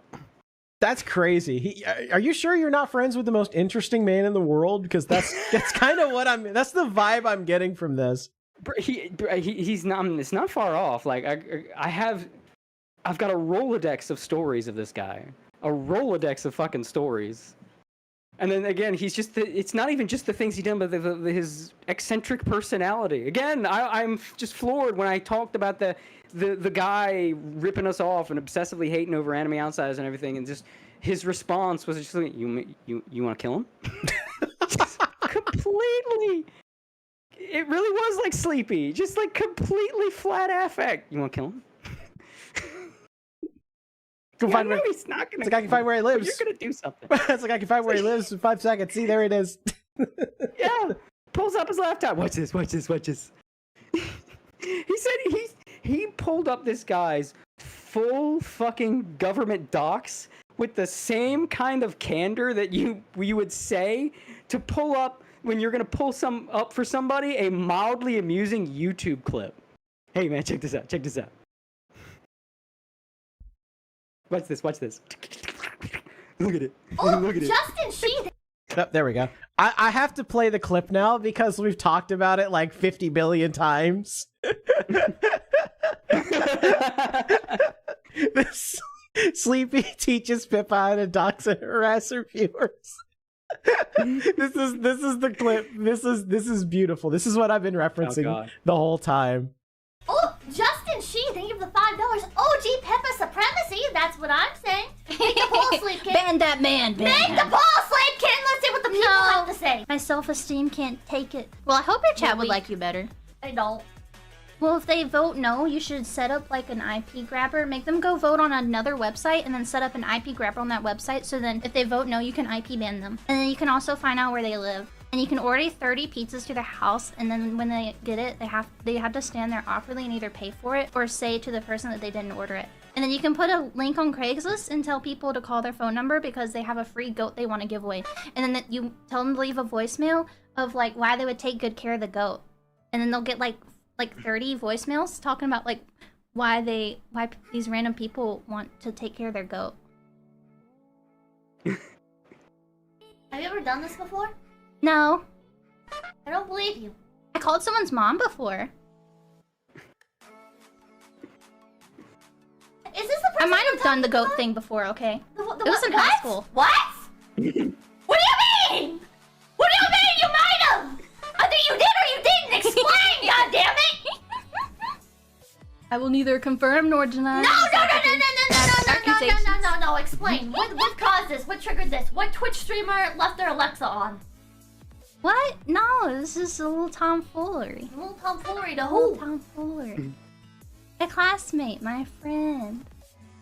You don't post your friend's phone number on Craigslist. Well, sometimes you might. No. You don't like, or like you. Yeah. No. Yeah, it's called. We No. do a little trolling. No, that's not a little trolling. Yeah. That's harassment. They'll never find the bodies. Of the goats or the people? Look how cute my smile is. You're a fucking skinwalker and a freak. Holy shit. Technically, I am a skinwalker right now, right? You are. You are. That's my face you're wearing.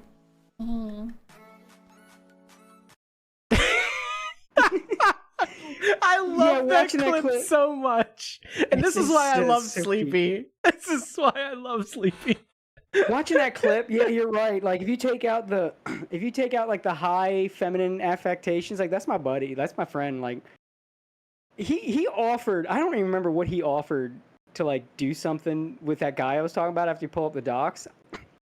I can't remember what he said we could do. But like I'd tell him no, like just he's a retard, leave him alone. Just leave him alone. You don't have. They don't need one of them in the wreckage. Yeah, but that was like when Sleepy's got, you could do this, like she's rattling off the way, like the IP, you can run an IP grabber, you know, like yeah, like that's like, it was like taking me back. Cause now like I'm, you know, I have it in my head seeing that clip, like the memory of the time, like yeah, I can't remember what he said we could do. I think part of it was like destroy his anime insiders site that he had. I don't remember what his Sleepy-esque scheme was, but he was giving me one just like that. Again, if you just take out the feminine aspect, make it more like a chill dude, like just talks like a chill dude, but doing the same thing. Like you run an IP grabber, yeah, and oh my god, he is fucking male Sleepy. Holy shit. Holy shit. This is like, I mean, I think if I tell him about VTubers, I have to show him Sleepy. I think I have to make that like one of the clips I show him. See if he ends up gravitating towards Sleepy.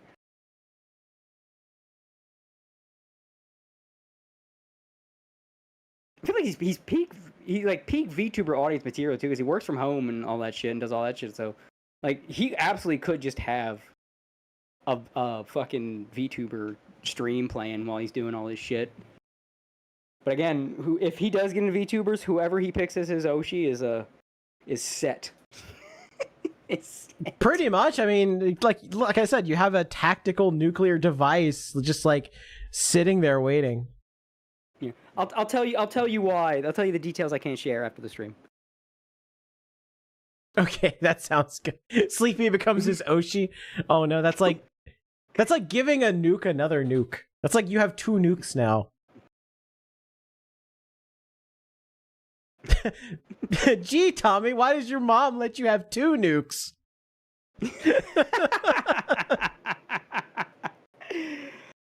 This has inspired me though. I am gonna try to get. I'm gonna get back in contact with him. Because I mean I have his Discord now, so it's made it easier to chat with him more often. So I'm gonna message him in Discord to see what's going on and see if I can pivot the conversation into VTubing. Why'd you make an MIRV nuke? Merv. I just want to watch this experiment play out.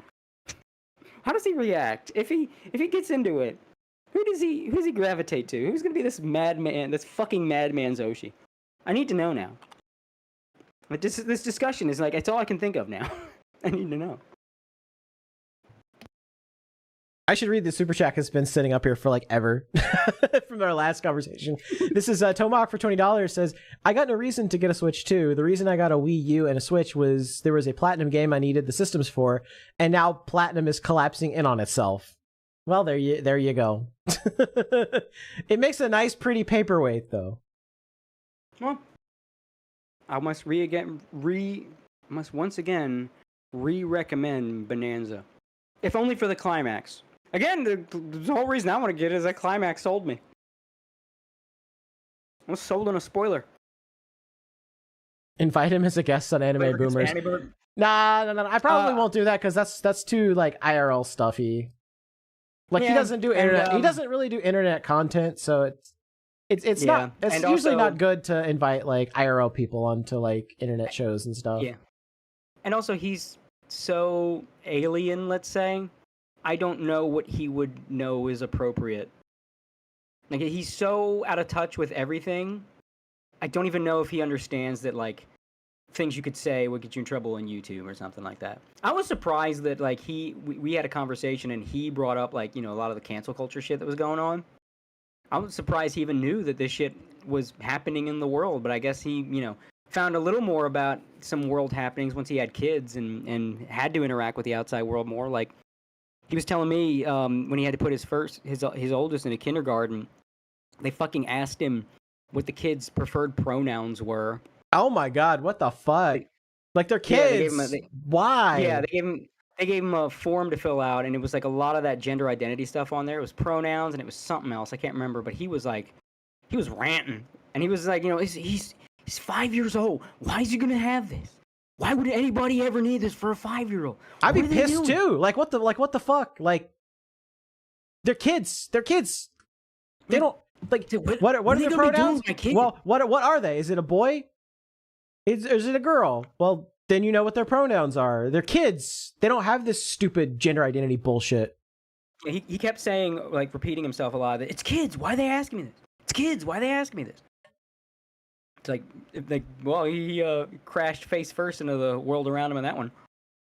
But yeah, I don't think he would know, like, DMCA. I don't think he would know, terms of service. And he would just come on here and say something he thinks is funny. And it might get the stream taken down. It was not guaranteed to. He's not like a super racist or anything, but he just finds like extreme stuff funny. So he might like we used to, like for a long time we would just greet each other with the wrong slur. We would just call each other random slurs. Like he would call me on the phone. He'd call me one like just random racial slur. I'd call him another random racial slur. It would just be different every time. That's amazing. We did that for years. We did that for years. So even if forgoing all the IRL stuff, I think he is kind of like an alien. He's an alien creature. It would not be good to have him on his stream. It probably he would not know our Earth customs. Yeah, exactly. Be like my favorite Martian. Yeah, for real. All right, but we have to wrap this up at some point soon. So I'm gonna go. Yeah. We're gonna pivot back into the Vshojo stuff because there's a few more threads here that we haven't pulled. So I thought we talked about everything. Oh no, it gets worse because we didn't mention the fact. That's why we were going on the other stuff. I thought we were done. Oh, there's so much more. I mean, there's not a lot more, but there's just a little more. So remember when we said that Gunrun claimed like he had no idea that the money was for charity? Well, he got community noted. And funny enough, we bring up Ludwig because you see that thing in the little top left corner that says the Gunrun reposted? Let's read this. Let's read this post from Ludwig. It says, Iron Mouse just blew past my old Twitch sub record and still has another day to break Kai's record. I seen some weird people flame her on Twitter the past couple weeks, but I hope she shatters the all-time sub record. She's a great streamer, has one of the best stories on Twitch, and is also donating half the money raised to charity. Go Iron Mouse. September 30th, 2024. But he didn't know. He just saw $500,000 sitting around in the Vshojo office, like, oh hey, free money. Piece of candy. This must be my birthday present. Caught in 4 motherfucking K. Come, no. He was just sitting around. It's like he was walking around. He goes in the break room. There's a coffee table with a stack of money on it. You know, what could this be? Merry Christmas to me. Yeah, so not only was his apology bullshit, but he fucking lied. He fucking lied to everyone, thinking that would erase his culpability. Lying is sort of his MO, as we have learned. Yeah, that's right. He can't get out of this. No, 100% he can't get out of this. I still don't know if he'll actually get jail time from this, but in terms of his professional career, he's fucked. Because no one's going to trust him after this. Yeah. Yeah, I don't even know what the hell he'd do for a living after this. Except for, like, flipping burgers. Yeah, he's going to put the fries in the bag. He ain't running anything. Yeah, he ain't running anything anymore. I don't even think they'll trust him. I got a new startup. I don't even think they'll trust him to put the fries in the bag at this point. Yeah, he might eat some. Basically how he ran Vshojo. Because, like, where's that money? Where did it go? What did you put it in fucking... Did you invest it in Jared Leto coin or some shit? Like some celebrity coin? Get rug pulled? Yeah, Azahar right. It is a federal crime. It's charity fraud and very likely wire fraud too. I mean, there's so much stuff there that he could get sent to jail for. It's insane. I still don't really think it will happen, but I would not be surprised if it did. Some people think he fled the country. I would not be surprised if that happened either. I would not be surprised at that either. But we do have a bunch of statements from Vshojo ex at this point Vshojo members that replied to this post because they were in the dark until this happened. So we're gonna pull up Vei's post here. This is Vei, and this is what she said. She said, and so our NDAs are now void. Why I left Vshojo. And this... Oh, that's right, the Vei post. Oh, yes, shit, yeah. Yeah, this is a big bombshell because we talked about this on the podcast. And like we basically everything that Vei says in here is stuff that we were speculating on, but we couldn't really prove at the time because we were basically of the opinion, yeah, they were 100% forced out of the company. And the fact that they had them leave together was a little suspicious because they tried to make it out like, oh, you know, they're friends and they just wanted to leave together and everything is good. And I'm like, yeah, but this Hogwarts Legacy shit just happened and you threw her under the bus. So there's something else going on here. Something else just doesn't smell right. So and the thing that I don't remember, it was Vei or maybe Iron Mouse. Somebody said something like, you know, something about some nebulous statement about like friends not being friends or something like that. People you think are friends aren't friends. Something wrong with those lines. Oh yeah, like, it was like, Iron Mouse. Iron Mouse said that. You know, something like something's up, something's fishy. I smell. Am I by the wharf? Because I smell something fishy. I smell bitch in here. Yeah. I smell bitch. So this is Vei's statement. She said, and so our NDAs are now void. Why I left Vshojo. Back in 2023, Vshojo tried to bully me into one of the most predatory contracts that I've ever seen.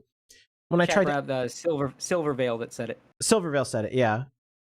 Yeah, but I think, didn't Iron Mouse also say something in her video, her most recent video? I think it was referring to Iron Mouse, but I'm not sure. Iron Mouse was involved in some way, but it's been a while. I don't remember. Yeah, in Silver Veil's video where she was talking about the Hogwarts Legacy thing, like that was something that she did bring up, that she thought that people who were her friends and they were not her friends, which I always assumed that was talking about Fruit, that she thought Fruit was her friend and then Fruit threw her under the bus. Maybe. I don't know. I remember Iron Mouse being tertiary. I don't remember how exactly. It was a long time ago. Yeah, I could probably... Maybe people were speculating that she was talking about Iron Mouse. That's what I'm thinking of. Maybe. Silver said it. She also said, I wouldn't know I'm not dating Connor. Oh, damn. Huh. Well, maybe it was about Iron Mouse. But see, this kind of like goes back to my point that I've been talking about Vshojo for a while, that they like there was this atmosphere that nobody could trust each other, and so nobody talked to each other. Like you had the obvious exceptions, like Keisan is good friends with Henya, so of course Keisan and Henya talked. And Matara was friends with a lot. Well, Matara's always kind of been like she's always been the outsider wherever she's gone, because she's like super nice and super sweet, and people like take advantage of that because she's like very chill, very nice, very sweet. So she always ends up like all of the mean girls like always treat her like shit. So I would not be surprised if that happened in Vshojo too. It pisses me off because I like Matara. Matara is like the reason that my Oshi came back. Like she was gonna leave, and then Matara convinced her to come back. And I will defend Matara with my dying breath because of that. Because she brought Matara's a real one. Matara brought my Oshi back to me, and I will die on the cross for Matara, damn it. You fuck with Matara, I'm going to find the nuke guy, and I'm pointing him in your direction. Nerdy Texan Accountant for $4.99 says, what happened to Silvervale and all of them sucks? Someone asked Silvervale if they were going to stay friends with Mouse. Yeah, I'll be interested. I'll be interested to see, because this isn't the end of this. This is just the first wave. I feel like all of the Vshojo skeletons are going to come out of the closet now. I very strongly believe that. All right, we're going to continue with this. So, what did I say? Oh, yeah. So it said, back in 2023, Vshojo tried to bully me into one of the most predatory contracts that I've ever seen. When I tried to ask more about it, their COO got extremely hostile with me and refused to answer any of my questions, and so I had to hire a lawyer in order to get some clarification. During the talks, it became clear that Vshojo would rather let me go than to take less away from me. They were ultimately wanting me to give up more than half of all of my sponsor revenue and over 60% of all merch sales. All I asked from them in return is to not take a cut of the sponsors that I was getting through Mythic, as that cut was already being taken. They said no, they want it all, and so I asked to leave after being treated like I was disposable in our talks. They basically made it seem like they were my employer and that they're the reason for my success, that I owe them and that I should be happy to give them my money. In order for me to leave, they demanded I sign an NDA that prevented me from speaking to any of the other talent about it. I could not say why I was leaving. I could not say what the terms that I was saying no to were. I even got in trouble for advising them to hire their own attorneys. They would watch my streams, read my Discord, and then threaten to sue me. If I said anything that hinted towards how I really felt about the company, I was threatened with a lawsuit. Another one of their leave terms was that they will announce both me and Silver on the same day in order to minimize the damage to their company. This next part is literally fucking insane. And it blew my fucking mind when I read this. I was like, holy shit. Their COO has begun to push a narrative on 4chan, yes, I'm serious, LMFAO, and other social media that I am leaving because I plan to join OTK and that both me and Silvervale are troublemakers, so they were letting us go. Let me reread that statement for you. This guy was schizo posting on VT. This guy was antiing Vebe and Silvervale on VT as the fucking COO of Vshojo. Yes, they pulled a psyop. They literally pulled a psyop. It's literally a gay op. It's literally a gay op.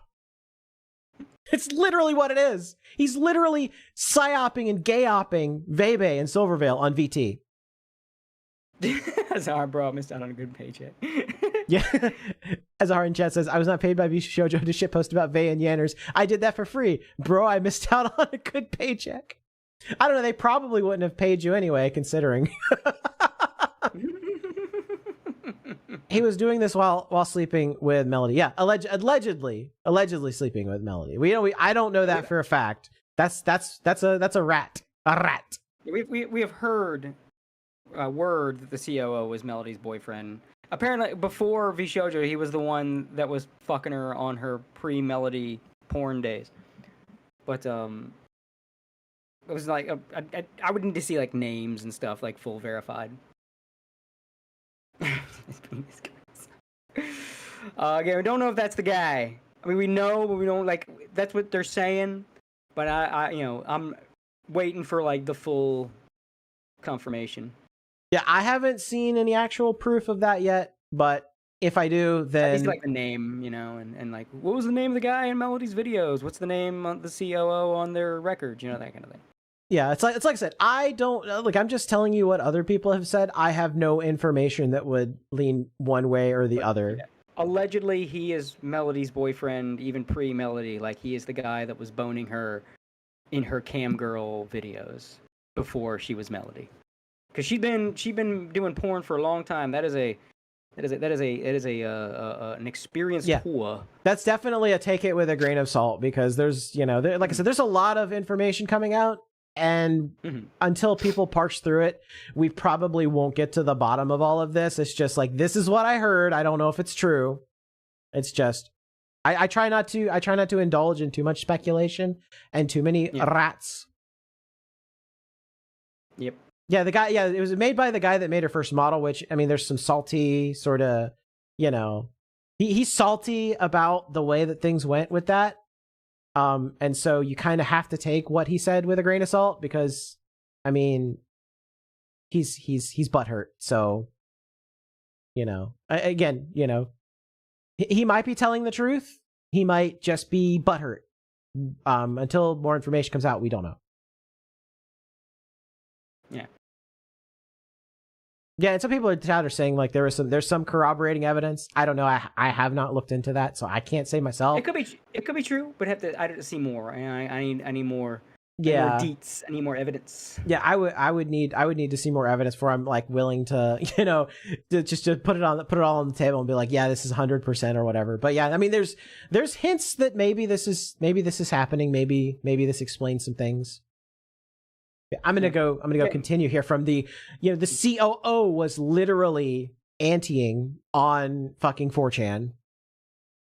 So later I found out that Nyanners wanted to leave around the same time due to also being unhappy with the contract, but was told she couldn't because it did not fit their narrative that they were pushing internally and externally.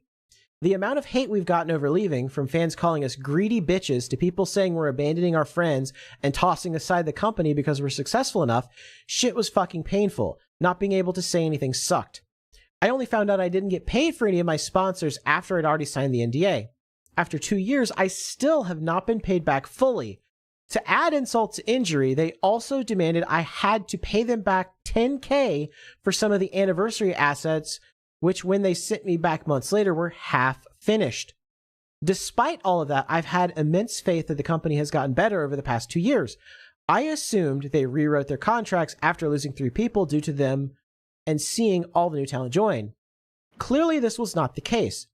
Now, for some fun facts. Their company lawyer... This is so fun. Yeah, for real. For real. Their company lawyer has an expired law license. He literally does not practice law anymore, yet he was our point of contact for any legal help we needed. They actively, and this is where I go back to my theory about how they, like, no one felt like they could talk with each other in private. And I think this was a strategy so they could fuck people over and have them all kind of like not want to talk to each other because they don't trust each other. So they actively pitted us against one another during my time there and compared our success to others. They tried enforcing streaming schedules so that our view count would look better due to less overlap. They would always shit talk other VTuber agencies. They literally would spend company money to get a tiny dig at them, especially HoloLive. It literally lived rent-free in Gunrun's head. They were convinced HoloLive was over when they signed Kason and Nazuna. Everybody's been laughing about this one. Yeah. Our previous talent thinking they can like take out HoloLive. Yeah, the HoloLive living rent-free in his head is hilarious. And it explains some of Vshojo's moves for a while, like when they were trying to do big concert. Remember that one convention, like, oh my god, Vshojo killed it, HoloLive better look out. I think that's when they announced Kason and everything. They had a big event and everything. And then, like, it turned out Nazuna's was fired for a reason, and Kason as I said before, just never. She lost the drive and never did the spectacular things as Kason she did as Coco that made her huge. So she just kind of was there. So it's like, nope. Nope. You're not getting Coco and Rushia. You're getting Kason and Masuna. And it is two very different things, unfortunately. Yeah. Said, our previous talent manager got ghosted for 6 months by Gunrun, told not to do any work for us, and then got fired for not doing anything. During this fiasco, we weren't able to get any assistance. Mountain Dew got reprimanded for being creepy to us. LOL, got told not to message us privately. Go figure. And there's a lot of shit like Mountain Dew was one of the co-founders of Vshojo, and he posted a tweet responding to Gunrun's statement. It was just like, he's just like, what the fuck, bro, or whatever. And like all of this shit about like alleging that he was like a creeper in DMs and shit in private has been coming out. So it's like, there's so much shit just going on behind the scenes of this company. It's literally insane. And it's like all the stuff we've been speculating about for a really, really long time. And it's just kind of like one of those things where it's like, damn, you never know how right you were until shit hits the fan.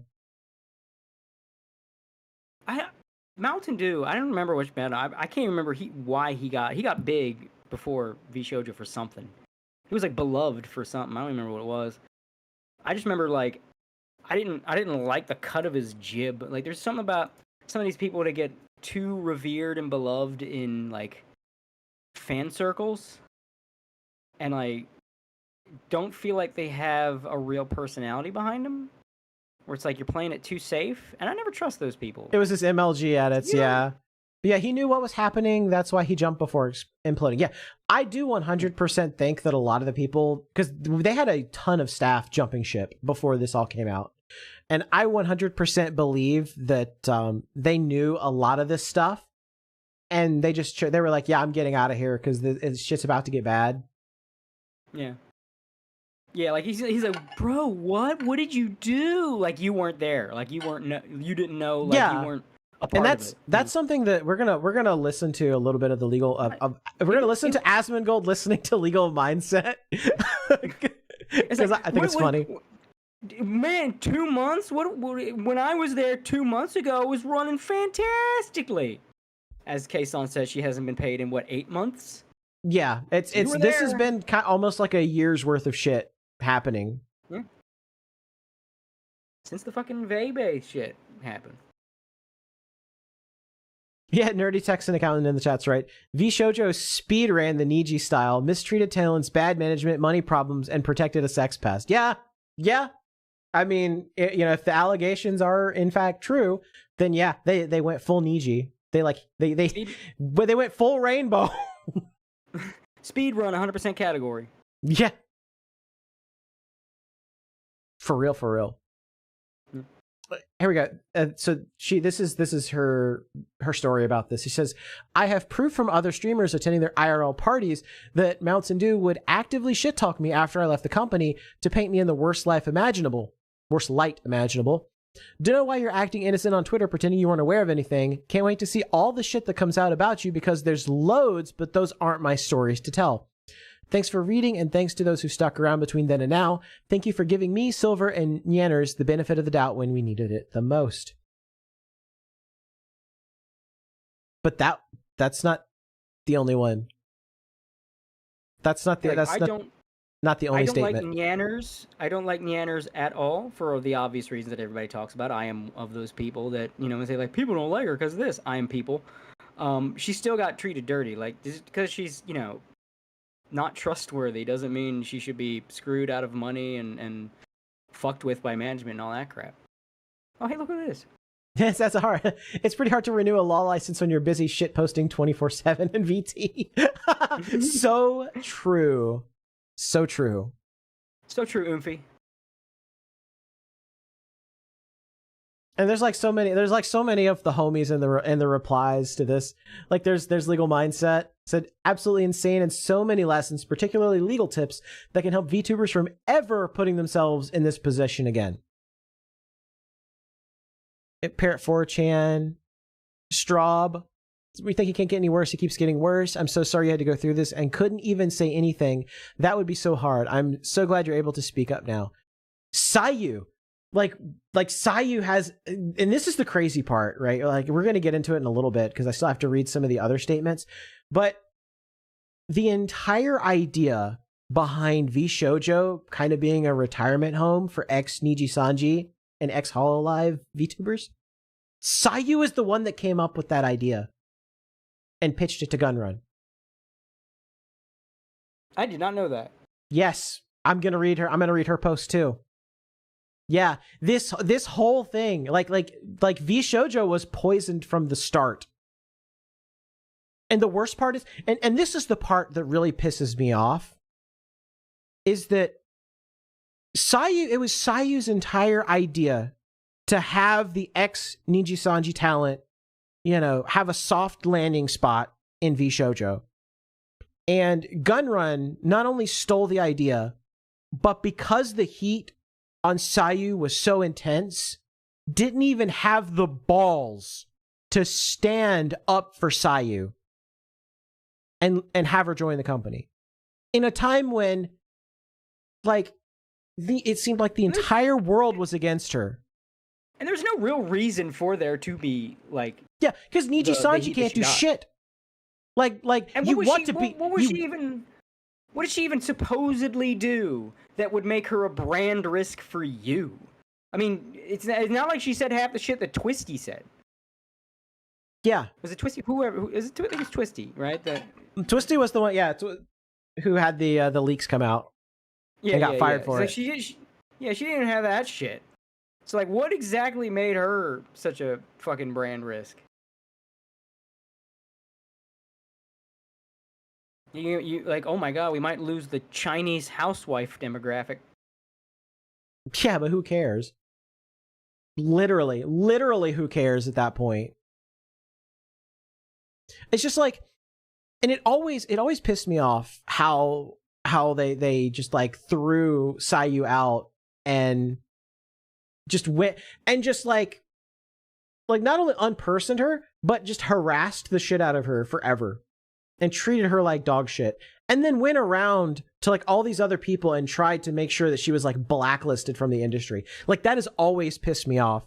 That's why I was so glad that when I connected with Legal Mindset that he went over the Zion Lanza stuff, because it's never sat right with me, and that's a wrong that I've always wanted to right. Yeah, that was absolute bullshit. I'm floored. Yeah, I mean, dude, all these other talents, these Twitch thoughts that you brought on, but that Sayu, Zion is somehow. Ooh, no, we don't want. Dude, and she's literally one of the nicest and best people that you will ever meet. Like Sayu is a sweetheart. And it sucks to see her being as nice and as good of a person as she is, getting totally fucked over. But that seems to be par for the course, where people, the worst possible people will take advantage of really good people and treat them like absolute dog shit. Pisses me off. Oh, I mean, I know we've got an actual cam whore on our roster, but I mean, we gotta be careful. She might make a D's nuts joke. Ooh boy, look out. I think once you have a cam girl, an active cam girl, not an ex-cam girl, but an active porn personality, I don't know if you say porn star, but porn girl, don't talk to me about your fucking standards. Your standards are the fucking floor at this point. The hell's wrong with whatever? If anything, Sayu dodged a bullet. She did. I 100%. I mean, it would have been nice for her because it would have given her a softer landing spot, and it wouldn't have taken her an entire year to go back and relitigate and BTFO the Niji slander. But the problem is, she would have been dealing with this too. I mean, Sayu was radioactive at the time. Well, I mean, to Chinese women. Anybody else looking at this and talking about it, even all the drama tubers talking about it, it's why the fuck did they fired her over a D's nuts joke? It's retarded. It's the dumbest shit. And the joke she made about the shower scene, the shower scene or whatever, like that was stupid that they got so like ass hurt about that. Yeah. This explains why VT felt off creepy. Yeah, 100%. And this is the problem with this is why you can't take VT seriously. Because the people that post on VT are, one, people that are at these companies. Two, some of the VTubers themselves that want to like mean girl anti their rivals and stuff like that. And then you've got like, people from places like Kiwi Farms that just go there to start shit because, they're F slurs. Like these are the people that are posting on VT. And then you have, like regular VTuber fans that are caught in the middle. Like what the fuck? Like what the fuck is going on? Why are you being such a retard? Why are you shit flooding this thread? Yeah. Yeah, most of the VT posters are talents. Yes, 100%. I mean, we don't have to go. I mean, you have to go too far to find the post where Fanana accidentally self-posted and revealed, oh yeah, I can't reverse. I reverse image search this image and it doesn't exist. She's here posting, yeah, and they do stuff like that where they'll fuck up and accidentally show that they've got like a VT tab open, but they 100% post mean girl shit to like A-log each other on VT and shit. Just like it takes me back to like the fucking days of EGL on fucking 4chan where they used to do the same shit. That's where Pull came from. Pretty Ugly Little Liars. Oh my god! I hadn't thought. Oh my god! I just brought back some memories, didn't I? Yeah, 100%. This is the same shit, man. It's the same kind of shit. VT's just being used as a substitute. I need a minute. Pull. I reminded this. It's like you ever see some like compilation of like retro commercials, and then you see one that played all the time as a kid, but then you never thought of again, forgot existed, and then it played in this compilation, and now core memories. Oh, they're just flooded with core memories. Oh god. Anyway, VT. Yeah, there's a whole compilation video of like VTubers caught with VT, like having visited. I'm pretty sure it's it's like a recurring parrot bit, isn't it? Where it's like everyone is here. Everyone is here, isn't it? Isn't that the bit? He might have had it in a video, his most recent video. Yeah, Parrot has it in his latest video with music. Yeah, 100%. Yeah, I thought so. Yeah. Yeah, it's like a 1 minute long bit. Yeah. They're all here. I mean, a while ago, I remember Axel from Hollow Stars was caught with a VT tab. That was funny. Like, he's here! I think a lot of them are just going on just to see what people are saying. I mean, obviously, there's a lot of mean girl talent shit. I think, probably 80% of the people that have gotten caught with VT tabs are probably just checking in on what people are saying about them. Well, that's what they're doing is that they're ego surfing, and then they get mad, and then because they're mad while they're ego surfing, they try to a non-post, but then they just immediately out themselves. I just think most of them aren't posting. They're just ego searching. I think they just did a stream and they want to see what VT thinks about what they did. Although I think that's a bad idea because it's all schizos over there. Like, it's not healthy people in VT. That's why it's a containment word. It's like, don't go to VT. Just don't do it. Don't do it. They're not well. It's a schizo containment chamber. Yeah. Raymu's self-report is hilarious. Yeah. Like I said, it keeps happening. It happens all the time. But see, here's the thing. I tell people you should not ego search. Because, if people like you, they're going to tell you that they like you in their chat. If people hate you, they're going to go on deranged rants about, why you need to be strangled or something. And, it's not healthy for your mind to read people, shitting on you all the time. Because that literally, in the same way that, parasocial relationships, fuck up your dopamine chambers because they just overload you with dopamine. Reading nothing but anti-comments does the same thing, but in a different way. It just drains your body of dopamine and prevents your body from, actually being able to make it. And so it, totally fries your receptors. And it's just not fun.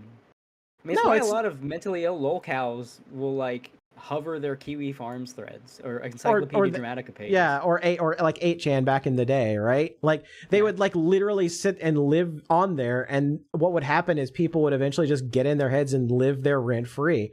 I mean, it's the same reason why, like, you know, people will be posting shit about somebody on Twitter, and they'll, you know, they say like, you know, oh, you're part of this conspiracy because you retweeted a post that was shitting on me, you know, dumb shit like that. It's like, when you start ego searching for yourself and you start going to Chan boards because they're making fun of you, and you get into arguments and name friend in the thread, you know, trying to defend yourself, and, you know, done stuff like that for years. Not that I'm referring to anybody by any particular stretch, but, you know, it's like that kind of stuff. Like, it breaks your brain.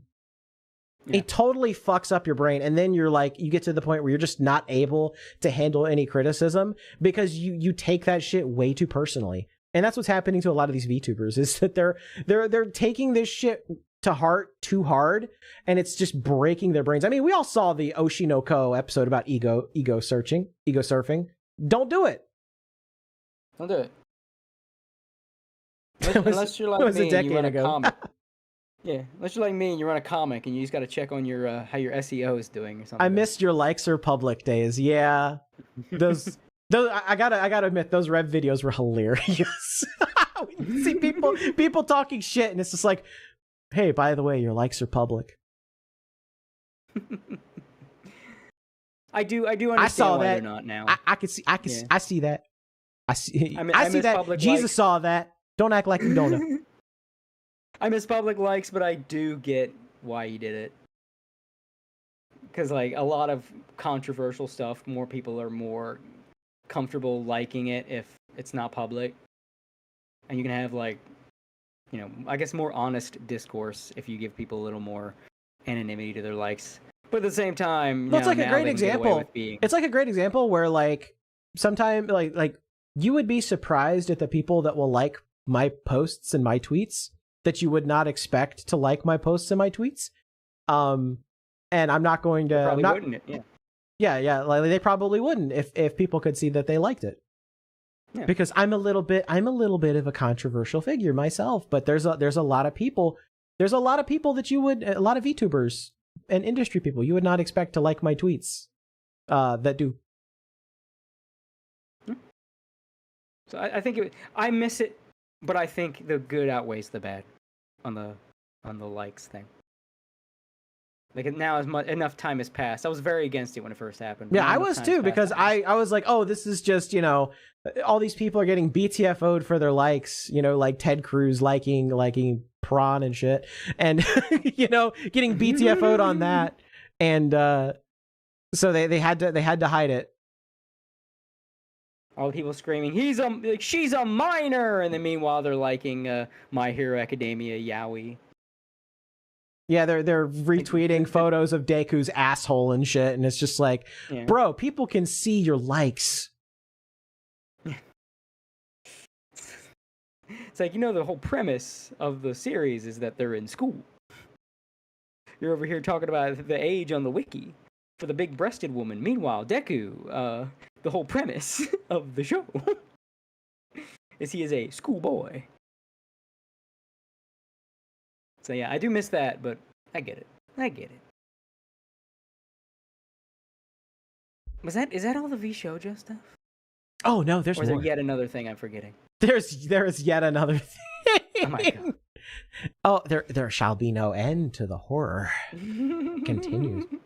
So this is from Natasha Nyanners. Mountain Dew had the audacity to talk shit about you to my face at a party the year that we all left, and painted you as some kind of conniving, greedy, mean girl who was in my ear and manipulated me into leaving Vshojo just because you wanted me to join OTK because, quote, her boyfriend Soda is part of that org, or for personal gain or some shit. He got uncomfortably close and up in my face and was like, come on, I know the real reason you left. I know it was because of Vey. She talked you into it, etc., and it was infuriating. I know she spread that same shit to other staff, talent, and other industry people. Seeing one of my closest friends get dragged through the mud like this for years was awful. You did absolutely nothing wrong and had so much shit flung at you just because they wanted to push a narrative to protect the company. For him to act like he's completely blameless is insulting. He's a creepy motherfucker, and there's a lot more, obviously, but a lot of it is also not my story to tell. Oh, God, I want off Mr. every- Bones' wild ride. I mean, he got the mean girl thing right. Just seeing all my preconceived notions about people validated again. How the fuck does anybody expect me to be humble? I knew this fucking guy. I knew this fucking guy back when he was on Twitter all the time. And people were sucking his dick, and I was like, yeah. Yeah, I agree with Azahara. It says, Yanners, it should be your story to tell if you know about it. Yeah. It's like, Well, look, probably he creeped on a friend of hers, and she like the friend. and she doesn't want to, say, like her friend doesn't want to talk about it. Yeah, I get that. Yeah, I get that. I can think of stories that, like, you know, haven't been mine to tell that would be so juicy, but like you can't have a third party telling a story like that. Well, You especially need if somebody the told you parties that in involved. like confidence and everything, and they haven't given you permission to tell it. Like, I get that. Yeah. Mm-hmm. Yeah. It's like, yeah, I do get that. Let me read these super chats real quick, and then I'll continue with the next thing, because we got to read Giga's response here. This was from KevVid2317. Said, since when did he stand up for anyone? He didn't stand up for Silvervale and dumped her. He didn't stand for Iron Mouse when she broke the record. He just stole. Yeah, talking about Gun Run. Yeah, 100%. He did not stand by his talents when they needed him the most. He's scum, just absolute scum. And a waifu in VR for $5 says, Gator Rand wants on. Not tonight. Not tonight. We're doing VTuber stuff. He stood. Yeah, this is another good point from Azahara. He stood for fruit in the Harry Potter thing. Yes, he did. He did. Yep. 100%. Mm-hmm. Fruit in her fucking trolls remorse. Yeah, for real. All right, so the next thing we're going to read here is from Giga, who is responding to the Vshojo is out of money and broke post here. Yeah, he told Kason to delete her tweets. Yes, he did. He made Kason delete her tweets. And that was the thing I was kind of alluding to earlier, that, you know, total talent freedom. Yeah. Uh-huh. Yeah, but you're telling them they have to delete stuff they posted.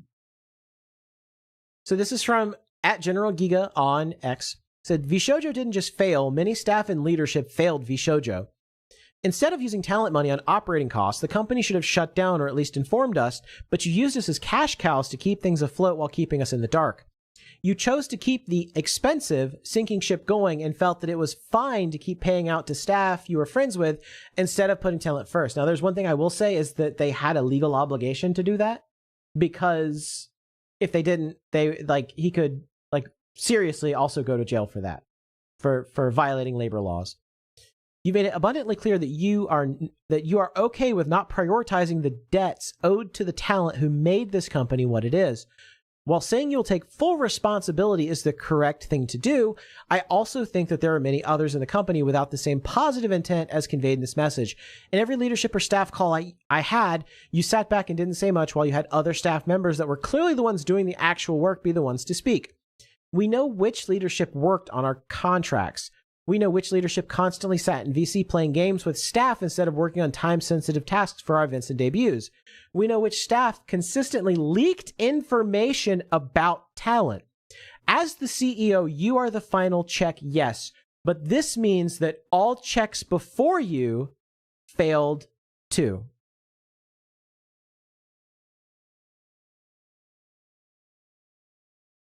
Yeah. Yeah.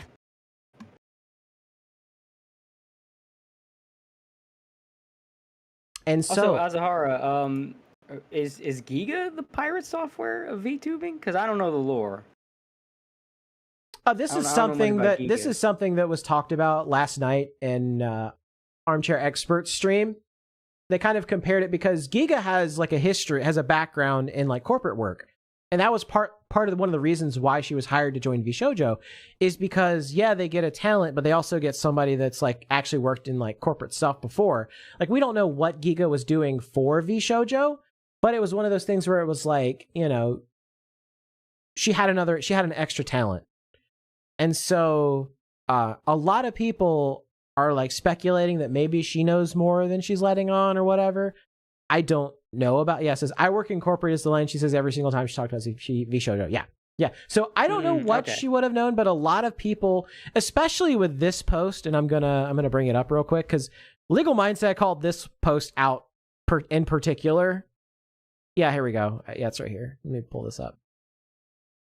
So everybody knows what this meme means, right? You know, Kendrick Lamar, Not Like Us.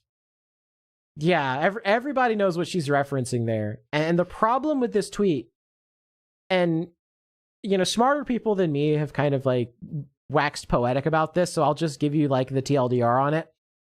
When you post something like this, the implication is one of two things: that you knew that some sort of sexual impropriety was going on and you didn't tell anyone about it. Or the second option is you're blowing something completely out of proportion to the level of kid diddling, and it's not good to blow something out of proportion that much because the blowback, I just said the blowback, I said blow black. No, he's off in his own little corner being a weirdo. Yeah, but the blowback will hit you.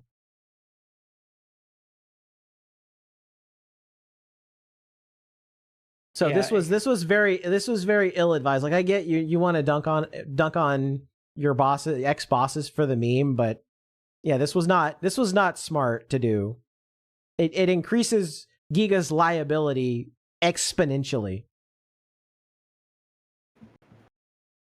Yeah. Was not a smart move. So now, Okay, I think I do understand the lore now and why folks have been saying what they've been saying. Yeah. yeah, like it's one of those things. Like when you put the pieces together, a lot of this stuff starts to kind of make a little bit more sense. You're like, oh, okay.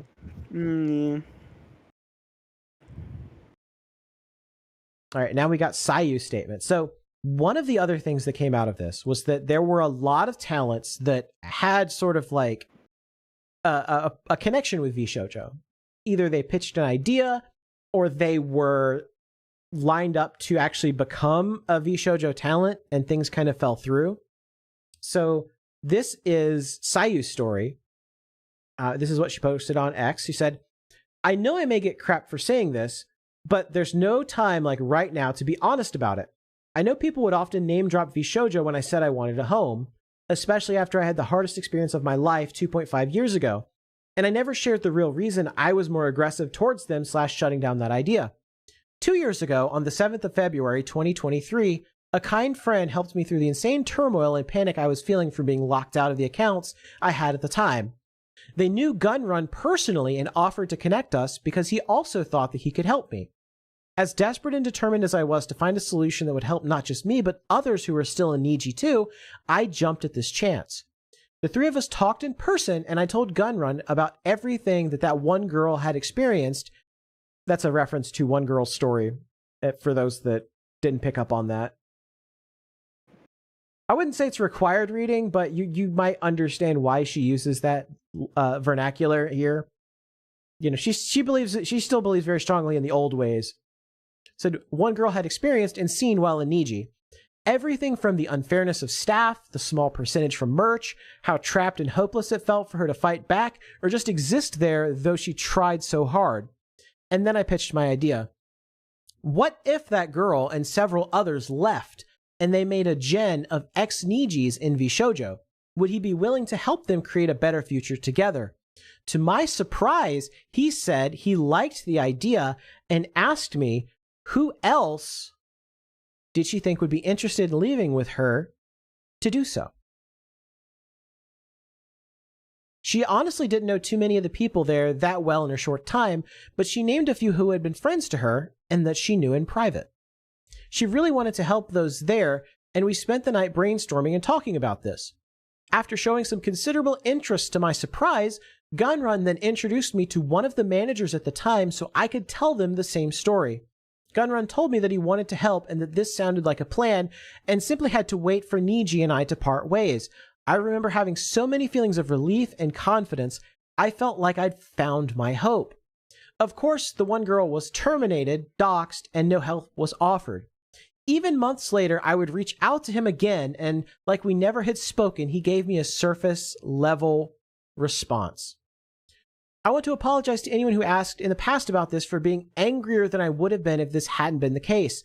This is also where my comment of saying what I did about Vshojo as a whole came from in the past. It wasn't the other people's fault.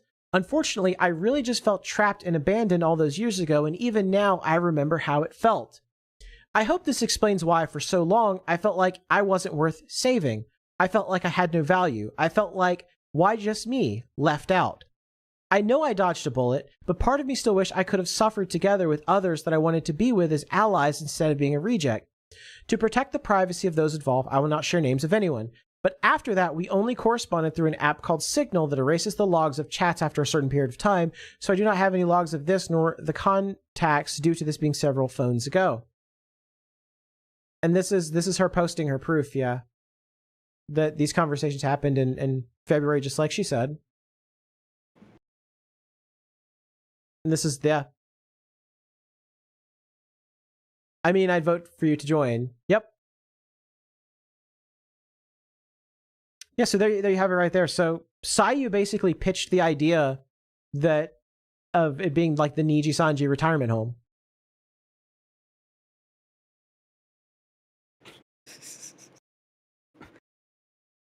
Oh my god.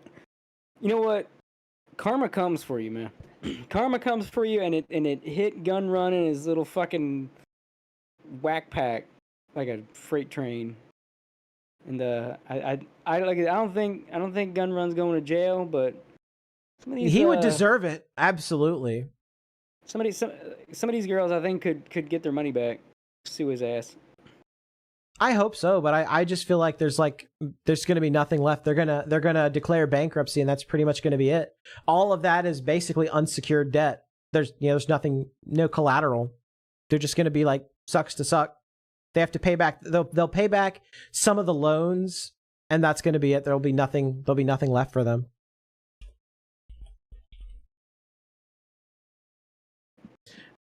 And so this They sue Gun Run personally, maybe. I don't know. Maybe that's probably the only way they can try to get the money back. Yeah, this next video is probably one of the bigger bombshells, and one that, affects me personally because I know exactly what you're gonna pull up. Yeah, well, you know who my Oshi is. Oh yeah. Yeah. People get it wrong all the time, but my Oshi is and has, been since I discovered her, Mint Phantom, and, past iterations of Mint Phantom.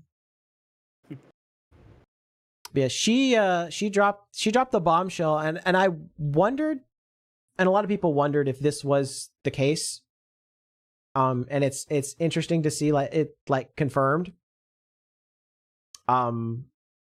So yeah, I'm just gonna let her talk in her own words because D Rockwell, it actually was a Niji retirement home with abusive staff and everything.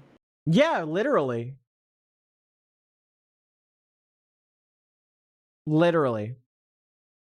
So I'm gonna play Mint's statement here because she drops some major bombshells.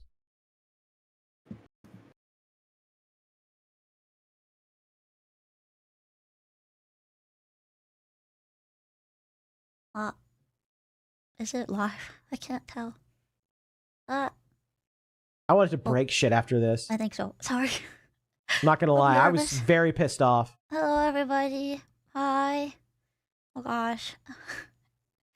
I'm nervous. I'm not used to stuff like this. I wanted to keep this kind of short. I just wanted to clear up some stuff.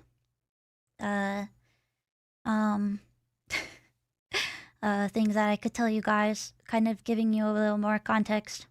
So a little more behind the scenes, a little more reasoning as to some things happening. I'm so sorry for doing this. I really hate I would hope that you guys know that I don't like to get myself involved in these types of things unless I'm truly actually involved. And I felt that this sort of impacted my streaming activities enough that I should probably make a statement. And I'm just gonna be pretty frank with you guys, and I'm not gonna be, I'm going to just kind of tell you guys how things are, and yeah.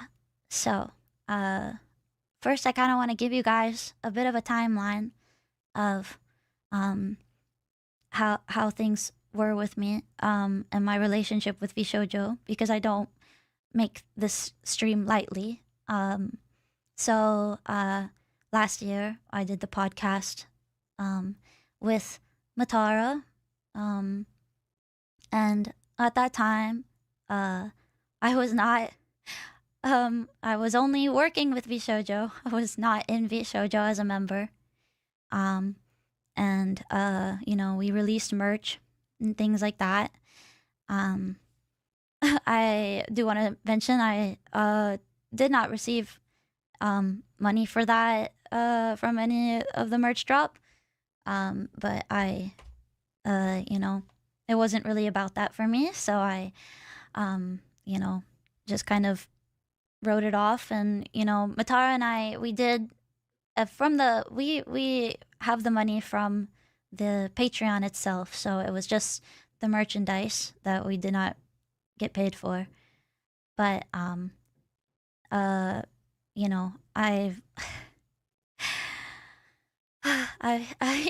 I'm trying to figure out how to say this without it sounding too embarrassing. Last year, in like mid podcast time that we were recording, we had gone to Japan together, and we had gotten COVID together, and we were stuck in a hotel together. And at that time, I kind of was talking to Matara, and I was saying how I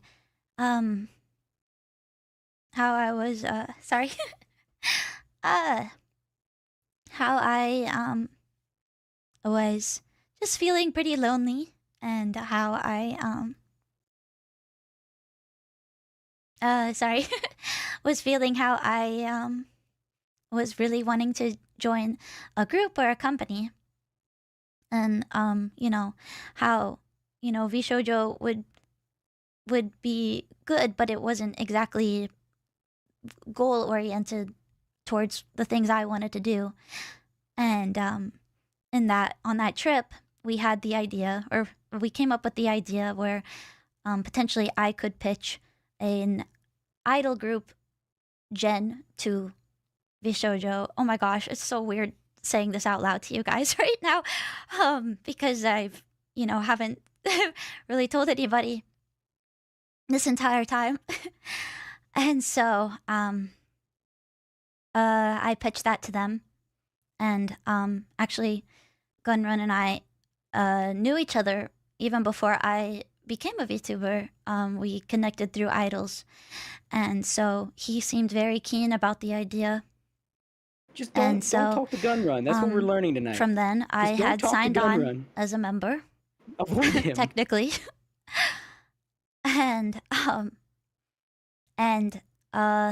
also, Nico's right. FaZe they gave her a better taste of the idol auditioned dream than Vshojo Fishman. You two gave her other the money members to. that were going to be a part of the idol group that we would form. And so I believe some other people were coming out about their experiences, like Barry and Pia. They were not a part of what I was working on. They were supposed to be debuted after us. Yeah. So Mint's thing was I think Phoebe basically confirmed that she was going to be part of that, the like idol gen or whatever. And then wanted that hololive pie, because now we know it was living rent free in Gunrun's head. Right. So he basically wanted to form his like own little like idol, like hololive style idol group within Vshojo, and then Pia P and Barry and Toby were going to be brought in like after.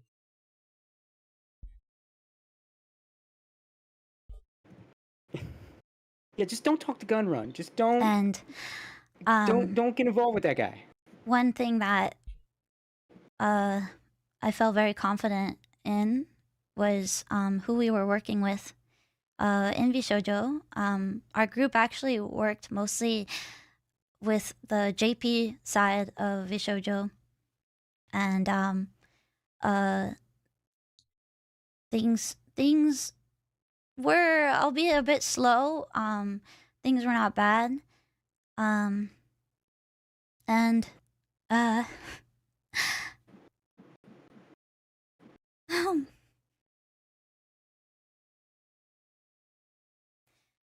Scummy sorry. people keep pulling the rug out from under this woman. This is not even the first I time just was Scuzzbucket's really pulled the happy rug out that- from under this woman. I gotta pause it here. I can't hear her cry again. I'm getting too pissed off. This keeps happening. Like It does. pieces It of does. shit Dude, it keep pisses. stringing her along. Dude, I'm so fucking tired of people fucking with Mint. Like I'm so fucking beyond it. Like when I saw the members video where she cried about, you know, the opportunity that she lost, which was probably the Metal Gear thing with Niji, like I was like total Niji Sanji death from like that moment onward. Mhm. This shit too. This shit pisses me off. The people, because she's literally one of the nicest, kindest, and sweetest people on this fucking planet. And to see this continuously happening to her, where she like puts her trust and her dreams in the hands of other people, because like this is what she's always wanted. She loves idols. Like this is her dream is to be an idol. That's what she wants. That's what she's always wanted. And to see scum fucks like Niji Sanji, scum fucks like Vshojo take her dream and just shove it into the dirt and stomp on it pisses me the fuck off. And that's the thing, yeah. Like Chat's right. Nice people get taken advantage of. I know, because I try to be a decent person, and people treat me like shit all the time. And it really pisses me. You know what? I can take it, whatever. I've dealt with it my whole life. I've dealt with people taking advantage of me, and because I'm too good for my own good, I suppose, or whatever. But like I can handle it because I've just dealt with it. I do not like seeing other people get into those sorts of problems and have people take advantage of them. It pisses me the fuck off. I go to fucking war over this shit.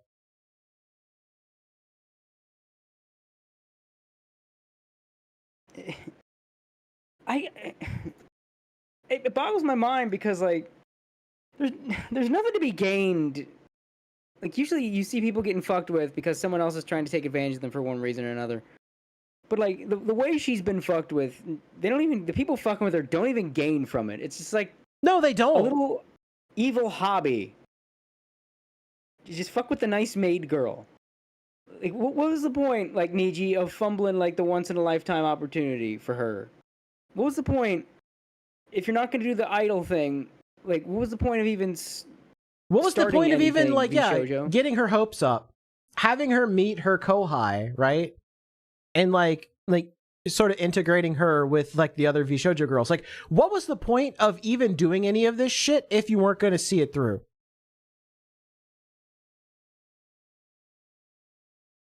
It's evil. Like it's not even like let's go beyond just the scope of like you're talking about it from a crime legal standpoint. It's just fucking evil. This is sociopathic scumbag, like mentally ill bullshit. I guarantee you. He was on his we're gonna beat Hololive shtick, and was like setting up this idol group because he wanted take Hololive's thunder, and then he just lost interest. It was something he was probably like all hyped to do. Like we're gonna get him. Ooh, I got the best idea, and was stringing her along. Meanwhile, she thinks this is a real thing. He was just his fucking. It's just his little momentary idea, and then he just lost interest, and he lost interest in her. Guarantee fucking to you.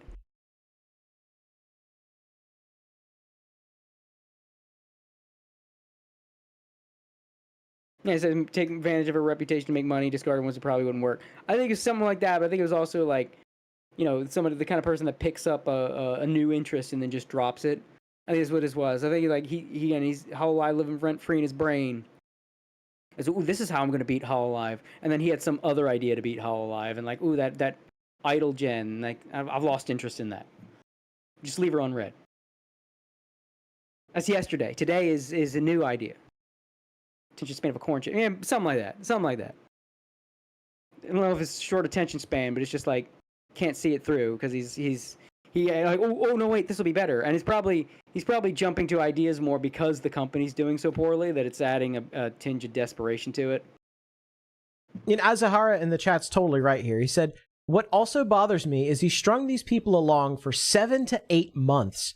How many other opportunities did they lose because of it?" Yeah, and that's a very good point. Like, what else could they have been doing if they weren't wasting their time for something that was never going to come to fruition in Vshojo? Yeah, just stringing people the fuck along. I've seen people string along people romantically for less time than this. Like 7 to 8 months is insane. It's crazy. It's crazy. And if he should have known that the company could not afford what it was doing. And Legal Mindset said it best. What he should have done is he should have looked at what was happening and he should have made necessary cuts. Yeah. He should have made cuts to employees, to staff, cut out whatever you could. Cut the advertising budget. I mean, that's just business 101. Yeah. Oh, I'm spending too much money. Phoebe lost money because she didn't stream on her other account. Yeah. Yeah, stuff like that. Cut upper management salary. Exactly. There's a million other things that they could have done before becoming insolvent, and he just refused to do any of them. I like what Megatherian says here, because I think he nailed it. Vshojo was just run by people who were as insecure as they were inept and horrendously out of their depth. Silvervale, Vey, Mint, and others were casualties of incompetence and delusion. 100%. Yeah. I don't even have anything to add to that. Yeah, that's just 100% right. Yeah. Azahara said, that should be the first thing to cut. All upper management salary gets cut by 50%. Yes, absolutely. Absolutely. Mm-hmm.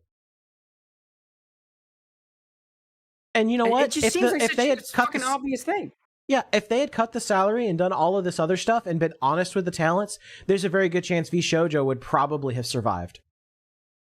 Yeah, why the hell did they have so many employees? What did Vshojo ever do? Yeah, that's another very good question. How much you want to bet it was friends? I mean, that's kind of the indication I get too, is that they made the biggest mistake you can ever make in business, and that's to hire all of your friends. Yeah. So what events, what concerts, what did they provide? Yeah, like one concert. Yeah, like one concert, a couple big events at a convention or something. Yeah, they had the Iron Mouse concert. And how many people did you need for that? I mean, like, who are you hiring? Fishman does concerts now, and like they just run it through another company. Yeah, FaZe has done more concerts than Vshojo ever has. Yeah, one concert in 5 years, and at this point, Nyanna's concerts were probably better produced. Yeah, Nyanna's concerts were. Yeah. Okay, so so Vshojo didn't even pay for the Iron Mouse concert. She did it herself. So then what the fuck is Vshojo, like, what's it useful for? Like you said, Nyanna Banana built this in a cave with a box of scraps.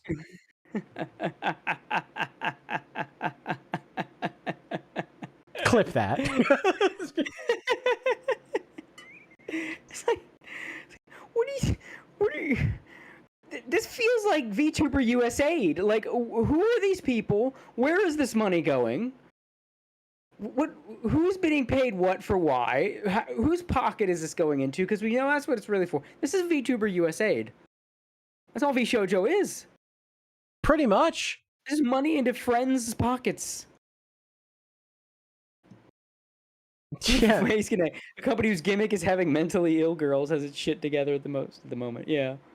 Yeah, because they put all the mental illness into their talent instead of their not in the staff. Yeah, exactly. Yeah. And so we've got another post here. This is from Camila. And she's going to talk about the process of joining Vshojo. I want to start by saying that the severity of my experience isn't the same as what others went through with Gunrun. Just wanted to share this tidbit because it affected a lot of my friends, including me. In 2022, I applied for Vshojo. I applied under my past life. Vshojo at the time prefaced that they were looking specifically for smaller streamers.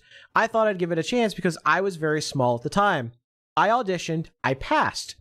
I received an email saying that I would be moving to the next stage as well as some of my friends. I and others were so excited to have even passed the initial round. That alone was something to be proud of. We filled out the next part. This mainly contained more technical questions. What's your schedule like? Are you good with handling technical difficulties? What kind of streaming equipment do you own? Etc. Submitted that and, well, got another email back. I made it to round 3. I was so happy. I know I wasn't fully accepted yet, but it was still a nice feeling.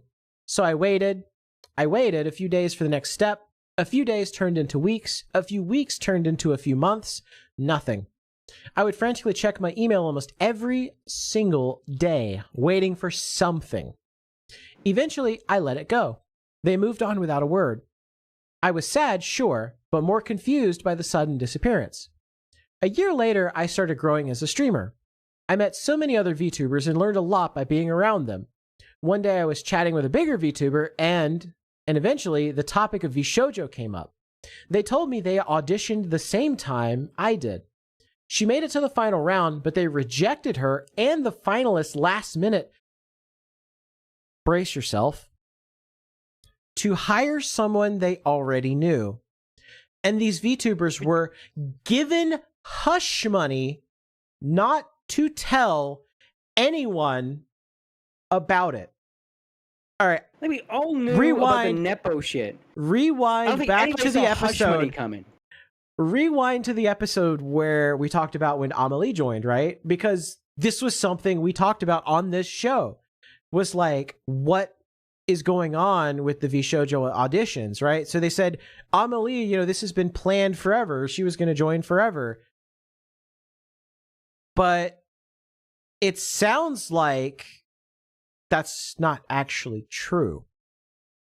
And it sounds like they brought people on as Nepo hires, and instead of bringing on people that auditioned for the position.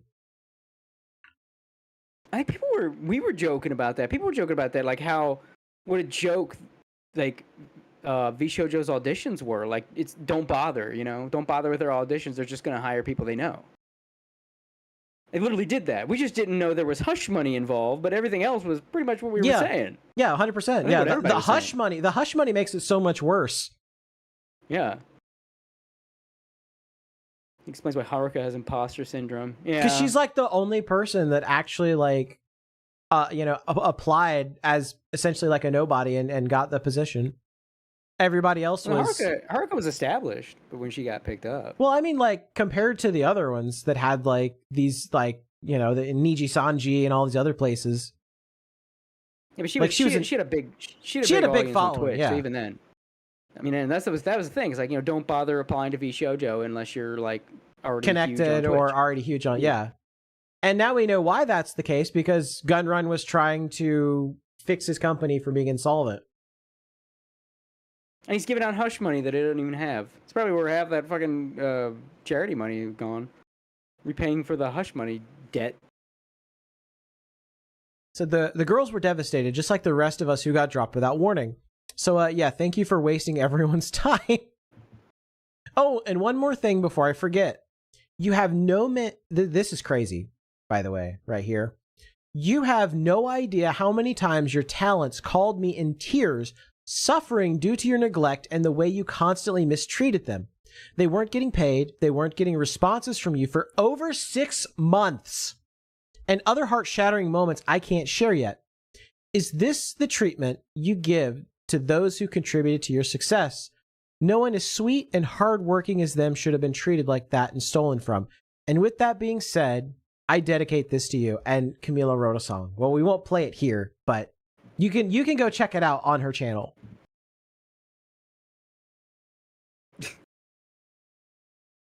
What a the people saying V shit show is like, yeah, that's actually accurate. That's not just funny nickname, make fun of. No, literal V shit show.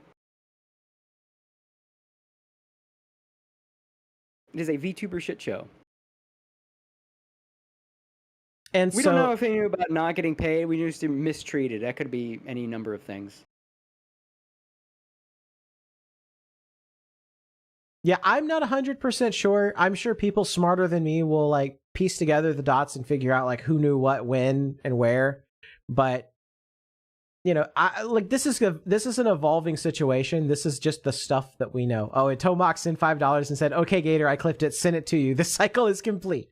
Excellent. I'm gonna go post that on Twitter. Yana Banyana built this in a box with scraps, or built this in a cave with a box of scraps." It's a beautiful moment. Yeah. But I'm just fascinated in so many ways. It's amazing to me how Vshojo found ways. They seem to zero in on fucking with women that have already so often been fucked with.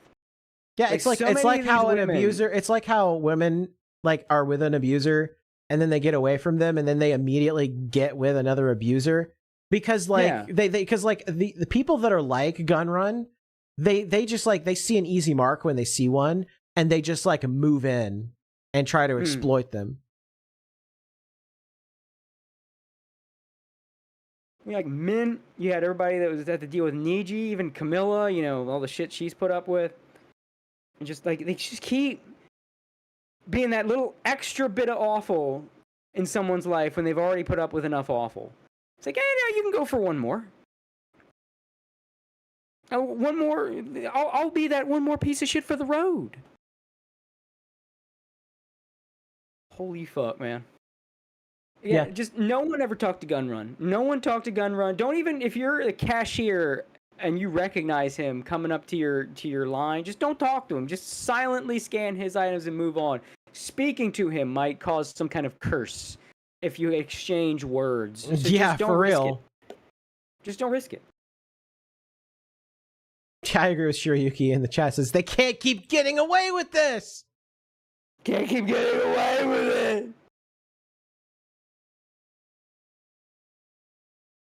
But this post right here. So someone actually had a recent Vshojo pitch deck. And we're not going to go into like the very nitty gritty of it. Like I said, other smarter, more talented people have already done it. So I would just be echoing their points and not really contributing anything. But this is sort of the TLDR, literally the TLDR. Describes Gunrun as the quote most well-connected Twitch staff, which is interesting to me because I thought he was ex-Twitch staff. Like, he probably got friends. Like, are they embellishing a little bit, or is he like, you know, still kind of with the because this is my rat. He is embellishing, but he probably got friends like in administration and everything. Gunrun's the human Sonichu medallion. But no, like my rat in this situation is I think Twitch is involved, and I think Twitch was on the inside of all of this because who was getting punished the most on Twitch? VTubers. Who was not getting punished on Twitch doing the same stuff? Vshojo VTubers. That's a good point. That's a real good point. I 100% think that Twitch's hands are in the cookie jar in this one. The Gunrun was greasing some palms. Maybe that's why they're missing so much money. It was bribes. I do feel Twitch is involved. They got day one monetized. Yeah, I 100% believe that if this stuff goes to court and they start digging through like documents and shit, I 100% think that Twitch is going to be people are going to discover Twitch is somehow involved with all of this. Twitch screaming exclusivity, yeah. Interesting. They were all Twitch only and getting except all these for perks, a couple of the newer hires, like Matara still had a YouTube channel and stuff, but pretty much all of the OGs were all like Twitch exclusive. Except for, of course, Melody had her Ho platform or whatever, Yeah, But yeah. aside from that, they were pretty much all Twitch exclusive. So I don't know. I'm usually right about these kinds of things. It's hey, it's just a theory, a game theory. But I'm my intuition, my gut feelings about these things are usually right. I feel like somehow Twitch is involved.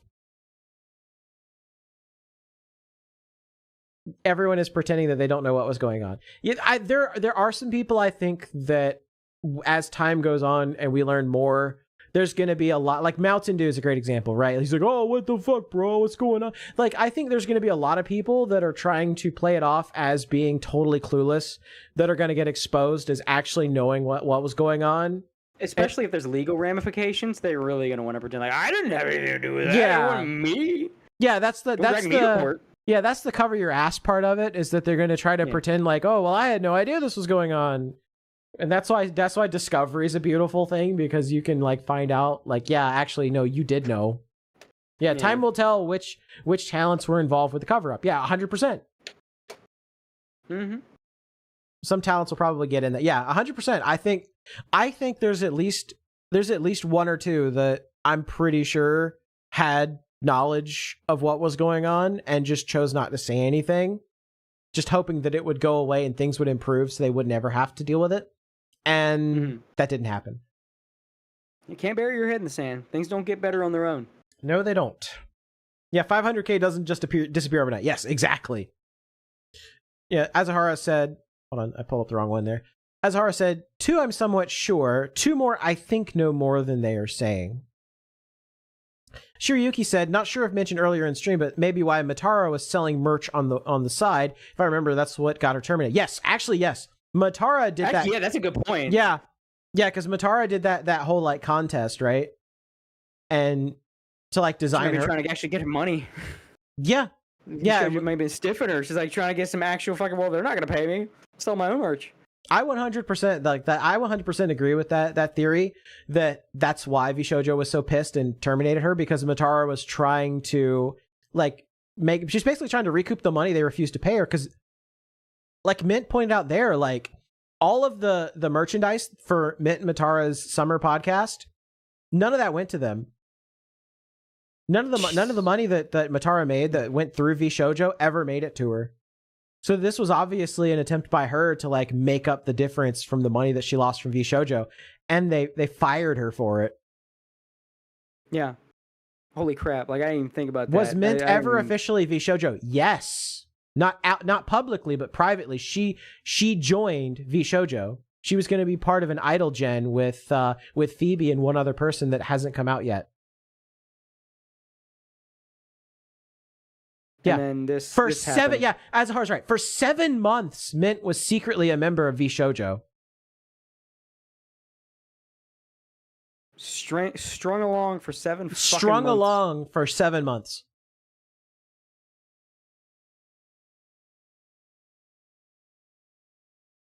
Yeah. Man, fuck these people. Man, fuck Yeah, them. fuck them. Fuck them, 100%.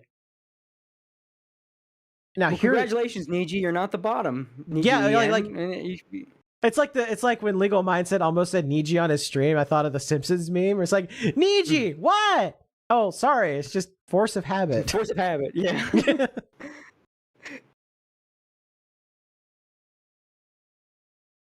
Holy shit. It's wild. And listen to this. They lost $2.5 million in 2024. $2.5 million. How in the fuck do you lose? I mean, it's an obvious question. How do you lose 2.5 million in a year? But seriously, how? What were you even doing? You did nothing. What were you? You weren't putting anything. It's stealing it. It has to be stealing it. There has to be embezzlement. That's what I think too. I think they had to have skimmed off the top and paid themselves. There's no other way. They weren't spending money on anything. They had all these employees. 20, 30 employees for what? Yeah, exactly. Yeah. Like, they're not holding concerts, they're not doing events. What merch? There's barely any merch.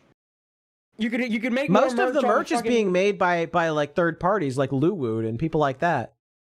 Yeah. Senpai Squad. Face Connect does more merch than this shit. Like, what are you doing?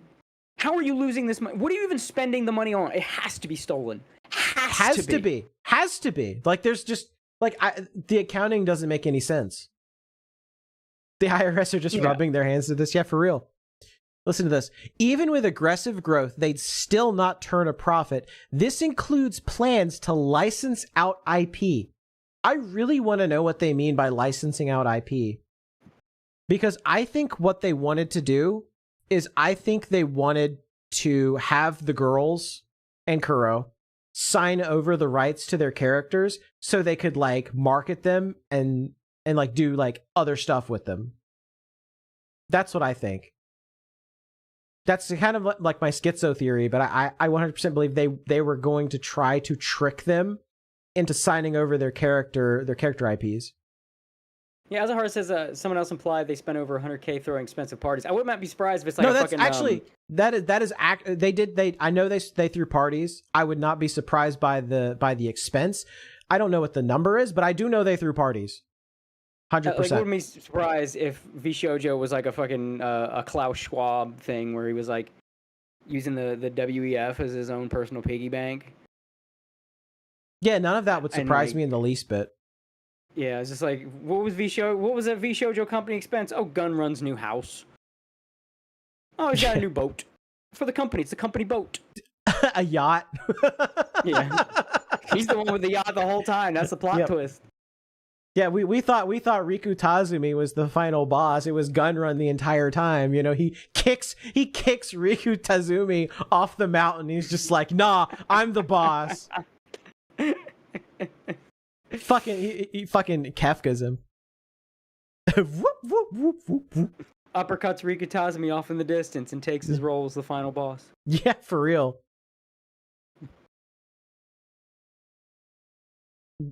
This is a good point from Azahara. I wonder if that one TwitchCon party where a bunch of VTubers got their drinks spiked was a Vshojo party.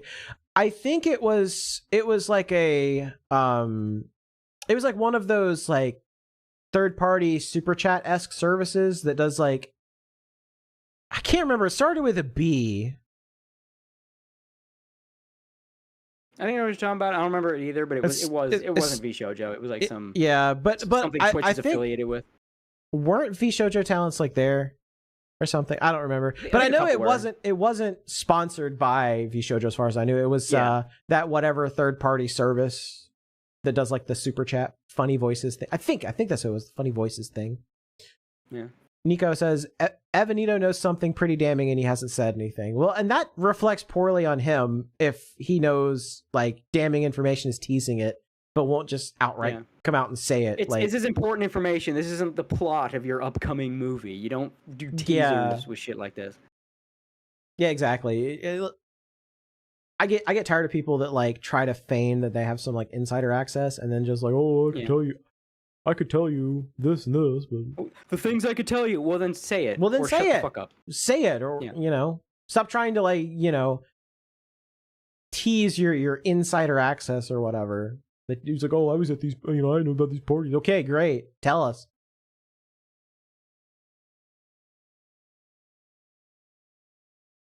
Yeah, it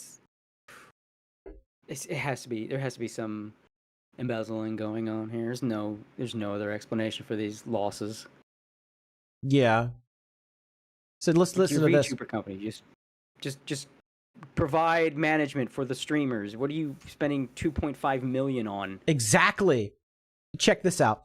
Uses the fact that they raised over 1 million for charity to attract investment, unable to confirm if this includes the 500K unpaid. I assume it probably does.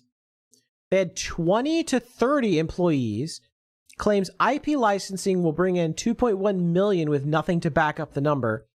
Initially contained IRL photos of Vshojo talent, which we've redacted. They literally, in their slide deck, they doxed Vshojo talent with their name and their face. Which, why why even, right? Like, what if this is the slide deck? This is the thing, like, oh, to woo investors. Man, I wasn't going to invest in this company, but then I saw that woman's face.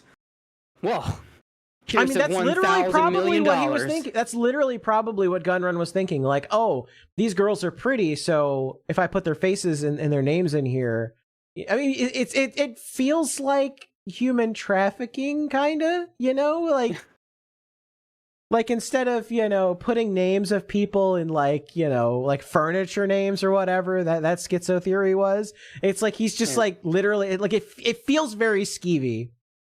It feels like they're like he's like trying to sell them on the women themselves and not the character. Yeah, it doesn't make any sense for him to do that. It's not even the first time Vshojo's done something like that. I don't know if you have it on cue, but the story of that Japanese person that met with a Vshojo executive. Are you talking about Shibuya Kaho? Because I do have that. Okay. I do have that post. I didn't know how much time we had. Yeah, but Kaho basically said that you know, she met with somebody that was working at Vshojo. He came from another major VTuber corpo. Said he wanted, he says, thrusted me a few of his business cards to give to my good contacts. Says I found it rude, but maybe he was too young and friendly. Said he wanted to meet up for tax advice because I'm a native in Japan and I hire an accountant. So asked to have dinner in his area, which was quite far from me, splitting the bill. That day I got convinced I didn't like the guy. Look, if I'm going to dinner with Shibuya Kaho, I will pay. Yeah, like for real, like she's very pretty lady. Said recently she's a Japanese woman. She ain't gonna throw anybody under the bus for a variety of reasons. Yeah, including Japanese law. I mean, again, if you're scared of Japanese law, have someone else exposed to you. Even if it's true. Yeah, Japanese law is kind of weird in that regard. I'll defer to Legal Mindset because he said it like a billion times that explained it specifically, like why it's so weird. Recently, I heard from another creator that he was showing photos of VTubers' real selves while revealing their personal info, like marital status. I now wanted to find a way to warn other employees. Today, I've learned the most despicable shit the company has done to their talent. Don't know if he's involved with it, yet all my personal grudge is nothing compared to such betrayal. Sometimes, unfortunately, managers or agencies can be the talent's worst enemy. Please always support the talent. Talent first. He's just gonna check out these chicks that I know in my company. Yeah, she's married. What are you fucking doing, you fucking weirdo? What are you?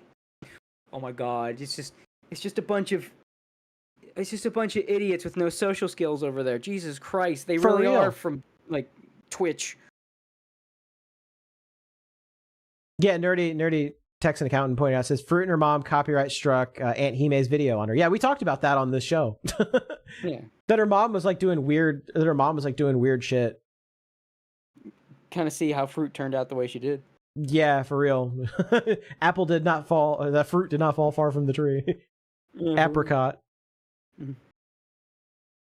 So it probably is what Azahara is saying. Yeah, this one's Signal. She gives a few blowies. Yeah, he probably was doing shit like that. I guarantee it. Like, oh my god, don't get involved with Twitch, people. Just stay away from that website. I know you're simul streaming on there, but don't get involved with that website. Just don't do it. Just don't do it. Fucking Kick and all of Kick's dirty laundry. At least Kick is trying to move away from it and be good boys and like, you know, be known for, you know, not crazy IRL people. But like, yeah, Kick is more trustworthy than like the people behind Twitch. Everybody involved with Twitch is just nasty. They're nasty people. They're nasty on the inside. They're probably nasty on the outside. Yeah, Kick is getting better. At least they're professional. Yeah, they are getting better. They're run by professionals, and they do. And from everything that I've heard, Kick will do you right. Like contract-wise and all that stuff. Kick, you know, Kick's good. But yeah, Kick getting better while Twitch is getting worse. Well, that's why. Just TV. That's why for a lot of the bigger streamers, that's why they've like tried to crack down on their like restreaming rules, and that's one of the reasons why I don't ever have chat up on screen, because like a lot of the bigger streamers have been getting in trouble for having the Twitch chat mixed with the YouTube chat, like on their streams. And Twitch has been getting super anal and butthurt about it because Kick is starting to make inroads against them as Twitch is falling. Kick is growing almost as much as Twitch is falling. And so Twitch has been really, really butthurt about restreaming. And so they've like, you know, it's like, because they can't like tell people, oh, well, you can't restream because guess what? All those creators are going to say, okay, well, I'm just going to stop streaming to Twitch. They're like, oh, I have to stop restreaming? Okay, bye, Twitch. And they're like, no, wait, come back. Fucking Asmongold is starting to inch over to Kick. He's restreaming on Kick now, and I think he said flat out, yeah, if Twitch ever boosts me, I'll just go on to Kick. Yeah, and they know that's not an empty threat. They know that he'll totally do it. And he can make a lot of money if he did it, too. Oh, yeah. I mean, he made like a stupid amount of money his like first week there. I was like, good God.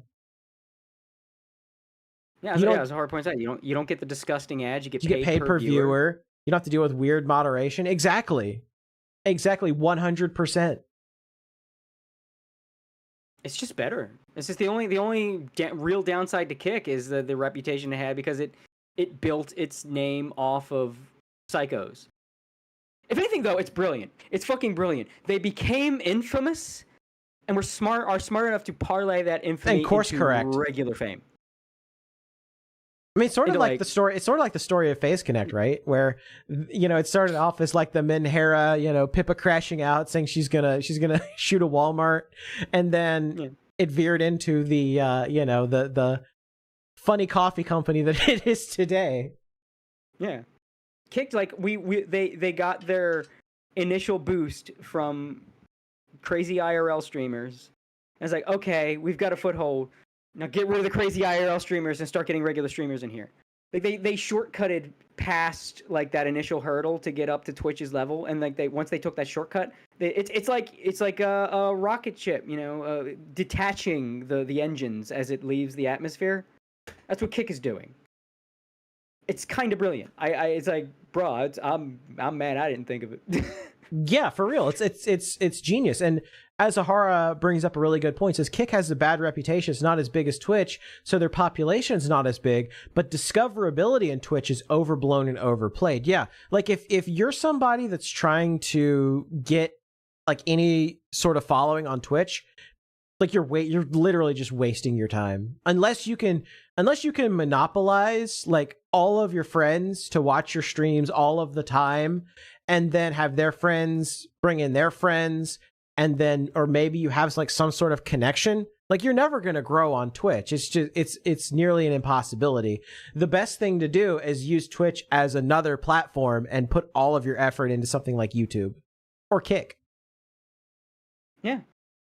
I mean, look at Pippo. Like, she mainly streams on either YouTube or Kick.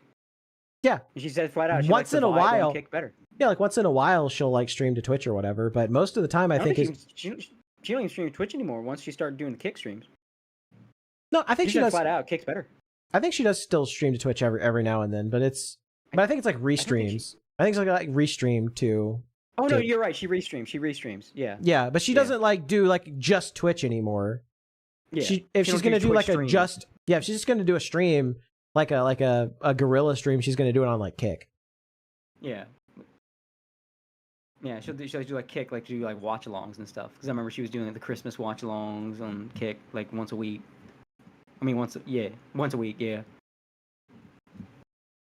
A wife in VR in the chat brings up Rumble. See, my problem with Rumble is that there's a lot of smoke going on with Rumble about like the shit that they're involved with and the people that they're involved with. And look, I'm just not going to use a platform that sucks Andrew Tate's dick. I'm just not going to do it. Yeah, and also there's like Rumble's got two problems aside from that. One, they will not. See, Kick was smart, right? They got big off this thing, but they realized that it is, you know, it will hamper their growth after that initial launch, so they're breaking off it. Rumble won't. So it's just right-wing political brain rot all over the fucking place. Yeah, and Waifu in VR is right. Says Rumble has botted views and is run by the deputy director of the FBI. Yeah, exactly. Like that's I'm sorry, but and like I was gonna bring up the botted views. Like the views on Rumble don't Like I think Justin Wang brought it up when he was kind of looking at it. Like there's something about their view counts That just doesn't make any sense. Yeah. Like you go to a stream that's supposedly got tens of thousands of views and like the chat ain't moving. Something's up. This doesn't feel right. Yeah, that's like an extra 80%. Yeah. Yeah, I'm pretty sure Cozy TV was more honest about its view counts. And they botted the shit out of that. Yeah. It's sus, as the children it is. say. It's sus. I saw Rumble go into the vent. Sus. Rumble got me acting like I'm localized. Why does that make me think of it? That's like something Dracula flow. Rumble got me acting like I'm localized. This shit ain't nothing to me, man. This shit ain't nothing to me, man.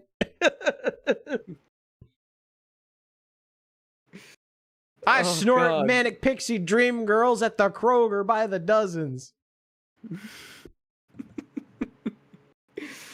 My likes are botted, and I'm still over 1 million. This shit ain't nothing to me, man. I called up Dan Clancy. I fronted him a brick. I need my money.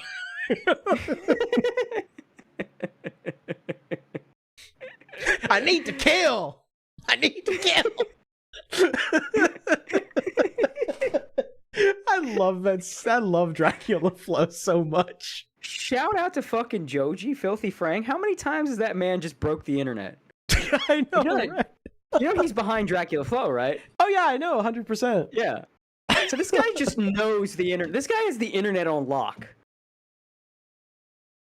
He just keeps blowing shit up. Well, I know what I'm watching after this stream. Yeah, we're almost at the 6 hour mark, so we're gonna wrap it up pretty soon. Oh, let me say, have you? I think we might have mentioned this. Have you ever seen the Castlevania Dracula Flow? No, I actually haven't. Oh my god! Well, we have to play it. Because it's like one of the best things ever. Hold on. Oh, here we go. Castlevania Dracula Flow. Yep, here it is. Oh, hold on. All right. Let me send it to you, and then that could be a nice little funny thing to end it on. We got mad at the human Sonichu medallion over here, so yeah, for real. Little palate cleanser. I just sent on stream chat. Yeah, let me pull this up here. Castlevania Dracula Flow. And the only other thing we're really going to talk about tonight was Savvy and Collective Shout and the Visa MasterCard stuff, which I think we kind of started with that at the beginning. But I just wanted to know that like people, like this politician in Japan is noticing, people in Japan are starting to notice. So keep talking about Visa and MasterCard and how fucked up they are. Keep pushing back against the UK government and the European government and their attempts to censor free speech and free expression, because your voices do matter and people are starting to notice and pick up on it. And the more torches and the more pitchforks that you get, the more likely it is that we can upset the apple cart and fuck these people over. Yep. And then get that bill getting pushed. Yep. In the Senate, that again, contact your local congressman unless unless you're like in California or something. Unless your congressman is like Chuck Schumer or something. Unless your congressman's a shithead, then yeah. But definitely contact. I can't remember what was the name of the bill. It was like the Financial Something Act or whatever. Cheers, waifu. I think I know what you're talking about, but I don't remember. I heard this mentioned before in discussion with this. I want it rolled back to 2012. I want a lot of things rolled back to 2012, like being able to have like normal sized trucks. Like I want those stupid cafe standards to be deleted. Yeah. Yeah, and a wife and DR for $2. Cheers, Gator and Schmecky. Thanks for that, bud. I don't give a fuck if I go blind. I can't read the super chat anyway. Debanking needs to be addressed now immediately. This is what payment processing are practicing, right? Yeah, and exactly. You know, it's the old meme. I consent. Visa and MasterCard. I don't consent. Aren't you forgetting somebody? Yeah. It's retarded. Also, Nico, on a good note, yeah, Nimi getting married. Super fucking happy. Yes, for her. super happy for Nimi. Also, hilarious to me of all the VTubers who announced they're getting married, the one that accrued one of the most parasocial fucking fan bases announces she's getting married. Yes, and I know that her husband's going to be a very, very, very happy man.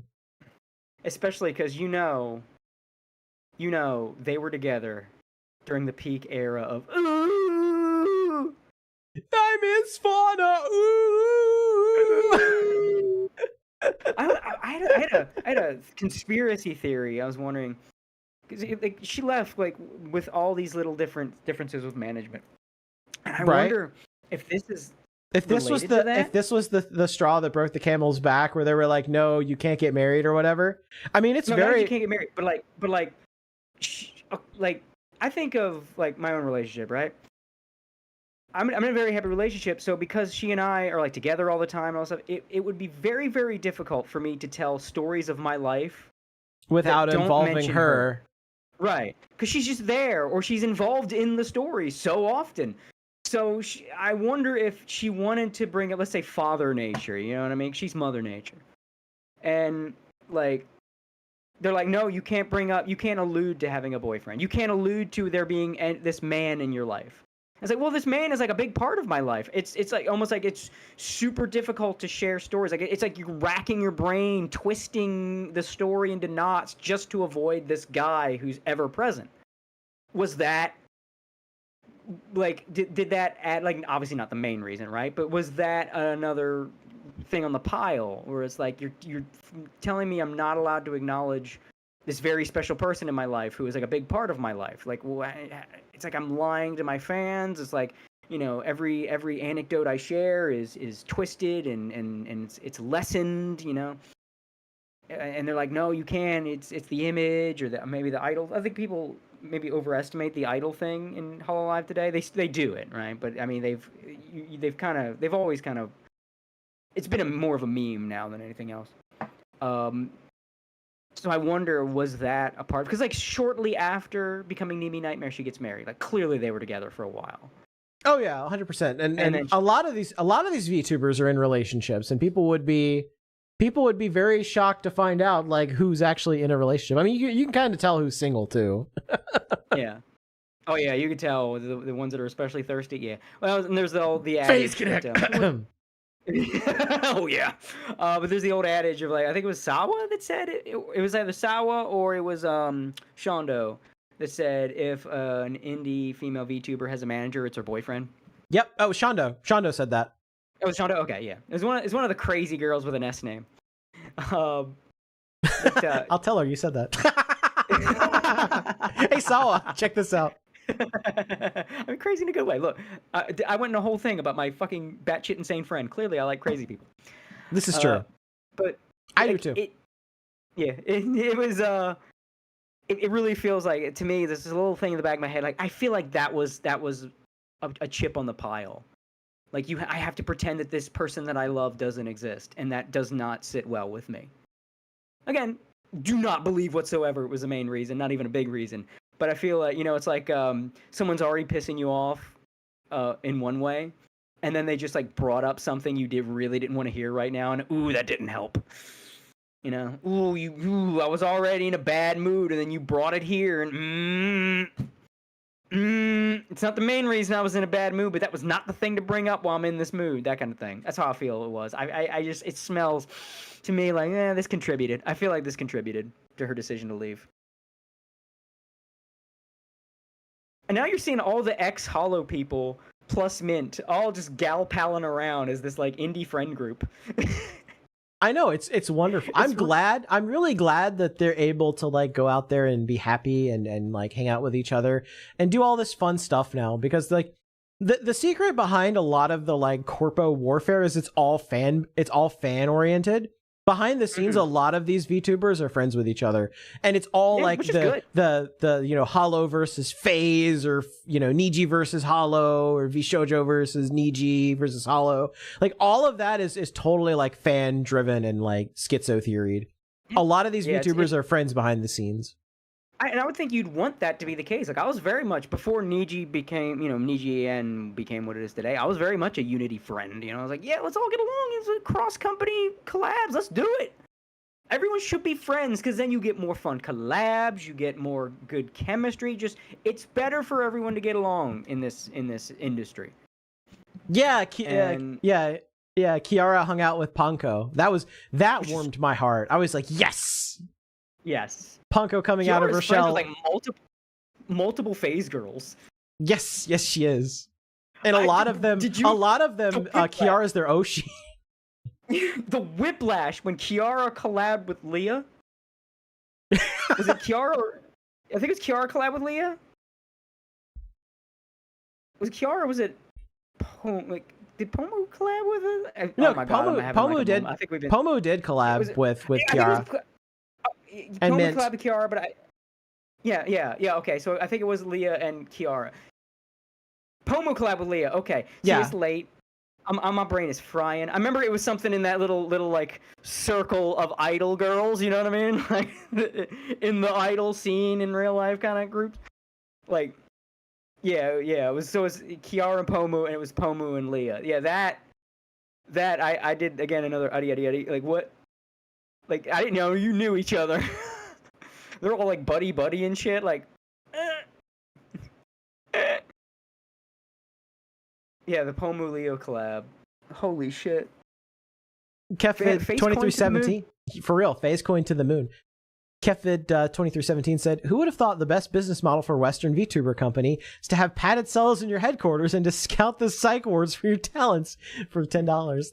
Thanks for that." Yeah, for real. If anything, right? The craziness of their talent should speak to the competency of their management, because if they're able to wrangle such individuals, then they must know what the fuck they're doing.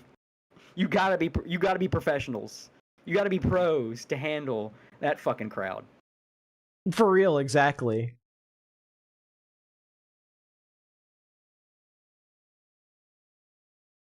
All right.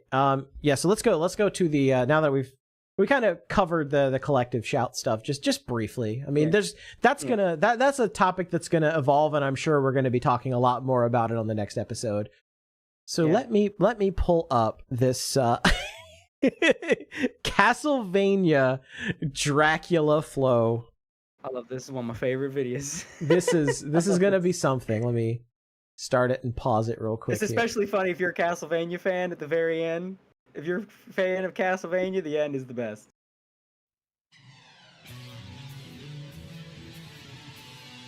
They thought they could stop a demon. I'm back.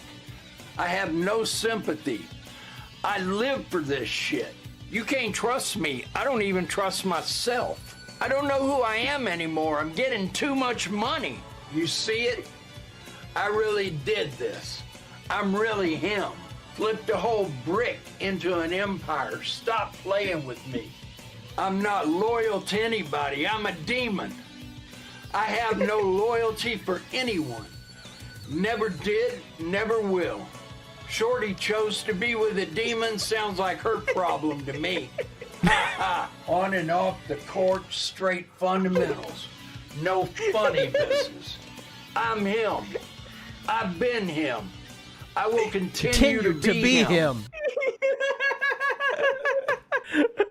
That was amazing.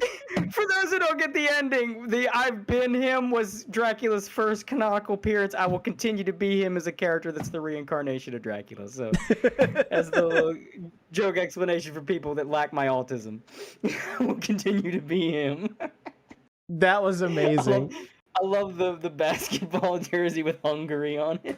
Yeah. I love every one of those. It makes great. Every one of those lines genuinely describes Dracula from Castlevania. It really does. It actually works. Oh shit, that's so good. I think it died. I think we did we hit the 6 hour mark? No, we're just like just before it. You've reached the maximum time limit of 6 hours. Okay. Because I brought it in just a little early, but that doesn't matter.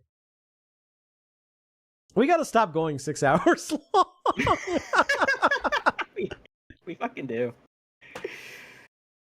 But yeah, we're gonna plan out a member stream. Like I said, like a lot, like our member streams are kind of more geared towards just like shooting the shit. Like we don't really, most of the time we won't really have like official topics and stuff. It's just like anything y'all just want to like shoot the shit about and talk about. It's pretty cool. Like even stuff that I probably wouldn't talk about on like a live stream for the most part. Like some of those topics, it's better for a member stream.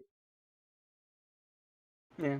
I could talk a little bit more, maybe not all into depth about like graduation stuff and all of that, because there's some stuff I can't talk about, but you know, I could be a little bit, I could talk a little bit more about it, like what my plans are, things of that nature, like why I'm graduating, why, you know, why the podcast isn't going to change, why things are going to basically, you know, be fine. When's the graduation? Yeah. It's August 15th, and I do plan on doing a stream that day. It will probably be on this channel. Yeah. In fact, I might just do like a Anime Boomers podcast episode that night. I know we'll be kind of doubling up on weeks, but I'm graduating. Yeah. I'm allowed to do that. I'm allowed to call an audible. Pippa levels of tangents on this podcast. Hey, look, like VTuber. Like VTuber fan, okay? The chat reflects the streamer. The streamer. Yeah. we are very, very, very much, you know, infected by Pipkin, and Pippa is infected by Anime Boomer, okay? Very much so. I don't know if she's that much of a boomer. She got a little bit of history, but she got an internet boomer. She's been around the internet as long as we have, basically. she's seen some shit, man. She's seen some shit. All right, but now it is our favorite ritual at the end of the podcast is finding somebody to raid that's still streaming at 5 o'clock in the morning, Eastern Standard Time. Let's see. Uruka's is actually still streaming, surprisingly. Not really that surprising. Kind of surprising. It's like it is pretty late. It is pretty early in the morning. Yeah. Let's see. Just going through the list of people I'm following here. I'm like, who is mostly? Oh, we could raid Pirate Software. Yeah, that'd be fun. I'm sure. Raid?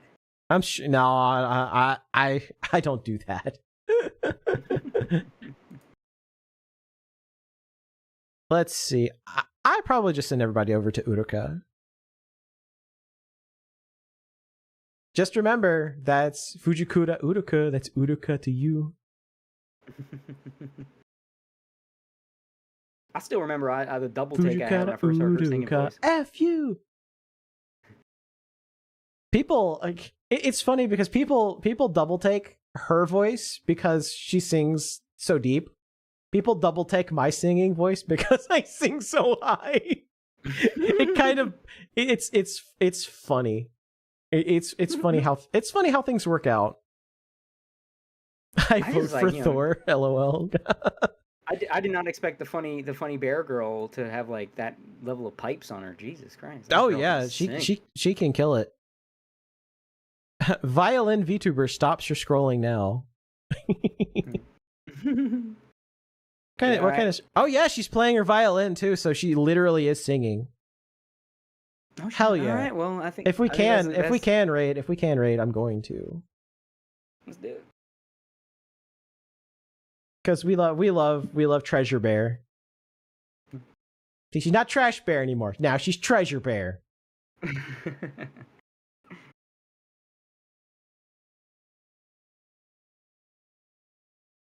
Nope. Damn. Like half of FaZe doesn't have redirects activated, and the other half does. So she does not. So we'll just do this the old-fashioned way. And I'll just put it and pin it in the chat. All right. So we'll do it the ye old fashioned way. which is fine. Which is fine because we love Blue Bear. We love Blue Bear in this chat. All right. Well, that's pretty much it for us. Our next stream will be, and let me take a look at the chart here. I believe the next stream would be on the 9th. Either the 8th or the 9th, Friday or Saturday, depending. We'll work out the time, but it'll be at the usual same bat time, same bat channel. So cheers. Yeah, cheers to you too. Thanks everybody for tuning in. Like I said, we will see you guys in 2 weeks again for the return of the Anime Boomers podcast. I hope that we don't have like the VTubing world blowing up again like we did this week. Because that was a little crazy. I mean, even if it does, Phase Connect will be fine. So yeah, Phase Chads will be okay. I think as long as we haven't been jinxed, which I hope we have not been. Yeah. You know, prayers that we have not been jinxed by all the people doing the Fishman wins by doing absolutely nothing shit posts. I hope not. I hope not. All right. Well, like I said, we will see you guys again in 2 weeks on the 9th, and then we're going to stream again on the 15th for the Gator graduation. Thanks for tuning in, everybody. And like I said, I'll keep an eye on the Twitters because I'll announce when we do like member stream stuff. All right. So, bye. Peace. Peace.